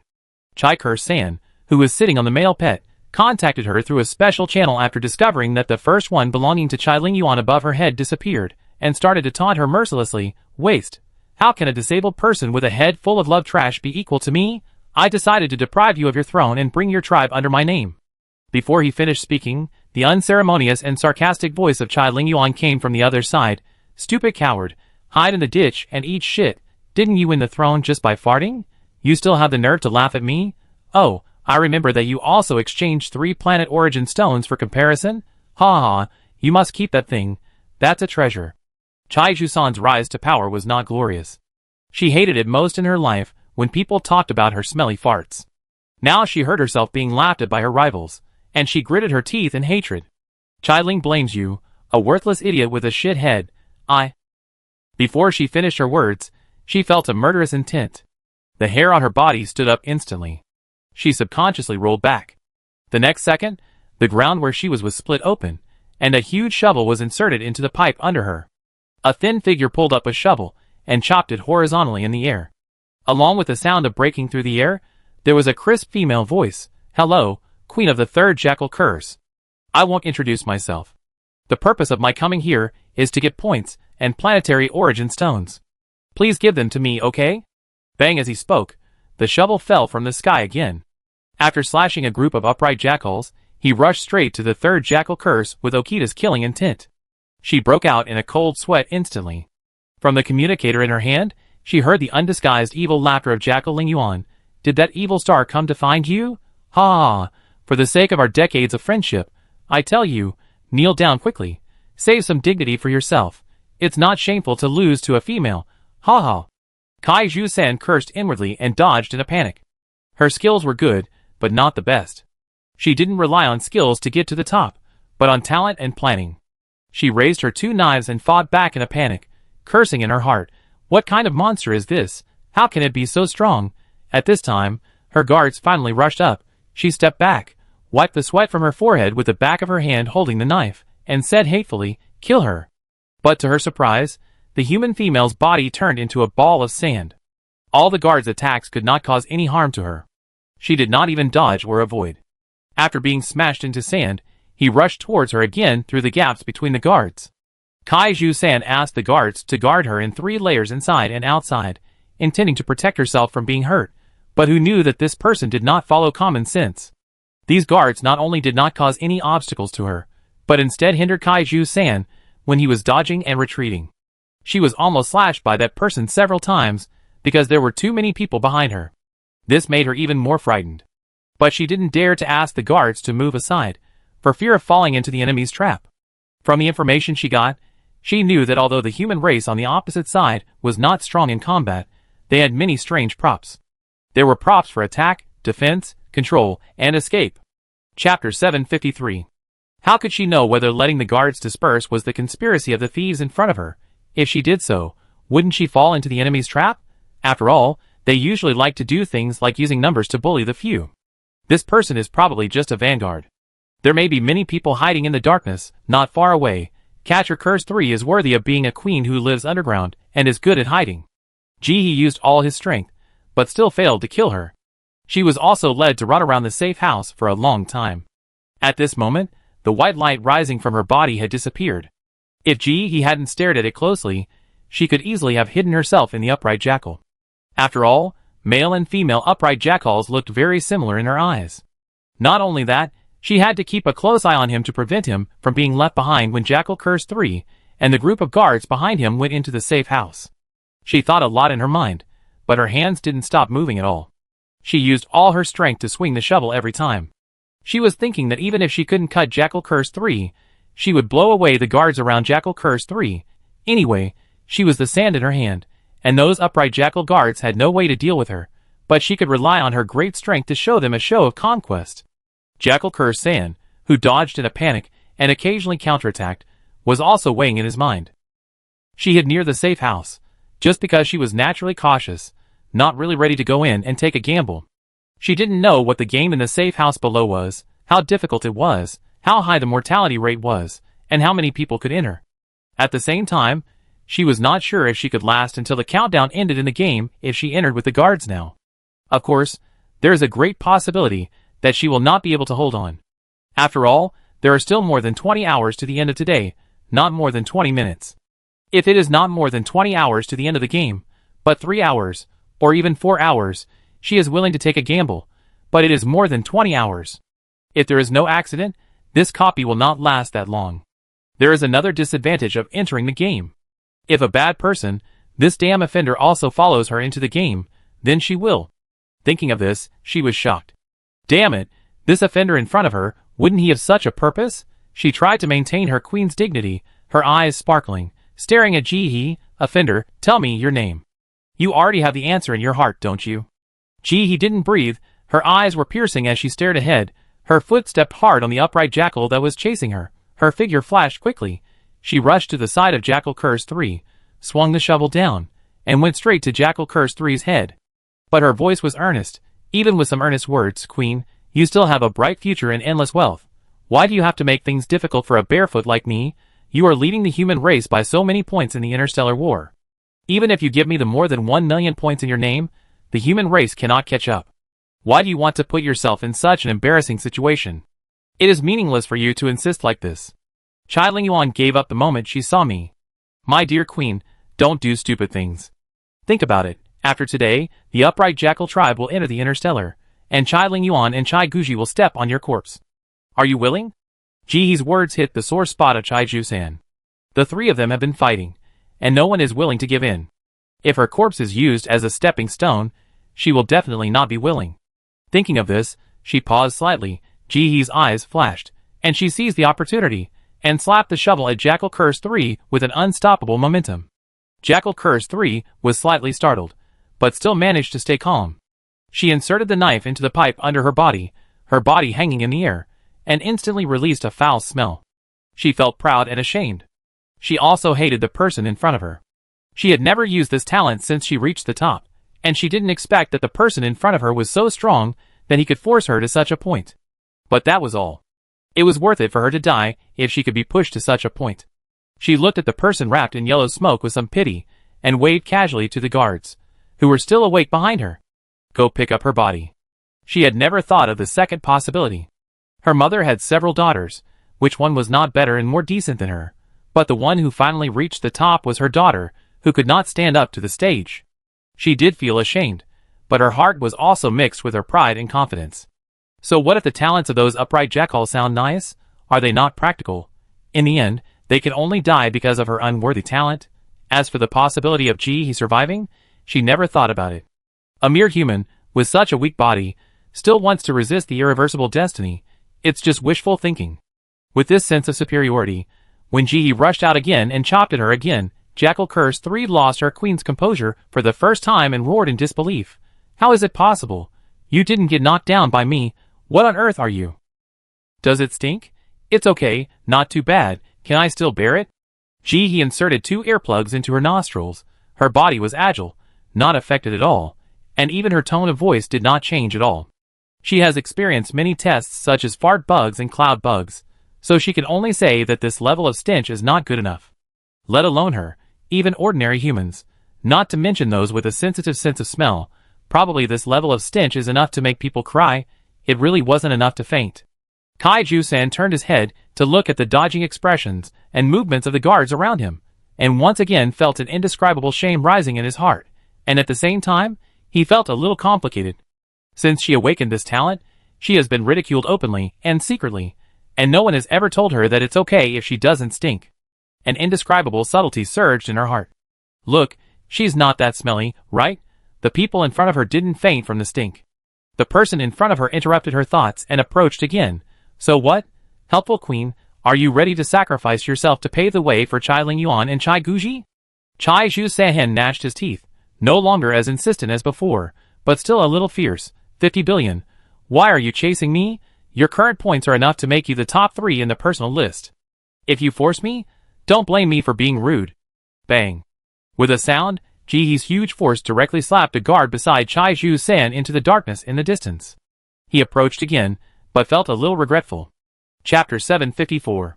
This group of upright jackals are really willing to go through fire and water for the queen. If she had been half a second late, her shovel would have hit the queen. That would have been a big deal for Jackal Curse San. Jackal Curse San on the opposite side didn't feel Jihe's pity. Her 2 big knives brushed against the shovel, and were almost broken. Her heart was beating wildly, reminding her again and again that this wouldn't work. She had to make a decision as soon as possible. She couldn't beat him, and her attempts to push the person in front of her into the safe house didn't work several times. That person's body is not afraid of attack. Even a suicide attack would not work. What choice should she make? Chai Jusan gritted her teeth, lowered her head, which she had never lowered in front of Chai Lingyuan and Chai Guji, and gave up her noble dignity as a queen. I will give you the points. You leave here? How about we each take a step back? Jihe shook her head. She politely refused, and reiterated her purpose again. I'm sorry, Queen. I want both the points and the planetary origin stone. No negotiation. Jackal Curse 3 was engulfed by the rage that surged to the sky. An inexplicable emotion flashed through his mind, but she ignored it. She tried her best to calm herself down and weigh the pros and cons. Fight hard, or take a step back? At this moment, she saw the figure of a human rushing towards her in the darkness in the distance, which made her feel even more depressed. The person in front of her had not been taken down yet, but more enemies came. This realization made her purse her lips. Perhaps, if she didn't do it right this time, she would really fall before the victory. Thinking of the suffering she had endured in the past, the bright future that was about to come, and the fact that Chai Lingyuan and Chai Guji had been stabbed several times by her, how could she be willing to sacrifice her life and make wedding clothes for them? At this moment, she ignored the desire in her heart to surrender to the stronger, and convinced herself that this was just a last resort, forced by the times. Chai Lingyuan knelt first, and it was normal for her to kneel down. This was a matter of tact and not shameful.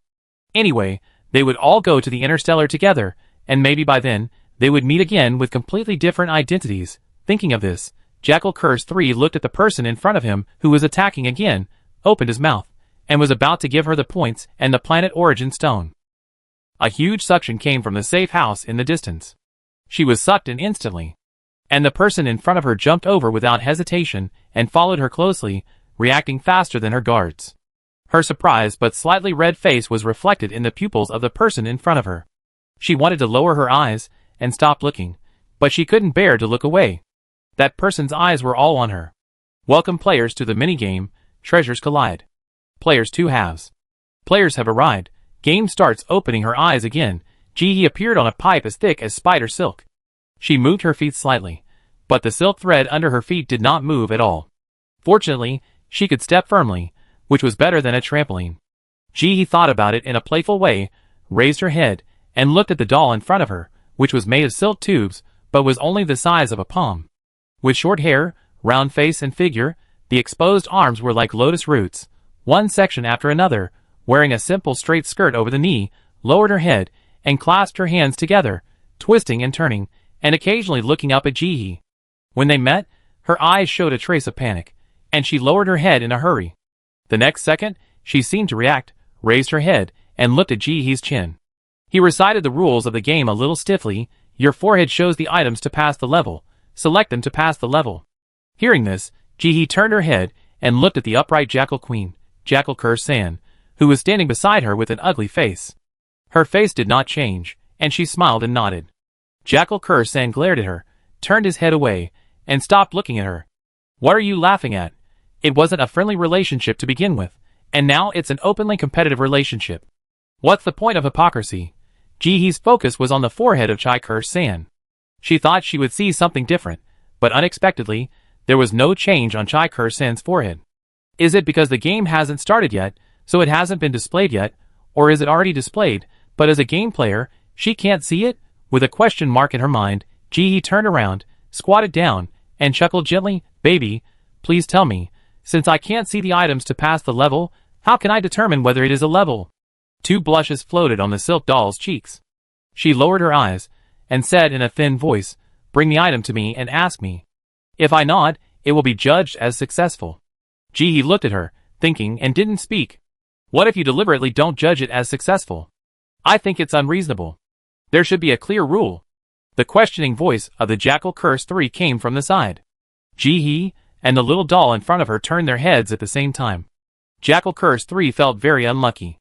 Under normal circumstances, even if she entered the safe house game, she would be accompanied by guards. But she was unlucky enough to choose a small game with only 2 people. What kind of bad luck is this? That's fine. Although her fighting ability is not top-notch, she thinks she is not too bad. Although she can't beat the opponent, she can still give it a try. But what is the rule? Asked the pipe doll. Doesn't it mean that whatever the doll says is what it means? If the doll doesn't nod, won't it mean that it will never pass? The silk pipe doll in front of her is a short-haired boy wearing blue overalls. He is now crossing his arms, frowning and looking impatient. What I say is the rule. If you don't want to, you don't have to ask me. You? Chai Ju-san was very angry. No one had ever dared to talk to her like that, but the game was a 2-choice game, which made her hesitate and afraid to say anything too extreme. Her nostrils kept closing. She felt like she was going to be pissed off. Ji-hee gently touched the little doll next to her with her arm and whispered, your friend seems to have a bad temper? The little doll nodded in agreement, and after approaching Ji-hee, whispered in her ear, indeed, but he doesn't admit it. Hey, I can hear it. The boy opposite turned around and looked at Ji-hee, with a defiant look on his face, and there seemed to be fire burning in his eyes. Ji-hee gave an apologetic smile in return. The game officially begins. Players, please be prepared. The prompt sound fell, and the word Si Ming appeared on Ji-hee's forehead, and then disappeared in an instant. Several flashing points of light appeared in the sky, and they looked exactly the same to the naked eye. Before she could decide which one to grab, she felt her legs suddenly close together, and then couldn't separate, and it was more solid than glued with 502 glue. She moved her body, and found that her whole leg could no longer be lifted. If she wanted to move, she could only jump forward. Ji-hee, Chapter 755. She remembered the pair of legs that glowed red before entering the safe house, and her heart was full of helplessness. She felt that the head, hands, and body were all fine, but the legs could only jump. What was the difference between this and a zombie? But since this was the case, Ji-hee also tried to adapt. Fortunately, she had entered such a copy once before, so she had some experience. After jumping a few times on the spot, she had temporarily adapted. However, the Jackal Curse 3 next to him was obviously not used to it. When he jumped, his face looked very ugly. Ji-hee adapted a few times, jumping higher and higher, and soon, she flashed and ran straight to the light spot closest to her. She just found that the space was not working again, and she could only put things in, but not take things out. So her idea of using a mirror to look at her forehead was shattered. She didn't know what the correct answer was anyway, and it all depended on luck, so she just picked the one closest to her. With this idea in mind, she grabbed the light spot in her hand, which was unexpectedly easy. With a flash of surprise in her eyes, she landed, jumped back to the silk doll, and handed the light spot to her. The silk doll stood there without moving, only glanced at the light spot, and shook her head, no. Ji-hee blinked, touched his chin and asked, "You didn't even look at it?" The silk doll said softly, "I looked at it. It's not right." The Jackal Curse 3 next to him also got the light spot at this time, and got the same answer. After taking a look, Ji-hee retracted his sight, and wanted to throw the light spot away, but the silk doll opposite stopped him. "You can't throw it, you have to hold it with you." "I just threw it away, what can you do to me?" The Jackal Curse San beside him spoke passionately on the microphone, and Ji-hee spoke out her inner thoughts. She gave Jackal Curse San a thumbs up, and listened attentively. The boy opposite Jackal Curse San said impatiently, "You throw it away. If you throw it away, you will fail." Jackal Curse San, I have something to say, but I don't know whether I should say it or not. Ji-hee held the light spot firmly under her armpit. She tried to put it into the storage space, but found that it didn't work. Then she put it into the planting space, and found that it actually worked. Ji-hee, ? The Chai-Ju San who was standing next to him saw this scene, and pointed at Ji-hee, and asked sternly, "Why did her light spot disappear? You don't care?" The boy opposite him glanced at Ji-hee with complicated eyes, then looked back at Chai-Ju San, with an impatient tone, "Don't always stare at others. If you have the ability to put it into the space, you can put it in too. I won't care about you." Ji-hee met Chai-Ju San's angry expression, and forced a polite smile.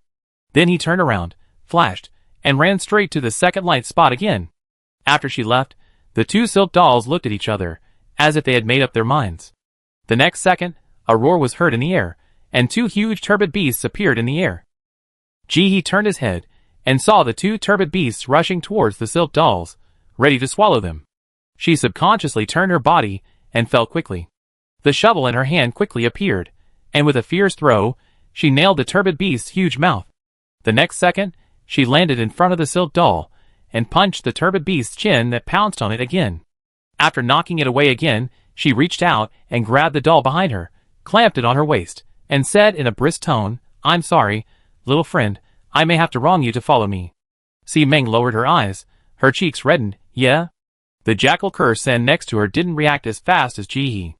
Seeing the silk doll in overalls about to be swallowed by the turbid beast, his face flushed with anxiety, his eyes were bloodshot, and he roared, "Run! Your legs are on you, run!" She was still 3 meters away from the turbid beast. This distance would take less than a second under normal circumstances, but at this moment, it was the distance between life and death. The turbid beast had already opened its mouth, and landed behind the silk doll in overalls, opening its mouth wide, and was about to swallow her. Ji-hee frowned, and her figure flashed, leaping into the air, and the shovel shot out, shooting at the turbid beast. Seeing this scene, Chai-Ju San's face was a little complicated. As a competitor, She couldn't blame Ji-hee for not helping her and watching her fail. But she didn't expect that this person would be willing to help her. This is a meritorious service, so she should be rewarded. If she is ignored because she is a foreigner, it will be her, the queen, who will be at a disadvantage. However, rewards are rewards. But it doesn't mean that she is willing to admit defeat. Ji-hee rescued the doll with overalls and silk tubes from the mouth of the turbid beast and clamped it under her armpit. She kicked hard with her feet, and the turbid beast fell into the endless darkness. Jackal Curse 3 fell to one side, trying to maintain her dignity as a queen, looking up, and said with a little pride, "I have seen your efforts, and as a favor, I am willing to reward you with points and planet origin stones." Ji-hee blinked. She made a move purely because she didn't get the points and planet origin stones, and didn't want Jackal Curse 3 to be desperate, but she didn't expect such a good thing. Of course she wouldn't refuse. Swallowing the words that were about to come out, she nodded happily, smiling, and said, "Thank you, Your Majesty." "Your Majesty." Kaiju looked at Ji-hee with an awkward expression, and Sansi smacked his lips silently. This name sounds pretty good. She glanced at the person in front of her, with admiration for the strong in her eyes, but she quickly withdrew her gaze, nodded reservedly, and raised her hand to throw over 3 planet origin stones. Ji-hee caught it, and the next second, the game prompt sounded in her ears, indicating that Kaiju-sen had transferred the points to her. During this process, Kaiju-sen did not ask Ji-hee to return the suspender silk tube doll under her armpit. Ji-hee suddenly had an idea. If she didn't return the doll now, wouldn't Kaiju-sen be so angry that he would die? She thought about it, but she returned the doll without any hesitation. She picked it up gently and threw it over Catch It.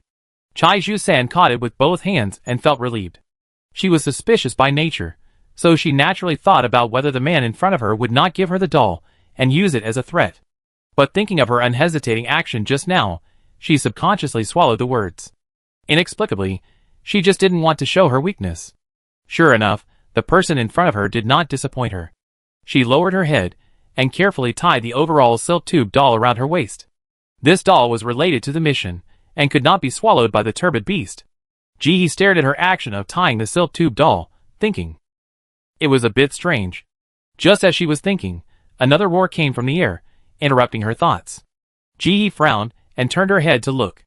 This time, 2 turbid beasts appeared in the air again, just about to try to swallow the light spot in the air. Ji-hee had a flash of doubt in her mind. Is the frequency of the turbid beast appearing too fast? In the previous copy, after the turbid beast disappeared, there would be at least a period of rest, but this time the turbid beasts appeared one after another? Is it because she did not kill the 2 turbid beasts and teleported back? Chapter 756.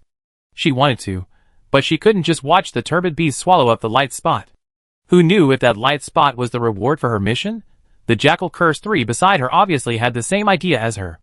The 2 of them didn't even discuss with each other, and each of them tacitly stopped a turbid beast. As a result, just after kicking the 2 turbid beasts away, 2 more appeared in the air. As if they were deliberately not allowed to think, the frequency of turbid beasts appearing was very high. In the middle of the process, Ji-hee tried to dig out the energy stone in the body of a turbid beast, trying to see if he could find time to breathe and observe the light spot. It turned out that digging out the energy stone was useless and wasted effort. The next second after kicking the turbid beast away, another turbid beast would appear in the air again and bite the light spot. She could only grab as many light spots as possible before the turbid beast. The Jackal Curse 3 next to her also obviously noticed this. One person and one jackal, without saying a word, silently grabbed in the air. The harmonious atmosphere just now was gone forever. Everyone has their own pride and doesn't want to admit defeat. Ji-hee is, and so is Jackal Curse 3. After making more than 10 consecutive mistakes, Ji-hee frowned. This won't work. Taking chances is not her style. This game must have some clues that she didn't expect. In the past, the rules of the game were announced by the system, but this time it was announced by the Silk Doll, and this Silk Doll was obviously an intelligent creature. She would be shy, would lower her head, and would peek at her. And the turbid beasts would attack them. The turbid beasts were creatures that had no interest in dead things like houses, and only liked to eat living things. Their actions had clearly hinted that the doll on her waist was not her prop, but a living being. Thinking of the name of this game, treasure matching. At first, she thought the treasure referred to the light spot on her head. But now, she might as well be bolder. Can she guess that the treasure refers to the silk doll on her waist? After this planet was swallowed by the turbid beast, it was left behind, the last spark of the race? Thinking of this, She lowered her head and looked at the silk doll that was held obediently by her waist without saying a word. The silk doll felt Jihee's sight, and her heartbeat suddenly accelerated.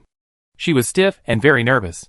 Jihee reached out and gently held her in his palm, at eye level, and said with a smile, "My treasure, I found you." The next second, time stopped, and the silk doll in Jihee's hand floated out. She looked at Jihee, her voice soft and her eyes full of expectation. "Congratulations to player 50 billion, winning the minigame. Now, respected player, are you willing to make a contract with us?" "How many?"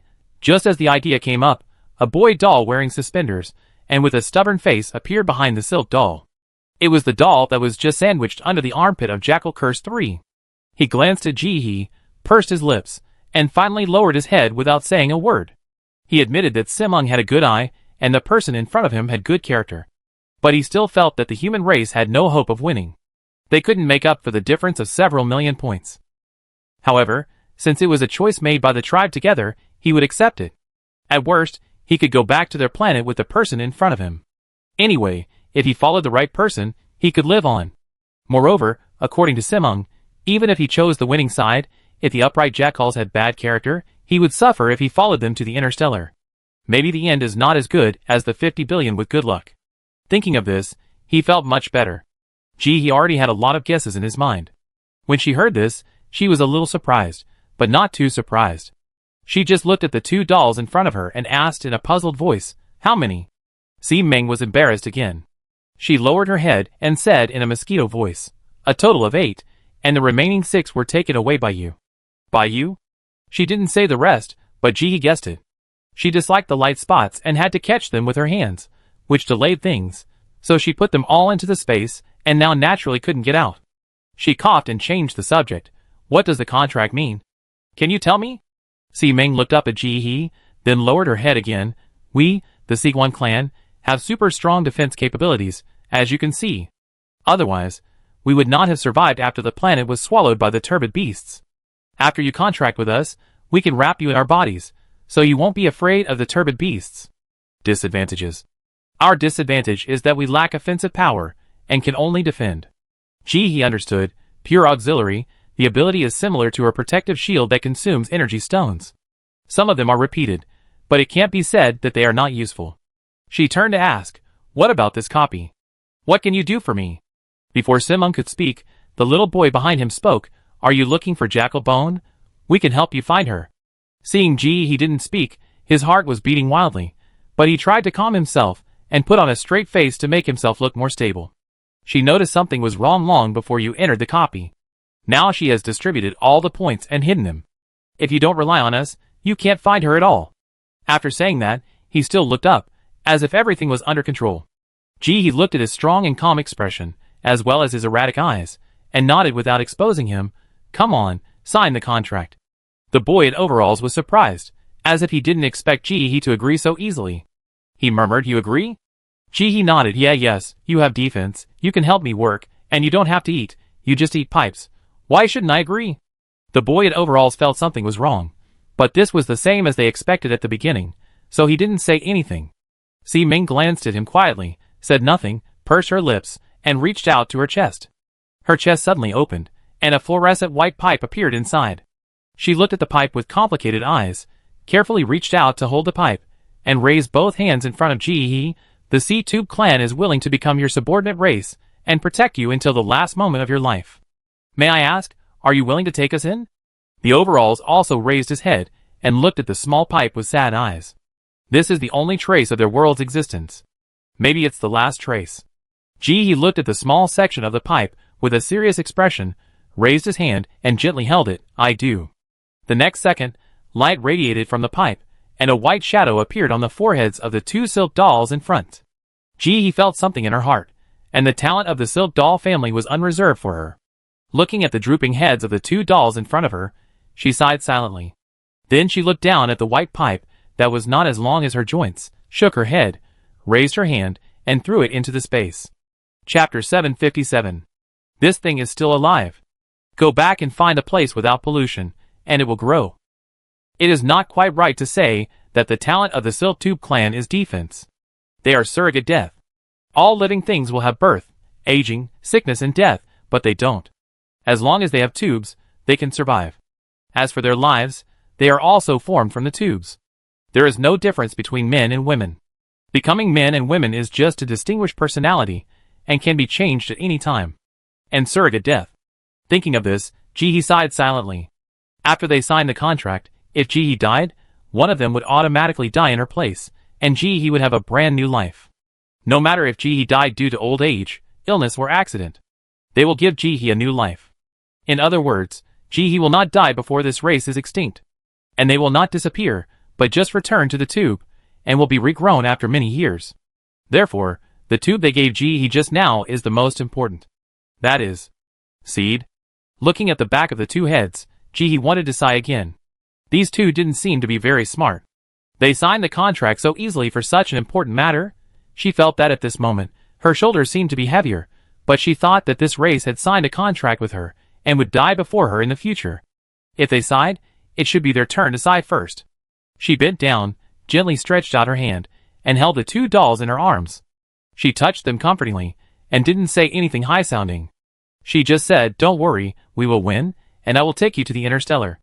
So don't be so sad, your people will grow up." Si-ming hugged Ji-hee back, and said softly, The boy in overalls also lowered his head, quietly reached out, and grabbed Ji-hee's front, pursed his lips. This guy seemed not bad. Well, he reluctantly admitted this time that Si-ming did not choose the wrong path. After leaving the safe house, Ji-hee slipped away, while Jackal Kur-san hadn't reacted yet. Queen! King! Chase! Jackal Kur-san looked at Ji-hee's back in a trance, feeling complicated, raised his hand to stop his men. Come back, don't chase. King, what's wrong with you? She shook her head and stopped explaining. Come back, I'm tired. She could afford to admit defeat. In the silence, the voice of the communicator was particularly harsh. Chai Ju-san closed his eyes, then clicked to connect. Chai Ling-yuan's arrogant and mocking voice came. King of Ass, your points are gone. Chai Ju-san's forehead was throbbing with veins. She couldn't listen anymore. She suddenly opened her eyes and roared. You big fool with advanced brain cancer and love, shut up.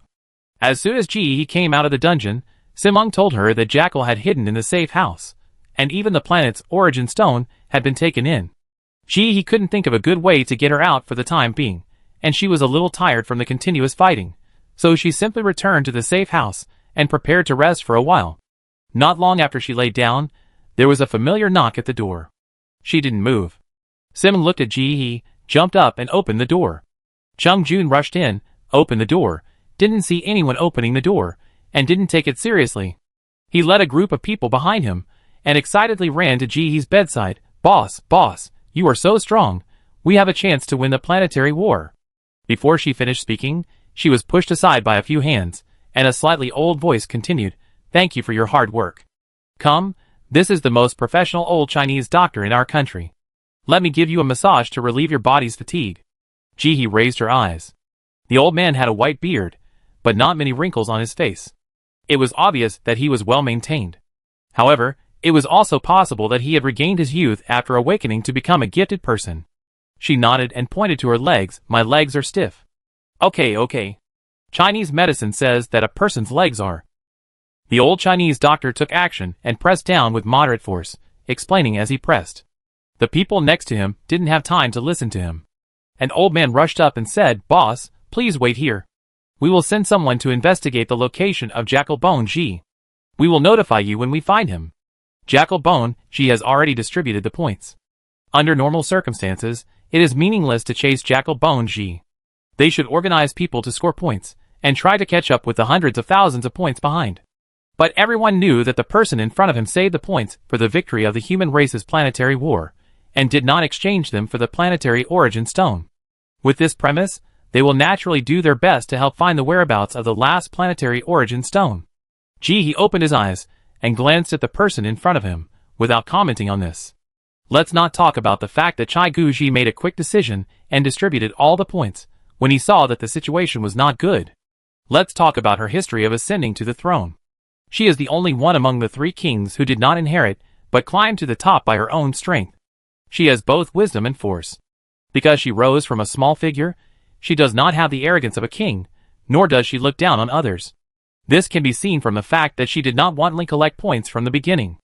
If she had the same plan as Chai Ling Yuan and Chai Ju-san, her personal points would not be lower than theirs, and might even be higher than theirs. After all, the warriors under her name have accompanied her in battles. In addition, she has quite a few safe houses. Although not comparable to Ji He, the number of 50 is comparable to the sum of Chai Ling Yuan and Chai Ju-san. It can also prove that she is not a vase, and she can bend and stretch very well. When she sees that the situation is not good, she hides in the safe house directly, not afraid of being laughed at by other upright jackals. She is the most difficult to deal with. A group of people are surrounding Ji He, excitedly discussing how to fight back after catching someone. After all, Ji He's two swift and decisive attacks took down two upright jackal queens in a very short time, which gave them hope of victory. Now there are still 20 hours before the end of the game. How can it be possible that no one can be found in such a long time? Even the wonderful life after entering the interstellar space began to be imagined. After a while, seeing that the excitement had not yet dissipated, Ji He lay on the bed, with his head and legs pressed down, touching the big head of the whimpering cat with his hand, and said in a calm voice, "She hid in a safe house, and will not be able to come out for several hours." Everyone looked at each other, and someone moved his mouth subconsciously to ask, but was bumped by the arm of the person next to him. The words were held back. Chapter 758. Ji He touched Ying Yuqian, and closed his eyes slightly. "Don't worry about Chai Guji. Since she has no points, the rest is my business. You should find a way to make up for the points difference." The air was quiet for a moment, and an old man nodded and stood up to speak on behalf of everyone. "Okay, then we won't bother you here. If you need anything from us, just ask. Everyone in our base thanks you this time." Ji He waved her hand, and Simung sent everyone away on her behalf. Chung Jun stayed behind, with a complicated expression on his face. Finally, he gently patted Ji He on the shoulder and gave him a thumbs up. His spirit was completely different from before. After sending off the elderly group, who were happier than the new year, Ji He lay down again. Everyone felt that they had seen the dawn of victory, as if they could see the victory of the final battle in the next second, but they never thought about the fact that on the first day of the game, they were also on the same starting line as the upright jackals, but when the settlement was made that day, the human race was directly behind by millions of points. In this case, even if she made up the difference and let the human race and the upright jackal race stand on the same starting line again, the human race may not necessarily win, right? If Jackal Bone Ji honestly guarded the 800,000 points under his name, there was a possibility that she could make up for it all at once, and she could understand why these people were so happy. But obviously, Jackal Bone Ji was cruel enough. "Don't you humans want points? Okay, then I will give them out, and it depends on whether you humans can kill them." Of course, she can be even more cruel. If she gave the 800,000 points to more than 5,000 upright jackals, it would be enough for the human race to have a hard time. Especially now, all the upright jackals are in a group, and it is even more difficult to hunt them down. Ji He turned over, put her worries behind her, and asked Simung about the location of the jackal bone roast again. When she learned that she was still in the safe house, she closed her eyes, and prepared to sleep for a while. She hadn't rested for several days, and she was very tired. 3 hours later, Ji He woke up and looked at the ceiling, waiting for her head to slowly clear up. After not sleeping for 4 consecutive days, even with her talent, she still couldn't stand it. "Master, Jackal Bone Ji is still in the safe house." Si Ming felt that Ji He had woken up, so she came over and leaned on her shoulder. Ji He reached out and touched her head, indicating that she knew, sat up and started to eat. After eating, she took out the teleportation compass and teleported to a pipe as thin as a spider silk. "You Jackal Bone Ji are hiding in the safe house and won't come out, right? Then she will force her to come out." The current personal list has been completely updated. Ji He divided his points equally and fell off the list like Chai Ling Yuan and Chai Ju-san. The 3 upright jackals on the personal list now are completely unfamiliar names. The first one has a score of only more than 200,000. If it was before, he couldn't even touch the corner of the list, but now he can reach the top. But that's it. Si Ming leaned close to Ji He's ear. Her voice was small, and she was a little embarrassed. "I'm sorry, Master, Si Ming. I can only find so much for you this time." Ji He touched Simung and said gently, "It's okay, you go back first." This can't be blamed on Simung. When the upright jackals learned that humans were about to catch up, they divided the points equally to prevent being killed in one go. This was a normal reaction. She had expected this before, so she chased the 2 queens in the shortest possible time to prevent them from dividing the points equally. But now, there is nothing she can do. After sending Simung away, Ji He waved his hand, and the figure of the whimpering cat appeared beside him. They were hidden in the darkness, like ghosts in the dark night, appearing and disappearing without making a sound. Jihi raised his hand and pointed at the top of his head. Ying Cat was speechless, and his figure flashed and disappeared quickly. There were more than 30 upright jackals, but Jihi didn't need to take action. However, for the sake of points, Jihi didn't mean to take their lives directly, and only let Ying Cat break their legs. When Jihi jumped onto the silk thread above his head, he saw a one-sided battle. The upright jackal queen in the middle was protected by Jihi's guards, and was fighting with Ying Yuqian. There was a lot of people lying on the ground. Jihi rode on Ying Yushui and said loudly, "Hand over the points, I won't kill you." The upright jackal queen gritted her teeth. "Kill me if you want to, why are you pretending?" Jihi nodded. She thought she was a considerate person, so she said to Ying Yuqian, "See, this queen is tougher than Jackal Ling Yuan and Jackal Zhu San. Come on, satisfy her." "Stop, stop, stop." The upright jackal queen felt that the big cat in front of her was no longer merciful, and immediately begged for mercy. "Stop, stop. Can't I give you the points?" How can she beat the queens of the 3 major cities, who can't be beaten? It is better to live in misery than to die. The 3 of them have given their points to save their lives. It is too stupid for her to insist on doing so. She comforted herself that it didn't matter. Even if she gave them away, her 200,000 points would not be a fraction of Jackal Ling Yuan's. Even if she lost the Star War in the end, the race would not be held responsible. With this in mind, she was more willing to give the points. She just wanted to send this plague god away as soon as possible. He received the points and did not regret it. He quickly withdrew his troops and took Ying Cat to the next location given by Simeng. The first place on the list has disappeared, and the second place Queen Upright Jackal has been promoted to the first place, with 210,000 points under her name. Not too few. A few more of them will be enough to make up for the 800,000 points that Jackal Bone had distributed before. Although this planet has become a playground, it is still the planet of the Silk Tube clan.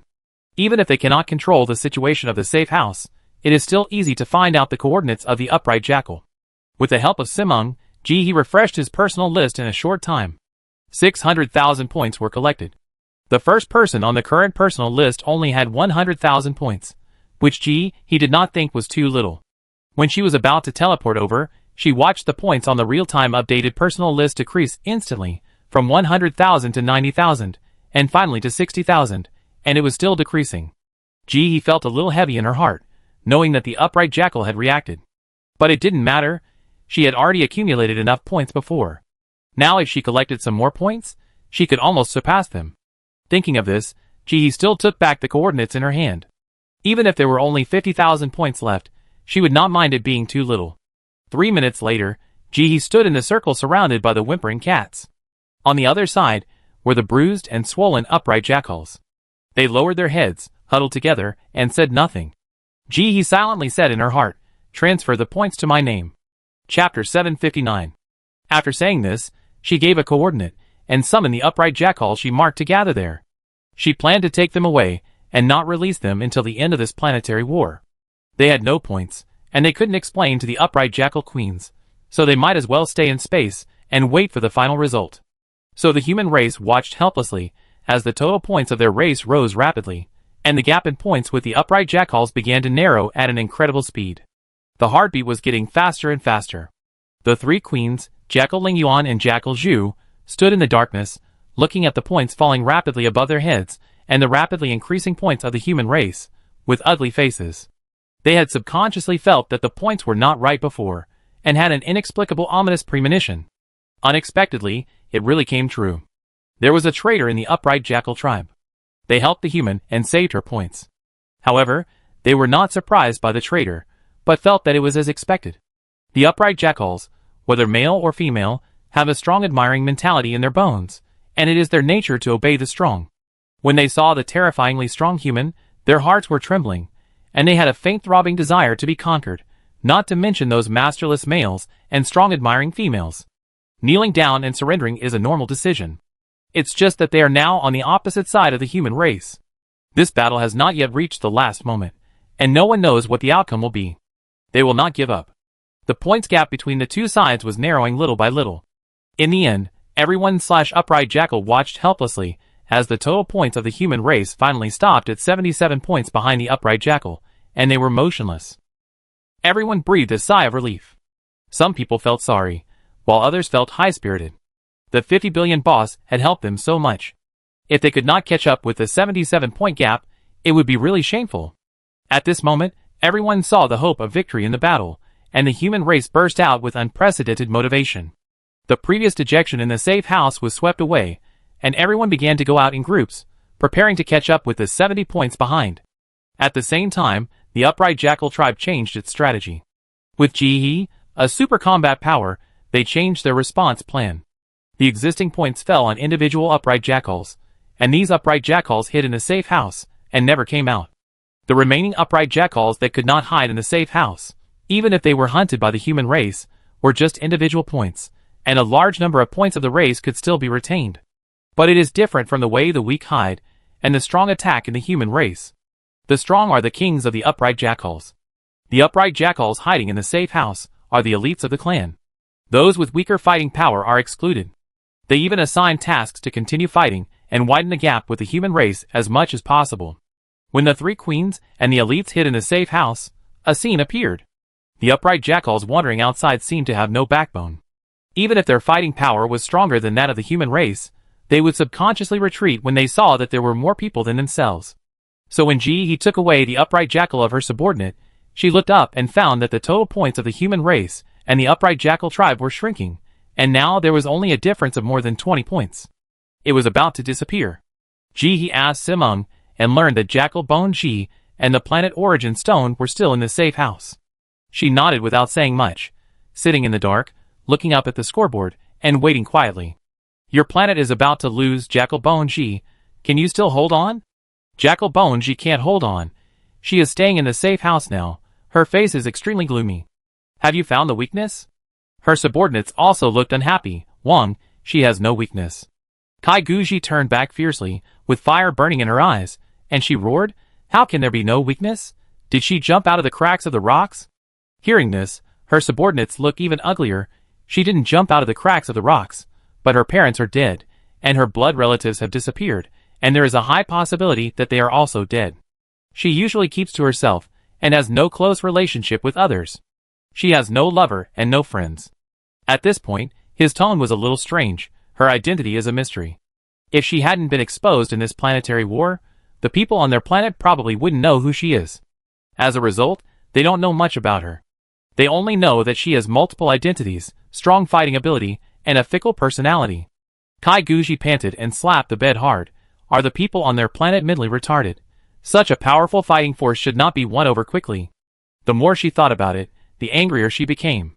Kai Guji felt dizzy. She barely held the planetary origin stone in her hand to calm herself down. It's not the last moment yet. She has this planet origin stone. This is her bargaining chip. That person needs this thing. She hasn't lost yet. Thinking of this, she barely calmed down and said to her subordinates, Go find that human race and tell him that we agree to the cooperation he said.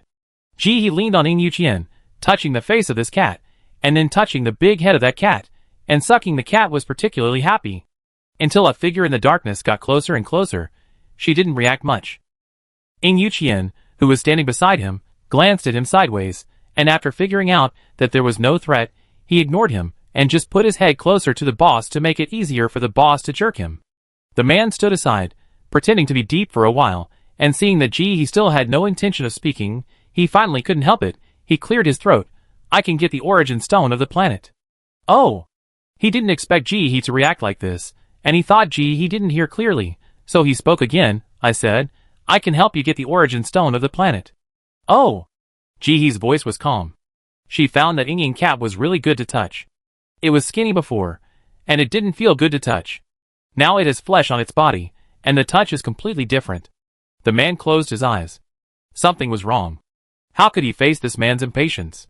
He looked at Jihe, who was indifferent. Maybe I didn't introduce myself. You don't know my identity? I am the president of the Gods Aid Society. He paused for a moment. Seeing that Jihe had no reaction, he gritted his teeth and tried to make his voice calm and sincere. Before, Jackal Bone Ji found me and said that he hoped I could betray humans and help them.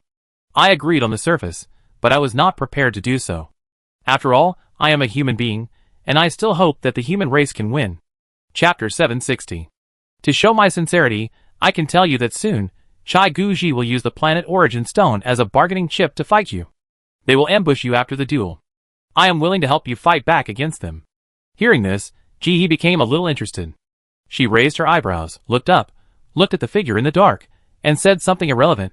Are you getting shorter? Man, eh? A few minutes later, after sending away the so-called president of the Gods Aid Association, Ing Yuqian rubbed his head against Ji-hee and said, he is a liar, don't believe him. Ji-hee nodded, his expression unchanged, I know. Ing Yuqian kept silent, and continued to enjoy being touched by his boss. On the personal list above, Xiang Tian's personal points after borrowing 50 billion points reached more than 6 million.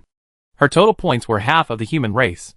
And the total points of the two races, the upright jackal race, was already 20 points behind the human race, and the points gap was still widening.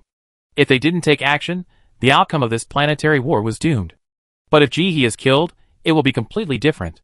With these millions of points in her name, the upright jackal tribe will turn defeat into victory.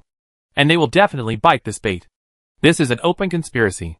Ji-hee wants all the upright jackals to see that as long as they kill her, they can get half of the human points and win this victory. She wants Jackal Bone Ji to take the initiative to come out and find her. She doesn't believe that they will not be tempted. The arrival of the president of the Gods Aid Society is enough to prove that Jackal Bone Ji can't bear it anymore. 3 hours later, when the points between the human race and the upright jackal race gradually widened and reached more than 1,000 points, Jackal Bone Ji finally couldn't help it. She didn't know where she found the props, and declared war on Ji-hee in front of the two races, betting on the dignity of the strong and the origin stone of the planet. I, Jackal Bone Ji, the most powerful queen of the upright jackal race, hereby challenge the human race to borrow 50 billion from the sky. Do you dare to fight me? In 15 minutes in? An arrogant and confident voice resounded throughout the darkness. After hearing it, Ji-hee moved his ears, touched Simeng, and then touched Ying Cat. Look, they challenged me. So should we go? Simeng looked at Ji-hee and tilted her head. Why should we listen to her? I know where she is. There are not many upright jackals around now. Let's send the big cat to grab the planet's origin stone. When she said this, she looked innocent and very confident. Ji-hee's eyes widened slightly. A smile appeared at the corner of his mouth, and he touched Simeng. You are right, but this is meaningless. The movie hasn't started yet, and we would draw the actors first. What's the point? Si-ming didn't understand what Ji-hee meant, but she heard that the boss was ready to go. She thought about it, and still felt that the boss would not lose. Finally, she stopped talking and leaned into Ji-hee's arms. It doesn't matter, boss, you have 8 lives. What are you afraid of, woman? I'm here, just go ahead. The doll in overalls sat on Ji-hee's shoulders, crossed his arms, raised his head, and looked arrogant. Ji-hee touched him, and said nothing. The doll in overalls blushed a little when he was touched, and stopped talking, but his body rubbed against Ji-hee without leaving a trace. With the little master here, this woman will not die. Kai Guji didn't know if Ji-hee would come to fight. She thought of many ways, but in the end she felt that this direct provocation would be the easiest to attract Ji-hee. After all, a young genius, who was in his prime, how could he withstand such provocation? Moreover, from the information obtained, it can be seen that this person has raised the survival rate of the entire race by his own efforts, and he does have the capital to be proud. Thinking of this, Kai Guji suppressed his irritability and waited patiently. Although she thought she was ready, her heart was still beating wildly, as if something was about to get out of her control. Ji-hee came to the place where she had agreed to meet with Jackal Bone Ji. There were already many figures standing in the darkness. There were human beings and upright jackals, standing on two completely opposite sides, and in the middle, Jackal Bone Ji stood under a spotlight, standing alone and proudly in a very stylish way. Ji-hee, As expected of the upright jackal queen, she is good. When she pushed aside the crowd and was about to approach, the person next to her pushed her with his arm. Don't push, first come first served. Do you know? I came late, so I wait in the back. Before he finished speaking, the man saw his companion's terrified expression. His heart skipped a beat, and he turned around abruptly, meeting a pair of eyes, and the iconic big cats next to him. He was so scared that he fell to his knees. Big, forgive me. Ji-hee glanced at him, turned his head, looked at the person in front of him, and said politely, I want to go to the front. Can you make way? Make way, big, please. The man immediately took a big step back, making way for Ji-hee to pass. Ji-hee glanced at him, nodded, and walked forward with the big cat. Ing Yufan stepped on the man kneeling on the ground when he passed by, and the man was so scared that he dared not move. Ji-hee came to the front row in the crowd. Just as he was about to walk over, Chung-jun grabbed Ji-hee and surrounded him with a circle of people, facing away from Ji-hee and the others, isolating all the people watching the excitement. He pointed to a person in the circle and whispered, "Let him go for you. He will transform and look exactly like you. We will help you take back the origin stone of the planet." The man nodded frantically, approached Ji-hee, and patted his chest to assure, "Don't worry, boss, I have experience, and I can pretend to be a woman very well. If you let me go, the upright jackal will definitely not recognize me. When we fight, you will find a way to get the planet origin stone back." Chung-jun saw that Ji-hee didn't say anything, thinking that she was a young person who loved face, and was afraid of losing face. So he said earnestly, "Boss, we all know your strength. You are already strong enough. Whether you can win the game, and get the recognition of Jackal Bone is not important at all. Now the important thing is to preserve your strength, and get the planet origin stone. This is all tactical, not shabby. There are so many upright jackals hiding around here. They are not prepared to play honestly. I don't know how many dirty tricks they have prepared waiting for you to go out and use them on you. Don't. 2173. What? Chung-jun was confused by the number, and repeated it again. Chapter 761. Ji-hee glanced at him and pointed up and down. There are 2173 upright jackals hiding above and below, including the back. They are all strong men from Jackal Bone Ji's tribe. Seeing Chung-jun's confused look, she said "Ah," and pointed to the back of the human race. "Oh yes, I forgot. There are 3052 upright jackals hiding in the back." After saying that, she pointed around. There are at least 100 members of the Gods Aid Society hiding in the human race. They have formed an alliance with the upright jackals, and are ready to backstab me. After saying that, she looked at Chung-jun, who was standing there motionless. "So you guys, can you do it?" Chung-jun understood what she said, and he nodded frantically. Okay, boss, we can definitely do it, even if we can't." He raised his hand, and quietly pointed at a little girl behind Ji-hee who was secretly looking at her and whispering to the people next to her, with an excited girl's smile on her face. "Soldier King, don't look at her cute smile now. She can knock down 5 strong men who are twice her weight, and she was once awarded the second-class merit." He introduced several people in a row. Those people looked innocent, and smiled innocently, but the medals on their backs could be read hundreds of words. Finally, Chung-jun felt a little embarrassed, and touched the back of his head. "We have hidden thousands of people around here. Since the boss knows, I won't pretend anymore. If the upright jackal tribe uses some dirty tricks later, don't blame us for being rude." Ji-hee looked at Chung-jun strangely. "So neither of these two tribes intends to play 1v1 honestly? But this is normal." Ji-hee stopped him from continuing, raised his hand, and patted Chung-jun on the shoulder. "Okay, then you guys will act accordingly." After saying that, he turned around and prepared to leave. Chung-jun reached out to pull her, but Ji-hee waved his hand. "Don't worry, I won't die, and I won't lose my points." After saying that, he walked out of the crowd. Chung-jun looked at Ji-hee's back anxiously, stamped his feet, and hurriedly tried to chase him, but was stopped by someone next to him. The person said with a look of disapproval, "Captain Chung, just let her go. She is borrowing another 50 billion from the sky. You have to believe that she can do it." Chung-jun desperately pulled his hand down, his face full of anxiety. Go. I can't stop you if you insist on going, but at least take the defensive props I prepared in my pocket with you." Hearing this, his subordinate immediately let go of his hand and pushed him. "Then go and send it. If you had said it earlier, I wouldn't have stopped you." Chung-jun glared at him, and raised his foot to run forward. As a result, during this delay, Ji-hee had already stood opposite Jackal Bone. Kai Guji carried a 3-meter-long sword, and looked at the figure in front of him, who was not even as tall as her shoulders. "Borrow another 50 billion from the sky?" Ji-hee nodded. "Do you have the planet origin stone?" Kai Guji glanced at Ji-hee, and didn't see anything special. She put on a nonchalant expression, but she was on high alert in her heart. She took out the planet origin stone from her arms, and shook it in front of Ji-hee. "This is it. If you beat me, it's yours. If I win, give me the points." Ji-hee asked Simung and confirmed that this was the real planet origin stone, then nodded. "Okay."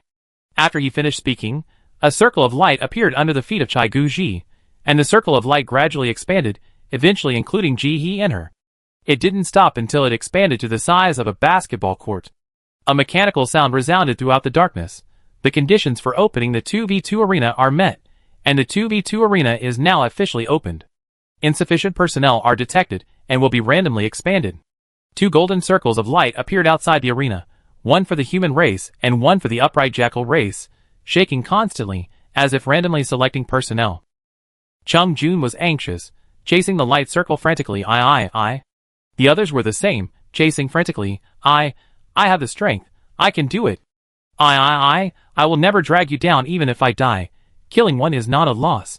Killing 2 is a profit. I will blow her up. The upright jackal on the other side was obviously prepared, standing still motionless. Finally, the human light circle stopped on a man at the edge. He was dressed in black and had a black mask on his face, so his expression could not be seen clearly. Chung Jun was a step too late. Seeing the aperture stop, his heart skipped a beat. He tried desperately to squeeze in. When did this man appear? It seemed that he was not one of them. The man glanced at Chung Jun, who was nervous, and smiled meaningfully. Captain Chung. Chung Jun's forehead was sweating, and he tried to ignore the ominous premonition in his heart. Brother, you must protect the 50 billion. He raised the corner of his mouth and nodded meaningfully. Okay. Chung Jun's heart was pounding, and he had a bad premonition, but before he could explain, the aperture disappeared, and the man in front of him appeared next to Ji-hee. Opposite her, besides the queen, there was another muscular upright jackal, who was over 4 meters tall and extremely strong. Looking at the human side, Wei was only 1.6 meters tall, while the person next to him was okay, about 1.8 meters tall, but not skinny. Many people were startled. This didn't look like a blind selection. Why did this look intentional? The man in black standing next to Ji-hee exchanged a knowing look with the upright jackal queen opposite, Kai Guji, and then looked away, looking down at Wei next to him, smiling meaningfully. We meet again. Ji-hee turned her head, glanced at the fully armed man, and nodded indifferently. Yeah. So, this is their plan, to gather 3 people in a closed place and surround her alone? It's a bit old-fashioned. She thought there would be some poisoning or something. Please prepare both sides, and the battle will begin in 30 seconds. Kai Guji looked at the lazy standing opposite, who was full of loopholes at first glance, and his heart was pounding. For some reason, the plan was obviously going smoothly, and everything was as she expected. Why did she still have a bad premonition, as if things have gone out of control and there is no turning back? She exhaled, tried to suppress the uneasiness in her heart, and smiled. You're welcome then. After she finished speaking, 30 seconds passed, and she flashed and suddenly appeared in front of Ji-hee, slashing with a knife. Ji-hee didn't even move, just watching the knife of the jackal bone getting closer and closer. Everyone outside the light circle took a breath of cold air. Heart pounding. Hide. Chung Jun tried to tell himself, it's okay, 50 billion is strong, it's okay. Sure enough. Just before the big knife was about to hit Ji-hee, she slightly turned sideways, and the knife slid past her side, and she raised her foot and kicked Jackal Bone Ji away. The next second, she turned her feet and quickly dodged the big knife from behind in midair. And Jackal Bone Ji had already attacked back. When Ji-hee was fighting 1 against 2, the man in black tried to get close to Ji-hee several times. Chapter 762. I don't know if it's because the upright jackals are too powerful, or because he has too many abilities. His attacks were easily resolved by the opponent. Jackal Bone Ji and another upright jackal strongman directly left him aside and attacked Ji-hee fiercely. Their moves were very fierce. The man in black was thrown away again and got up with difficulty. He looked at the 2 upright jackals fighting each other in the field and gnashed his teeth in hatred. Where did this stupid duo come from? They clearly agreed at the beginning to find an opportunity for him to get close to Ji-hee and win Ji-hee's trust. If he was thrown out now, he couldn't even touch Ji-hee's arm. How could he backstab him? He gritted his teeth, saw the scene in the field, and rushed out again. After being knocked out by the upright jackal for countless times, he felt like a big fool. What kind of cooperation? What kind of infernal affairs? If this goes on, he will be killed by the upright jackal before he backstabs Ji-hee. And that man. He looked up at Ji-hee, a complex look flashed in his eyes, and finally lowered his head. After raising it again, he attacked Ji-hee together with the upright jackals. Jackal Bone Ji glanced at him. A flash of contempt flashed in his eyes, but he didn't say anything, and the big knife in his hand chopped more and more fiercely. The scene of the black-clothed man stabbing Ji-hee in the back shocked the people who were already worried outside. When they came to their senses, an unprecedented anger surged in their hearts, and many people cursed wildly. Traitor, despicable and shameless, etc., they cursed as badly as they could. But it was useless. They couldn't get into the light circle, and even their voices couldn't be heard. They could only stand outside and watch the 5 billion people who had been suppressed by 2 upright jackals since the beginning of the battle turned into being suppressed by 2 jackals and 1 person. Many people's hearts were beating wildly, and they were anxiously spinning in circles. Fuck, this is a setup. This upright jackal is more despicable than I thought. It's a setup to harm us. 5 billion is still too young. You are too arrogant. What should we do now? If you ask me, we shouldn't have agreed. We should have rushed forward and killed the queen directly to see what she has to say. How did she get the prop? Their tribe has never entered the game copy. Who gave them this prop? Traitor, that lackey. He must have been ready to backstab us from the beginning. Kill him. Stop talking about useless things. Hurry up and think of a way. Do you have any props? Hurry up and break this broken thing first. Gee, he couldn't hear the people outside talking, but she was a little surprised that the man in black lost his patience so quickly. She thought he would have to wait for a while, but he didn't expect that he couldn't hold it back so soon. However, since the other party was exposed so quickly, there was no need for her to continue acting. As soon as the idea came to her mind, he saw the man in black opposite her. After being kicked away by her again, he stuck to the side of Chai Guji, and his hands turned into sharp blades, stabbing into the queen's chest, cutting it once, and then turning it again. Chai Guji had never thought that this scene would happen. He turned around and looked at the man in disbelief, opened his mouth, and spit out a mouthful of blood. You? The man in black pulled out his bloody hand, reached into Chai Guji's arms, touched the planet origin stone, and smiled. I hate people who look down on me. Today I will teach you a lesson. I hope you remember it. After saying that, he flashed and was about to leave. The unbreakable barrier began to vibrate after Jackal Bone was injured, and it could break at any time. King! The big guy who attacked Ji, he had a bad feeling, turned around, and saw the scene. His eyes were bloodshot, leaving Ji behind, holding a machete, and slashing straight at the man in black. You damn traitor, I will kill you. The scene of the queen being injured seriously stimulated the upright jackal. His eyes were bloodshot, his body instantly grew taller, and expanded to more than 6 meters tall, and the whole person turned into a monster that had lost its mind, biting the man in black crazily. Completely forgetting Ji, he who was standing aside. The scene of the black-clad man's betrayal, not only Ji he was stunned, but also the human race outside the barrier was dumbfounded. What is this? Triple agent? I spy on your spy? Then which group is he from? This question also asked Jihee's doubts. She understood that this man backstabbed her, and she also understood that he backstabbed Jackal Bone. Even if he was beaten to vomit blood, he still kept walking upright and didn't approach her. Why? She didn't think she was a charmer, with that kind of charm that made the president of the gods help society fall in love with her at first sight. He couldn't figure it out. She looked up at the barrier that was still shaking but couldn't be broken for a while, and sighed. Although she seemed like an outsider now, she didn't forget her purpose. She walked to the side of Chai Guji, watching her still vomiting blood, thought for a while, raised her hand, and used a healing mushroom to help her stop bleeding. Seeing that she wouldn't die for a while, she stopped her movements, pinched Chai Guji's neck, and shook it. Tell the big fool of your clan you are in my hands. Give me the planet origin stone. Jackal Bone Ji's vitality was still strong. The bleeding stopped. She stepped back from the gates of hell, and no longer had the will to fight with Jihe. The planetary war failed, but their planet was not in a desperate situation. Although life was a bit hard, they could survive. As for how long the next generation could survive after her death, she didn't consider it.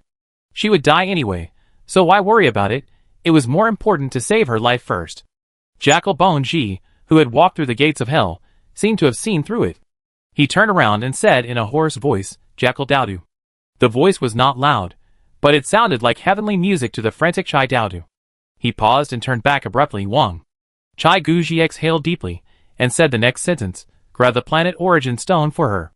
Chai Daudu paused, turned around abruptly, and attacked the man in black fiercely again. Although Wang was alive, this man hurt Wang, which was unforgivable. Chai Guji raised his hand and pushed Jihee's hand that was pinching her neck. Sister, be gentle, I don't want to die yet. Jihee blinked and shook his head. No, we are enemies now. You have no human rights. Kai Guji, The outsiders watched the crumbling barrier stabilize again, and they could not understand the situation in the field. The 50 billion boss has grabbed the upright Jackal Queen's neck. Is she in the upper hand? The hostages are in hand. Why are you still fighting? Are you stupid? It is obvious that the man in black has stabbed both sides in the back, and he wants to take the planet origin stone for himself. Hearing this, everyone took a breath of cold air. This man is so brave. No matter how good the planet origin stone is, you have to live to grab it, and you have to live to enjoy it, right? Now that the bosses of both sides want this thing, you still want to grab it. Are you an old man who wants to hang himself because you think your life is too long? Chapter 763. But no matter what, he was relieved. At least the 50 billion boss would not die, and they could win the planetary war. The man in black looked at the barrier above his head that had stabilized again, and the two faces looking at this side, knowing that he could not escape this time. He once again dodged the attack of the upright jackal in a panic, and took advantage of his distraction to rush towards Jihe. He grabbed the queen in Jihe's hand, and threw her to the beast behind him. If Jihe did not let go, this person could not be dragged away, but in that case, the queen's head would definitely be twisted off by her. After thinking for a second, she let go smoothly. She had no interest in the queen's head, only in the planet's origin stone. Just as she was thinking, a dagger was stuffed into her hand the next second, and with a puff, one end of the dagger pierced into the man's abdomen. Jihe opened her eyes wide in surprise. The next second, she saw that the figure of the black-robed man was shrinking at a speed visible to the naked eye, and then the hat and mask fell off one by one, turning into the little boy she had seen before.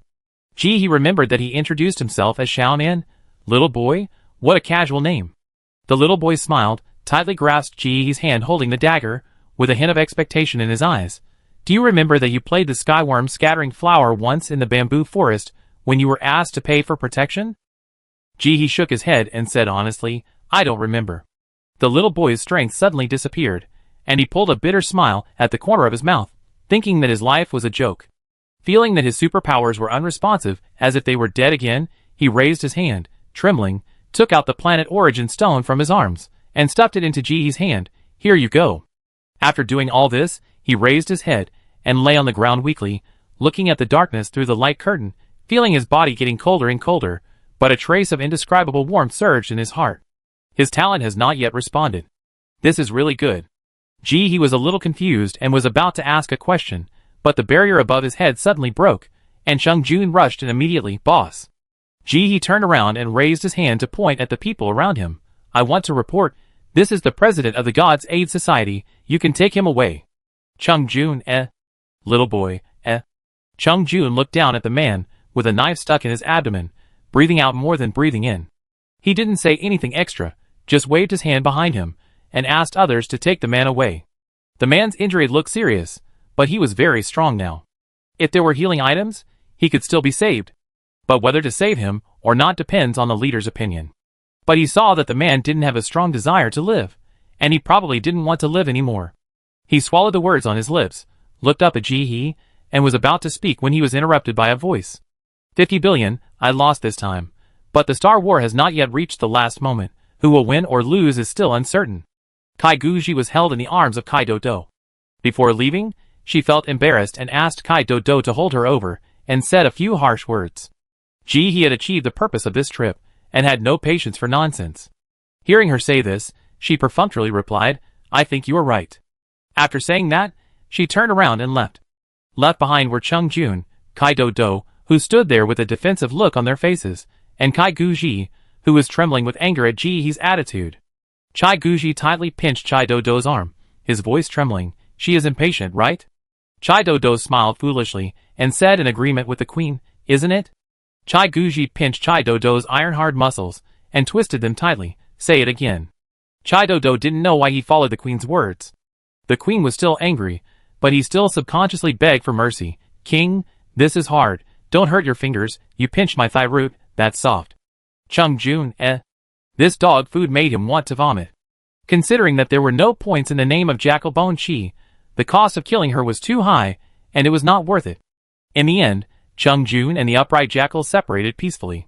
Jihe left the upright jackal tribe, found a safe house at random, and put the last planet origin stone in it.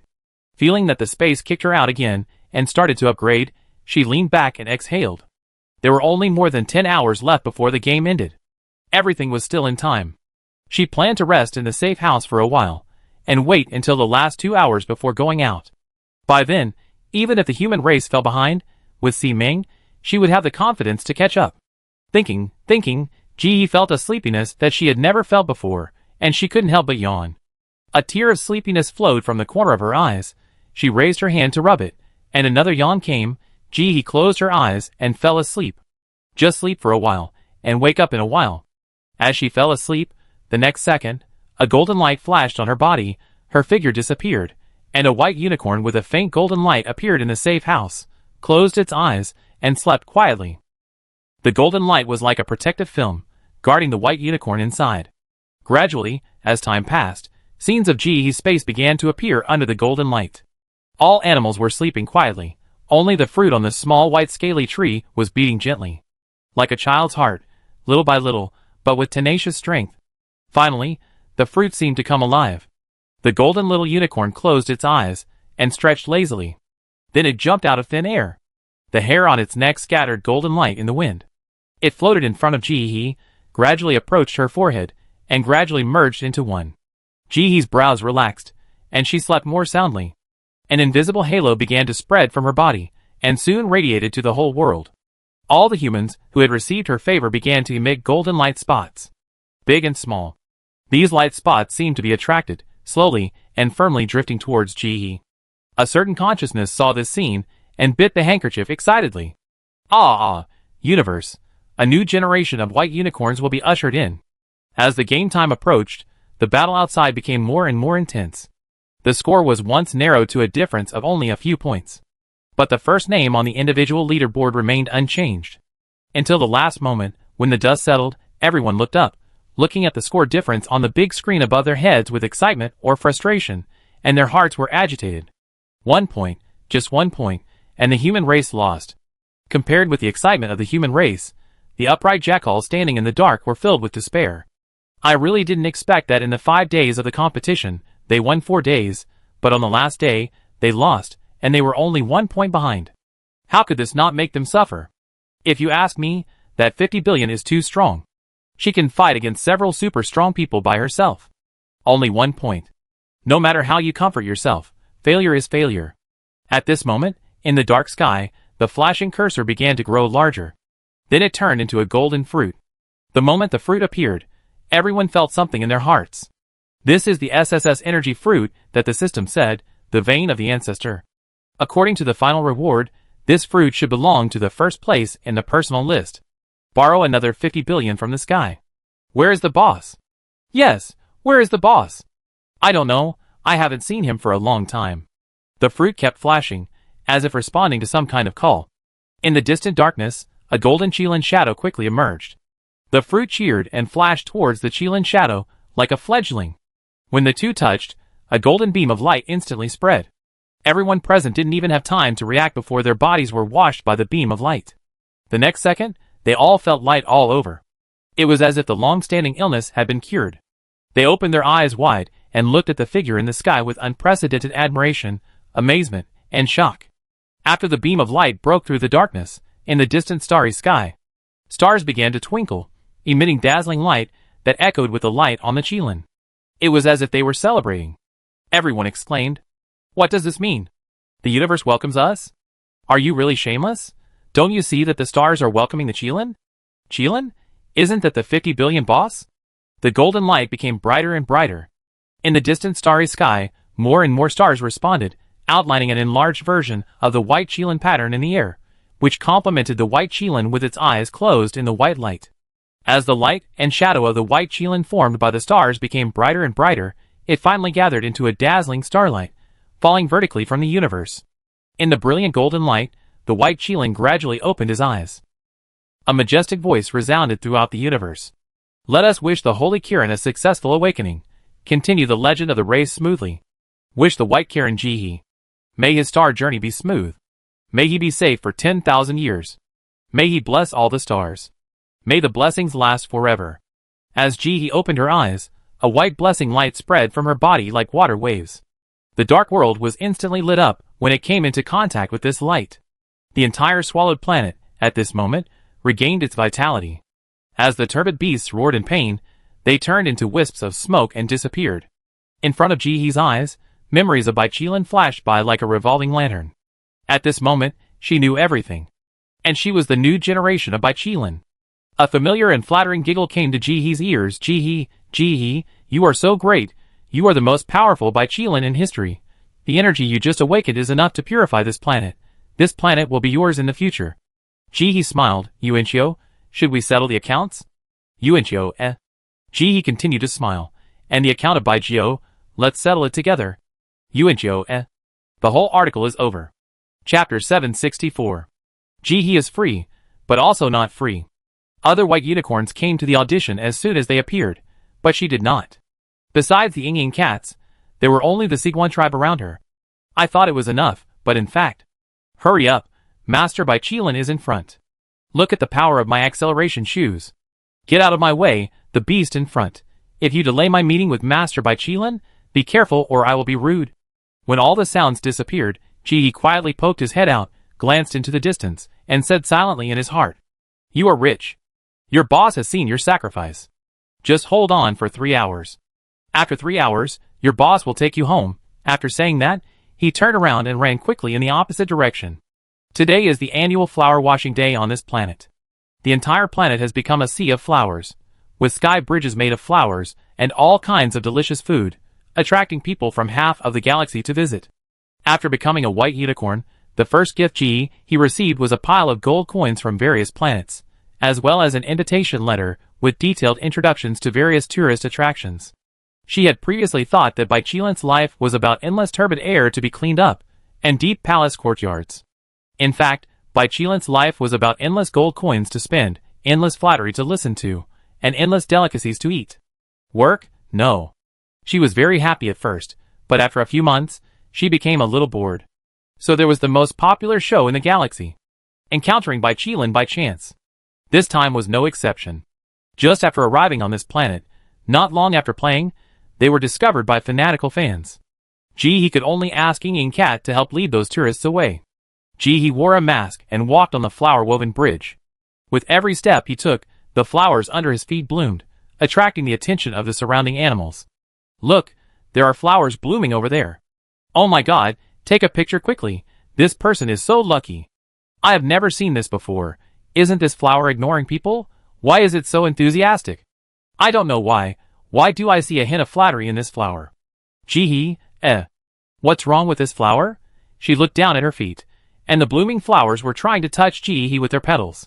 Although they looked very cold, they revealed a hint of flattery. She greased her feet, and quickly slipped away.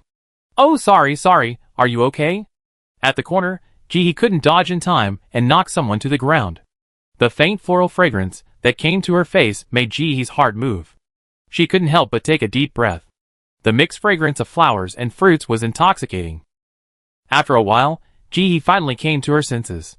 She looked at the person who fell to the ground with a little embarrassment, and quickly reached out to try to pull him up. Are you okay? The man was slender, wearing a flower-woven dress that wrapped his whole body tightly, but revealed an abstinence-like temptation. His long light green hair was scattered on his side, outlining the curves of his body. Jihe's eyes couldn't help but glance at him. His waist was so thin. It's okay, I didn't look at the road. The light voice called back Jihe's attention. She noticed that the hand she held had distinct joints, like white jade. She exerted a little force, and it was pinched red. You? Jihe raised her eyes. The person in front of her had a cold face, delicate features, and sparse eyebrows. When he didn't speak, he looked very distant. He looked at Jihe and smiled suddenly. All the coldness disappeared, as if the pear blossoms were in full bloom, refreshing the heart. When Jihe was stunned, he held Jihe's hand firmly with his left hand, stood up little by little in front of her, and finally stood up straight. Jihe's sight involuntarily followed his body upwards little by little. From looking down, looking straight, to looking up.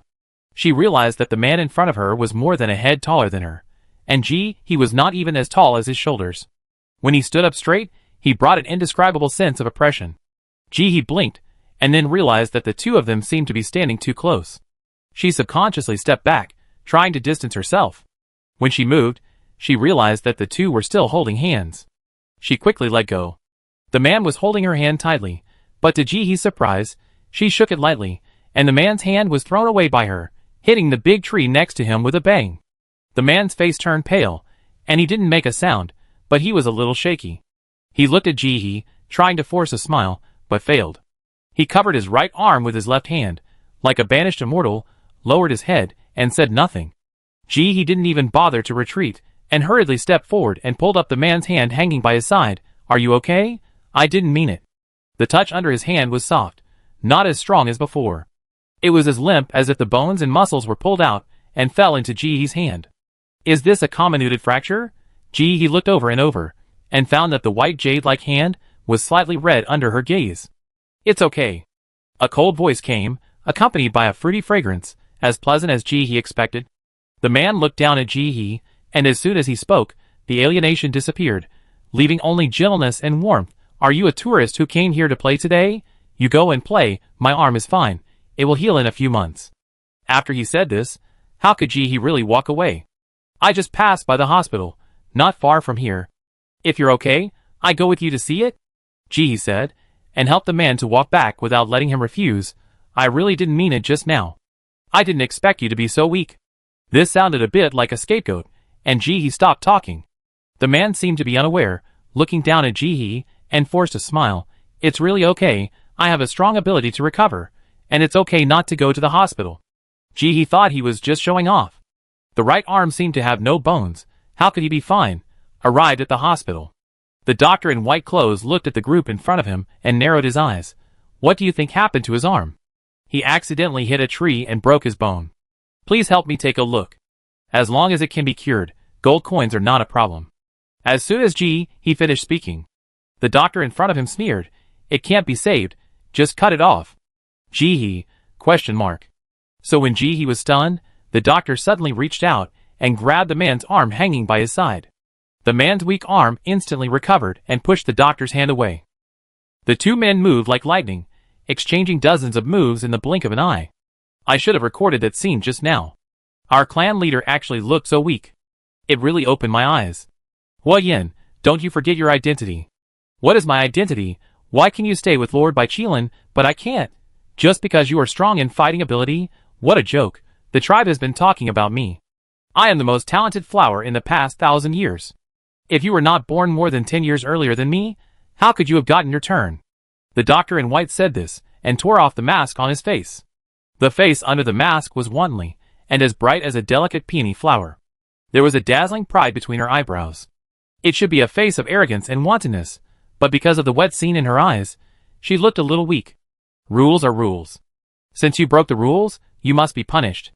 The man's voice was cold, and he didn't show any ups and downs because of the duties of the person in front of him. He slapped the person away and dropped him to the ground. He brushed off the non-existent dust on his clothes and smoothed out the wrinkles caused by the fight. Then he raised his head and looked at the slightly red eyes of the person by the wall. He turned around, adjusted his expression, and prepared to call for help. As a result, he found that the person who was there just now disappeared. The calm face finally cracked a crack, and the man frowned, with a flash of anxiety in his eyes. Master Baiqilan. Master Baiqilan left long ago. Hearing the mocking voice behind him, the man paused slightly, then quickened his pace and left quickly. Damn, Hua Yin actually disturbed his date with the master. Wait until he finds the master, then come and settle with him. On the other side, Jihee had already run away. After sending a message to Yinging Cat, she flew away from this planet quickly. Until she left, Jihee collapsed in the chair and exhaled. The scene just now was not the first time it happened. During this period of time, there were hundreds of races who came to meet her by chance. The cold and desolate type, the noble and cold type, the strong and hormonal type, the honest and loyal type, the younger and lively and cute type, etc. At first she was quite happy. After all, she was a young girl in her 20s, and it was normal for her to have some spring feelings, right? But the problem is, there are too many, really too many. There are so many people who can beat the top stars in the entertainment industry in their hometown, and they fight for her. If it happens too many times, she will not be excited anymore. Jihee sat diagonally on the chair, supporting his face with one hand, and didn't know what he was thinking. The ball kept circling around her, saying the same old things. Do you want to expand the guards around you? It's not that I have to make you settle down, but we are so young, it's always good to enjoy more. Don't you like the flower just now? I have fruit trees here. Do you like the cat ear tribe? Their ears can move, and their tails can move.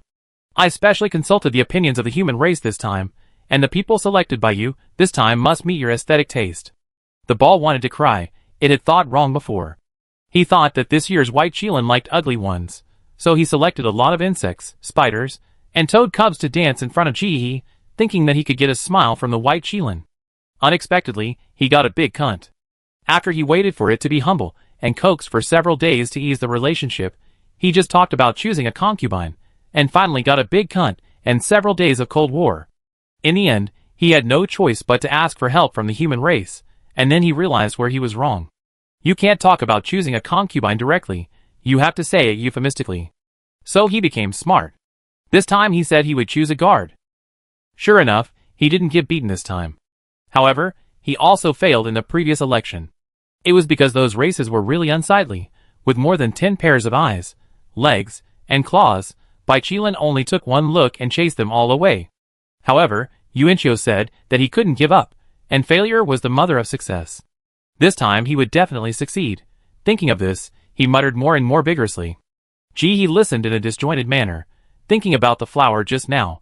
Although I know it was a planned encounter, but that person is really good looking and smells good. Finally. Okay. Why don't you agree? You say yes?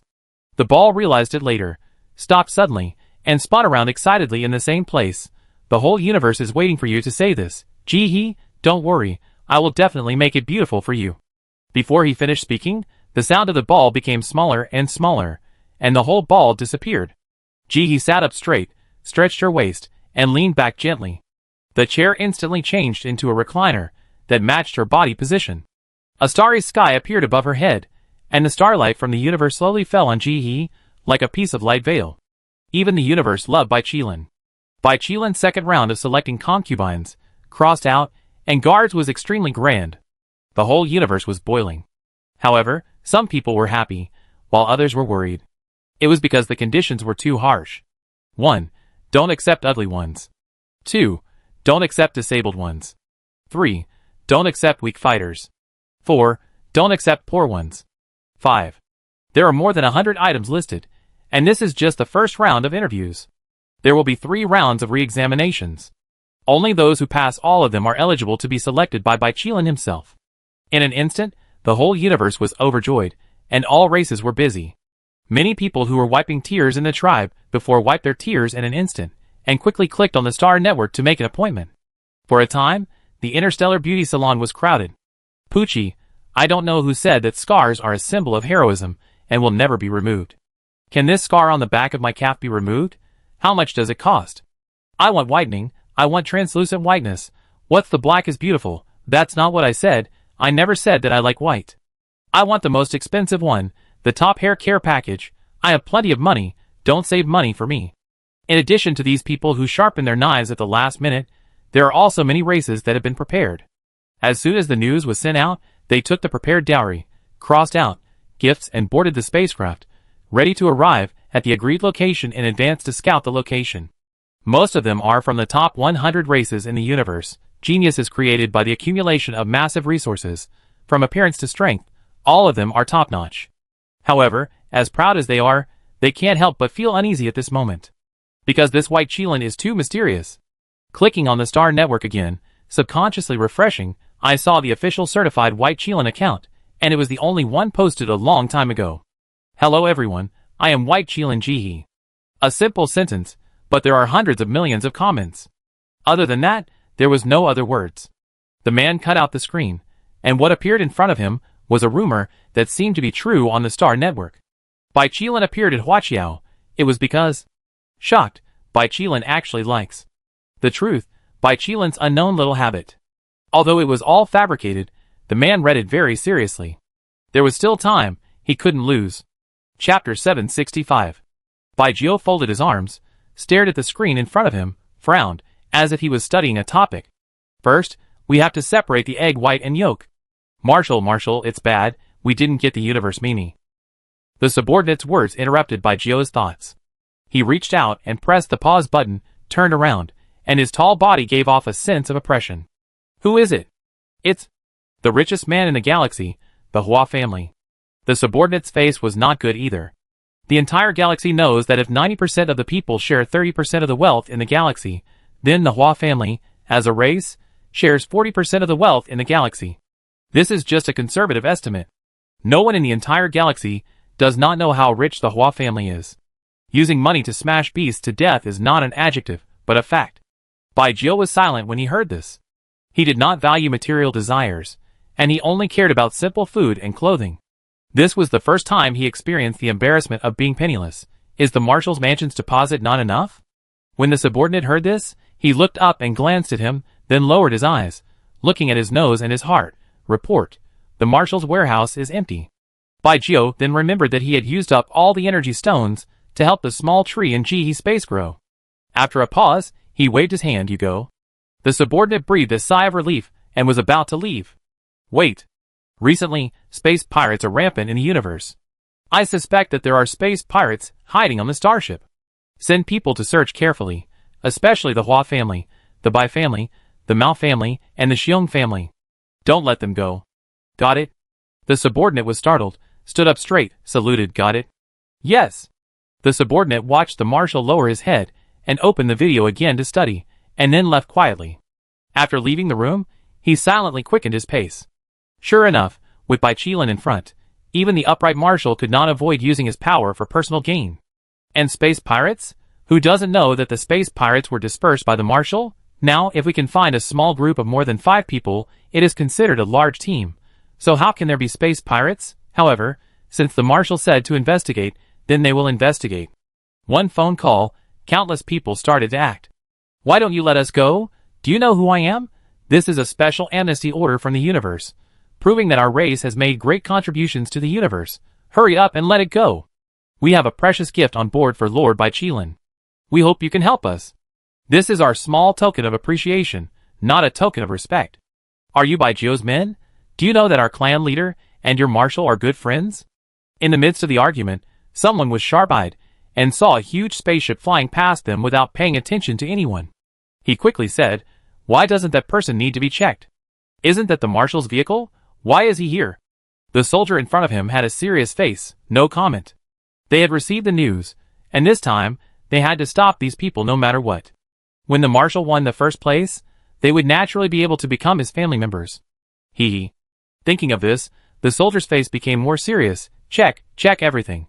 Watching Bai Jiu go in, the people in the spaceship finally couldn't sit still. The person who really had the final say came out, and the soldier in front of him had to let him go.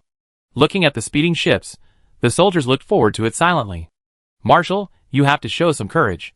Bai Jiu landed, took a shower, put on his marshal's uniform, and walked out of the spaceship with a cake he had prepared carefully. He was inexplicably excited. I don't know if Jihe has forgotten him after not seeing him for so long. She has been in the interstellar for so long, but she has not come to find him. Is she angry about his concealment? He is willing to explain. If she is still angry, it's okay to punish him. He will be happy. Thinking of this, he hurried his steps, but just as he entered the hall of Bai Qilin's palace, he was stopped by a round ball holding his waist. Stop! Are there any rules? You can come in whenever you want. Get out. No one can come without Bai Qilin's summons. Bai Jiu looked at the familiar figure in front of him and narrowed his eyes. Why are you still here? Where's Jihe? The round ball looked serious, as if he didn't know Bai Jiu. Who are you? Don't try to be so close. You are the one who called Jihe. Hurry up. Bai Jiu frowned and was about to speak when a voice came from behind him. Marshal, this is a bit rude. How can you call Lord Bai Qilin by his name? The man was still a little out of breath when he started to speak, but soon his tone became gentle. Besides, as a marshal, you sent your subordinates to intercept outside, but you went in first. Isn't it a bit disgraceful? This was a bit impolite, clearly saying that Bai Jiu abused his power for personal gain. Bai Jiu turned around. In front of him was his old friend, but he didn't want to reminisce at this moment. It is my duty to prevent interstellar pirates from sneaking into Bai Qilin's planet. If I ignore Bai Qilin's safety because of my own selfish desires, it would be my dereliction of duty. This was said with great righteousness, but the two knew the real thoughts.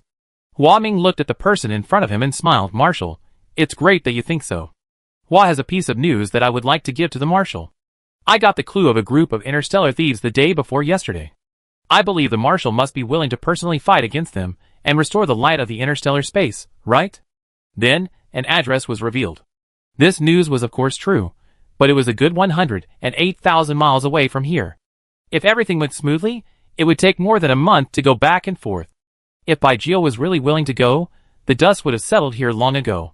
Bai Jiu looked at Hua Ming and was about to reply when a slightly gorgeous voice came from not far away. With a sense of ridicule, brothers turned against each other, pulling each other down. How could I be missing from such a big drama? Hua Ming also frowned and looked back. The man sat on a chair carried by a robot, barefoot, wearing a red shirt, with a slit in the chest, revealing a white chest muscle, and even a deep cleavage. As everyone looked at him, he remained in a reclining position, raised his right hand, lifted the hair in front of his chest, revealing his collarbone, and winked at the two of them. It was as if those harsh words were not said by him.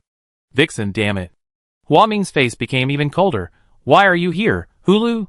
Don't tell me that you also like Bai Qilin. At the end, he spoke with sarcasm, obviously thinking that the visitor had bad intentions. Me? Of course, I have admired Lord Bai Qilin for a long time, and this time, I came here to dedicate myself to him.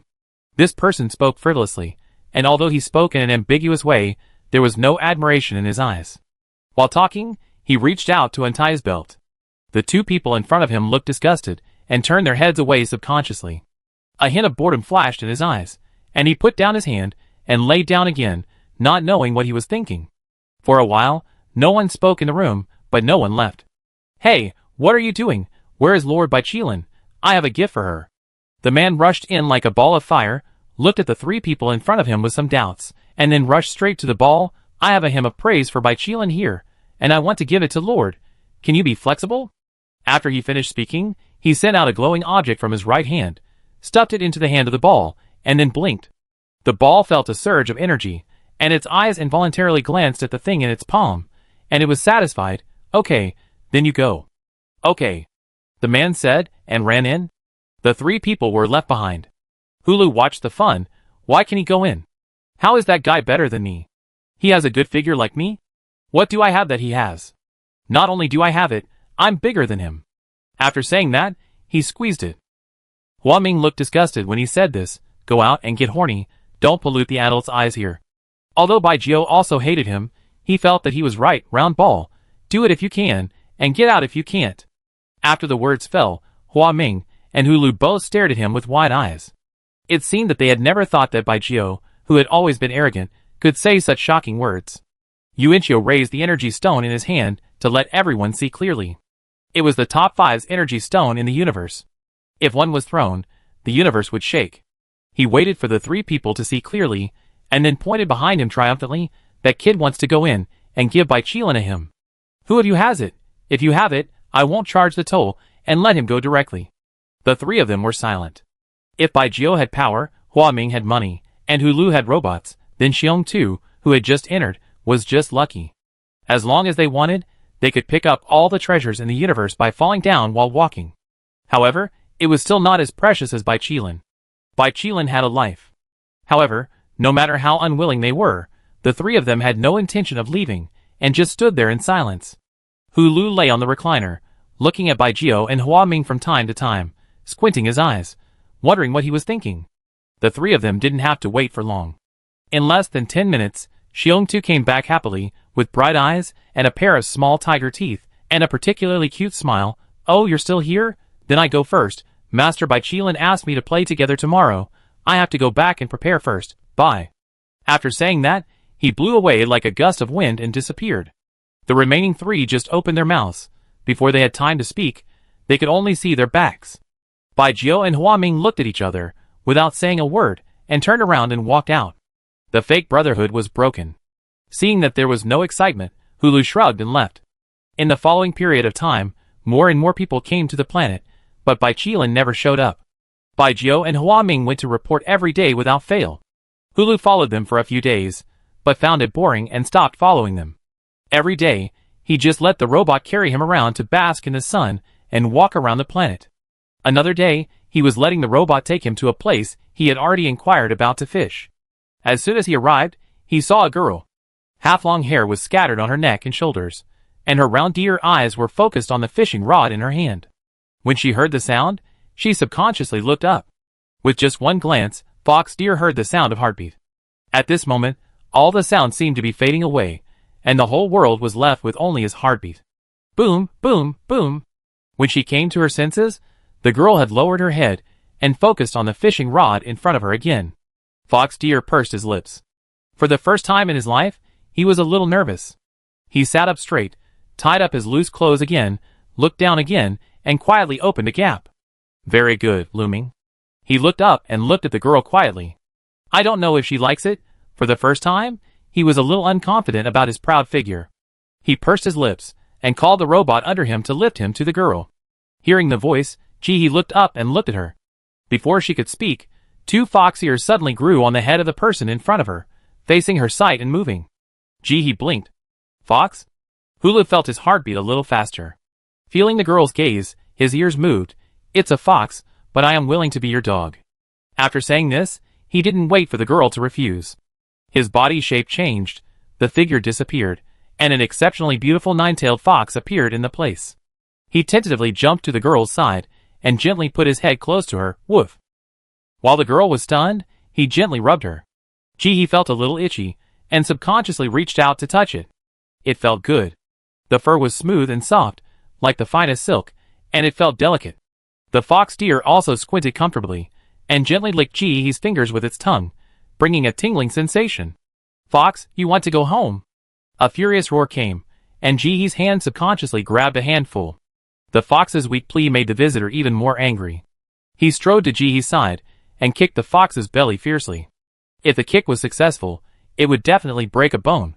The fox weighed it in his mind, and jumped away regretfully. He was not afraid of a broken bone, but he was afraid that these damn guys would take the opportunity to take over. He suddenly forgot that he didn't care a few days ago. Baijio kicked the person away, and turned into a mini unicorn, occupying the position of the fox just now. He gently rubbed Jihi, regardless of his usual reserve. It sheds hair, and has a smell. It doesn't feel as good as mine. Touch me. Jihi, Thank you, but no thanks.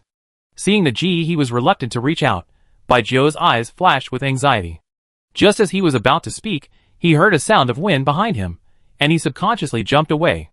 The next second, the sound of wind stopped, and a branch appeared in the original place, gently falling in front of Jihi.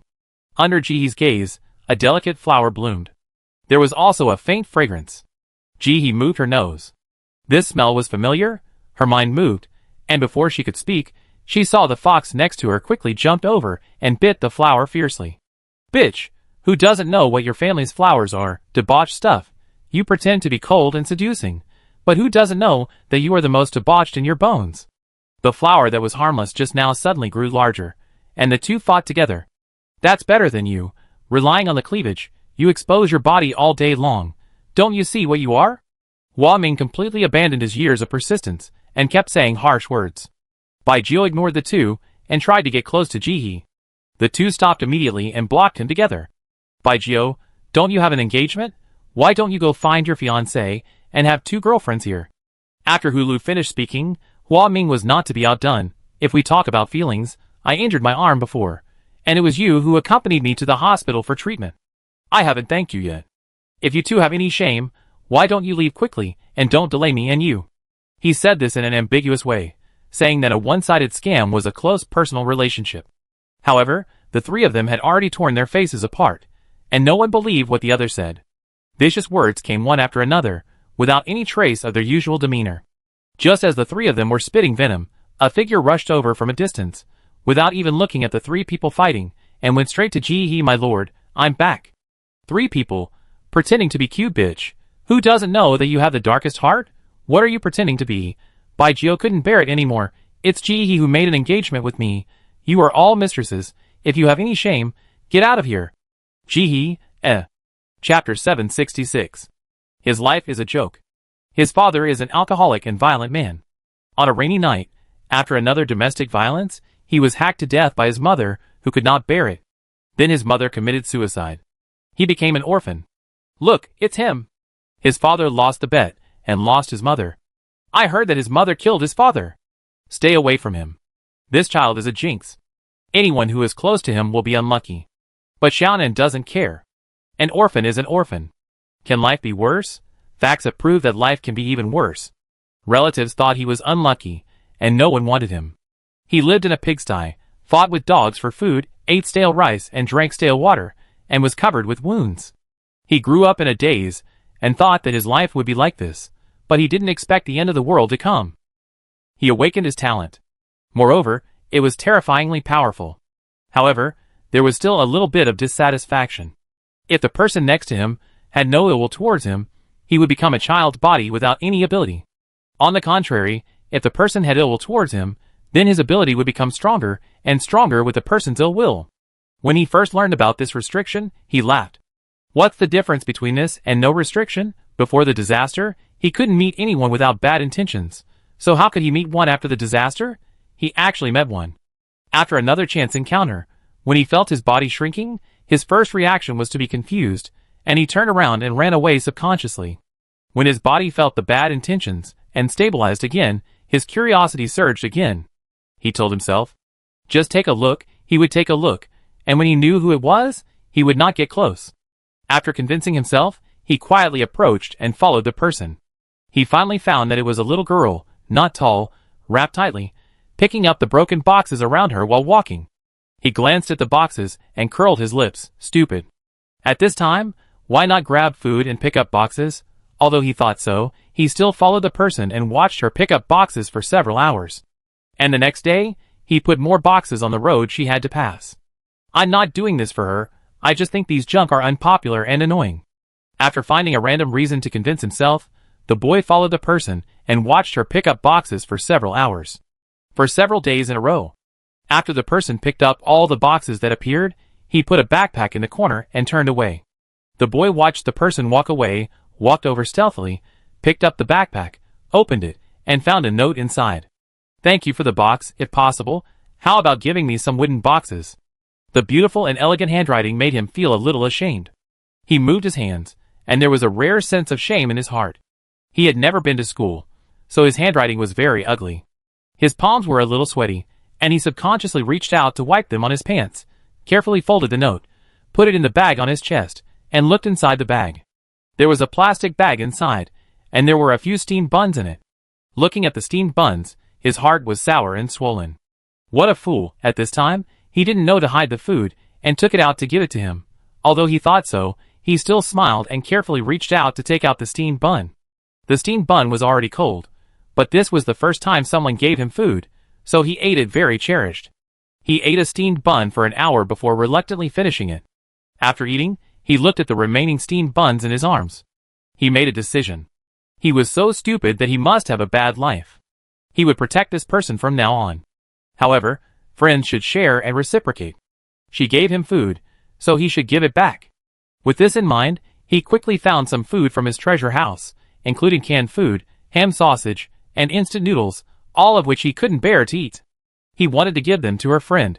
In this way, he unilaterally thought that he had a friend. Every day after that, happiness seemed stolen. Although they had never met, every time the person picked up the box, he would secretly follow behind and help her deal with all the peepers. Even so, he felt very happy. The accident came suddenly. One day, he was dealing with two people in the back, and because of a little carelessness, his friend was intercepted by someone. He panicked and was slashed in a hurry. When he chased after them with blood all over his body, his friend had already dealt with the person who intercepted her. He was proud and ashamed. He was proud that his friend was also very strong, and ashamed that he could not help. Before he could say anything, he saw his friend's back constantly enlarged in his eyes. Little friend, are you okay? Why is it all blood? He lowered his head and kept silent as a pouting gourd.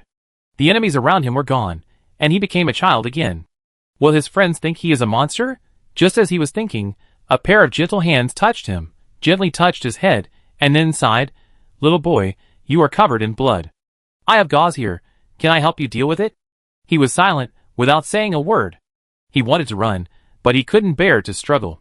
Soon, the wound on his body was treated, and the person in front of him patted his back. Little boy, where is your home? You can't come out alone at this time. Do you want me to take you home? Hearing this, he hurriedly shook his head and turned around and ran. He had imagined meeting friends many times, but definitely not this time. He definitely didn't want to be so embarrassed. You can say he was awkward or shy. He didn't know why. He just didn't want to appear in front of the most important person in his life like this. He thought he would have many more chances, and when he was ready, when he brought a lot of delicious food, props and gifts, he would meet officially. He never thought that it would be their last meeting. He was seriously injured in the dungeon, and the wound festered and infected. He almost died. When he finally came out of his confusion, It rained heavily. He and his friend just lost contact. He tried to find them, but one person's power was limited, so he decided to join an organization to help him find his friends. He is really smart, isn't he? But he found that everyone in the organization listened to the boss, and didn't listen to him very much, which troubled him a little. But it's not a big problem, as long as he is the boss. He was excited when he saw Ji-in for the first time. Her eyes were a bit similar to his friends. Are they the same person? He was excited and tested, from full of expectations to gradual disappointment, followed by emptiness and endless pain. No. No. This person is not her friend. His friend is a kind, peaceful and sharp person. How could he be such a sycophantic, vain and hypocritical person? However, he still held a glimmer of hope. Do you have a sister, or a younger sister? No. The only hope was dashed, and the boy felt empty again. Where is his friend? Why can't he find him? However, seeing that she and his friend have similar eyes, he is willing to give her a chance. However, where she sits is not his business. After all, his friend is the only one who exists. What kind of person is this? In the end times, he has a lot of time. Most of the time, he sits in the dark, reading the notes his friend wrote to him over and over again. Don't give me water, I have water. Don't give me instant noodles, keep them for yourself.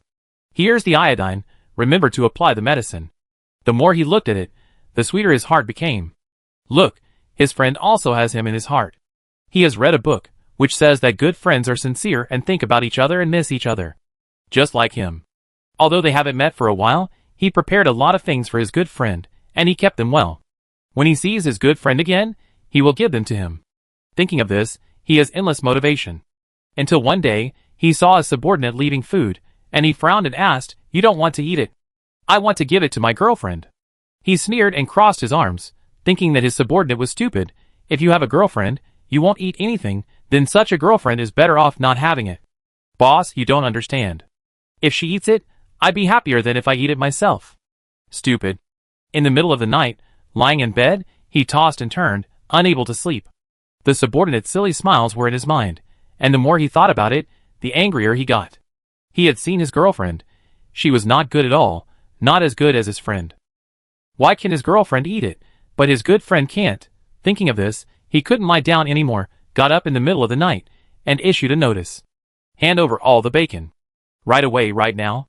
His good friend loves to eat bacon, so he wants to prepare a lot of bacon for his good friend, and when they meet next time, he can give the bacon to her good friend.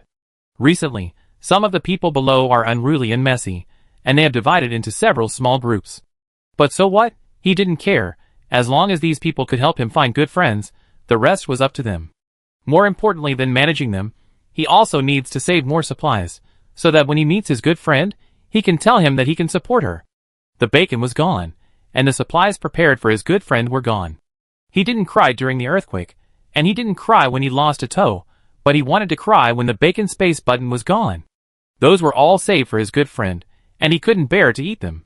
Now they were lost. What should he do if he ran into his good friend? At this moment, he saw a strange person. Like his friend, he had no ill will towards him. With an inexplicable expectation in his heart, he tried to get closer. This person actually asked him to carry rocks. What's so good about carrying broken rocks? Why didn't she care about his request for food? It was strange. He swallowed the words in his mouth, and carried many big rocks honestly. The reward was bean cakes that even dogs wouldn't eat. She actually gave him steamed buns? She gave him steamed buns for carrying broken rocks? He held the steamed bun in his hand, a little bit unbelievable, and then took a bite. He was stunned. This taste was a little familiar. Is this his friend? He looked up, the words on his lips, but he swallowed them back. He couldn't speak. He felt ashamed from the inside out again. His bacon and clothes were all lost, and he still looked like a child. How could he meet his friends like this? Hesitantly, he entered the dungeon. He was really smart. He decided that he would save up a lot of points, so that his friend would be first, and he would be second, and they would go to the Interstellar together, and be good friends for life. She didn't recognize him. This is unfair. Why, he could recognize his good friend at a glance, but this person forgot him. It must be the fault of those little brats. Why is she so nice to other little brats? Why is she not so nice to him alone? He only has her as a good friend. Why can't she only have him as a good friend? At this moment, he even hopes that his friend will be a bad guy and kill all the other little brats, so that she can still be his only good friend. However, He is very happy that his good friend is a thorough good person. Unlike him, he is a piece of trash. His good friend is very powerful, borrowing another 50 billion from the sky. She has endless supplies, she is very powerful, and he can't catch up with her. But what about him? Besides his scarred body and childlike appearance, what else does he have? He is even the notorious leader of the Gods Help Society. There is no benefit in being friends with him, only disadvantages. So why should she be friends with him? He can't think of it. He doesn't want to be friends with her anymore. His good friend should stand in the sun, be liked and respected, like before, instead of being like him, like a rat in the gutter, being spurned and hiding. So he decided, and that's it. However, although he doesn't want to live anymore, if he has to die, he has to die in front of him. Who makes him a selfish person. In this way, the last side of his life is his good friend, so it can be considered not living in vain, right? He missed his friend when he was alive, but when he died with his friend's memory, so it was not amiss. He is such a coward. He had thought about it many times, and he must say it before he dies, and say goodbye to his friends formally. But when the words came to his lips, it was still so disappointing. What the hell is scattering flowers? This is obviously not what he wanted to say. He wanted to ask her if she still remembered him. She wrote him a note when it was extremely hot. The note was still in her arms, and he kept it well. He wanted to tell her that there was bacon and clothes in his space button, all for her, and he remembered that she liked them. He also wanted to tell him that he was very happy to meet her in this life, and she was the only light in his life. His miserable life, the only happiness, was also brought by her. But none of this mattered. He looked at her for the last time, and that was enough. What? Love is shit. It is trash that will deteriorate. Like his parents. But friendship is not. The friendship between him and his good friend is not trash. He is trash. But his good friend is a treasure.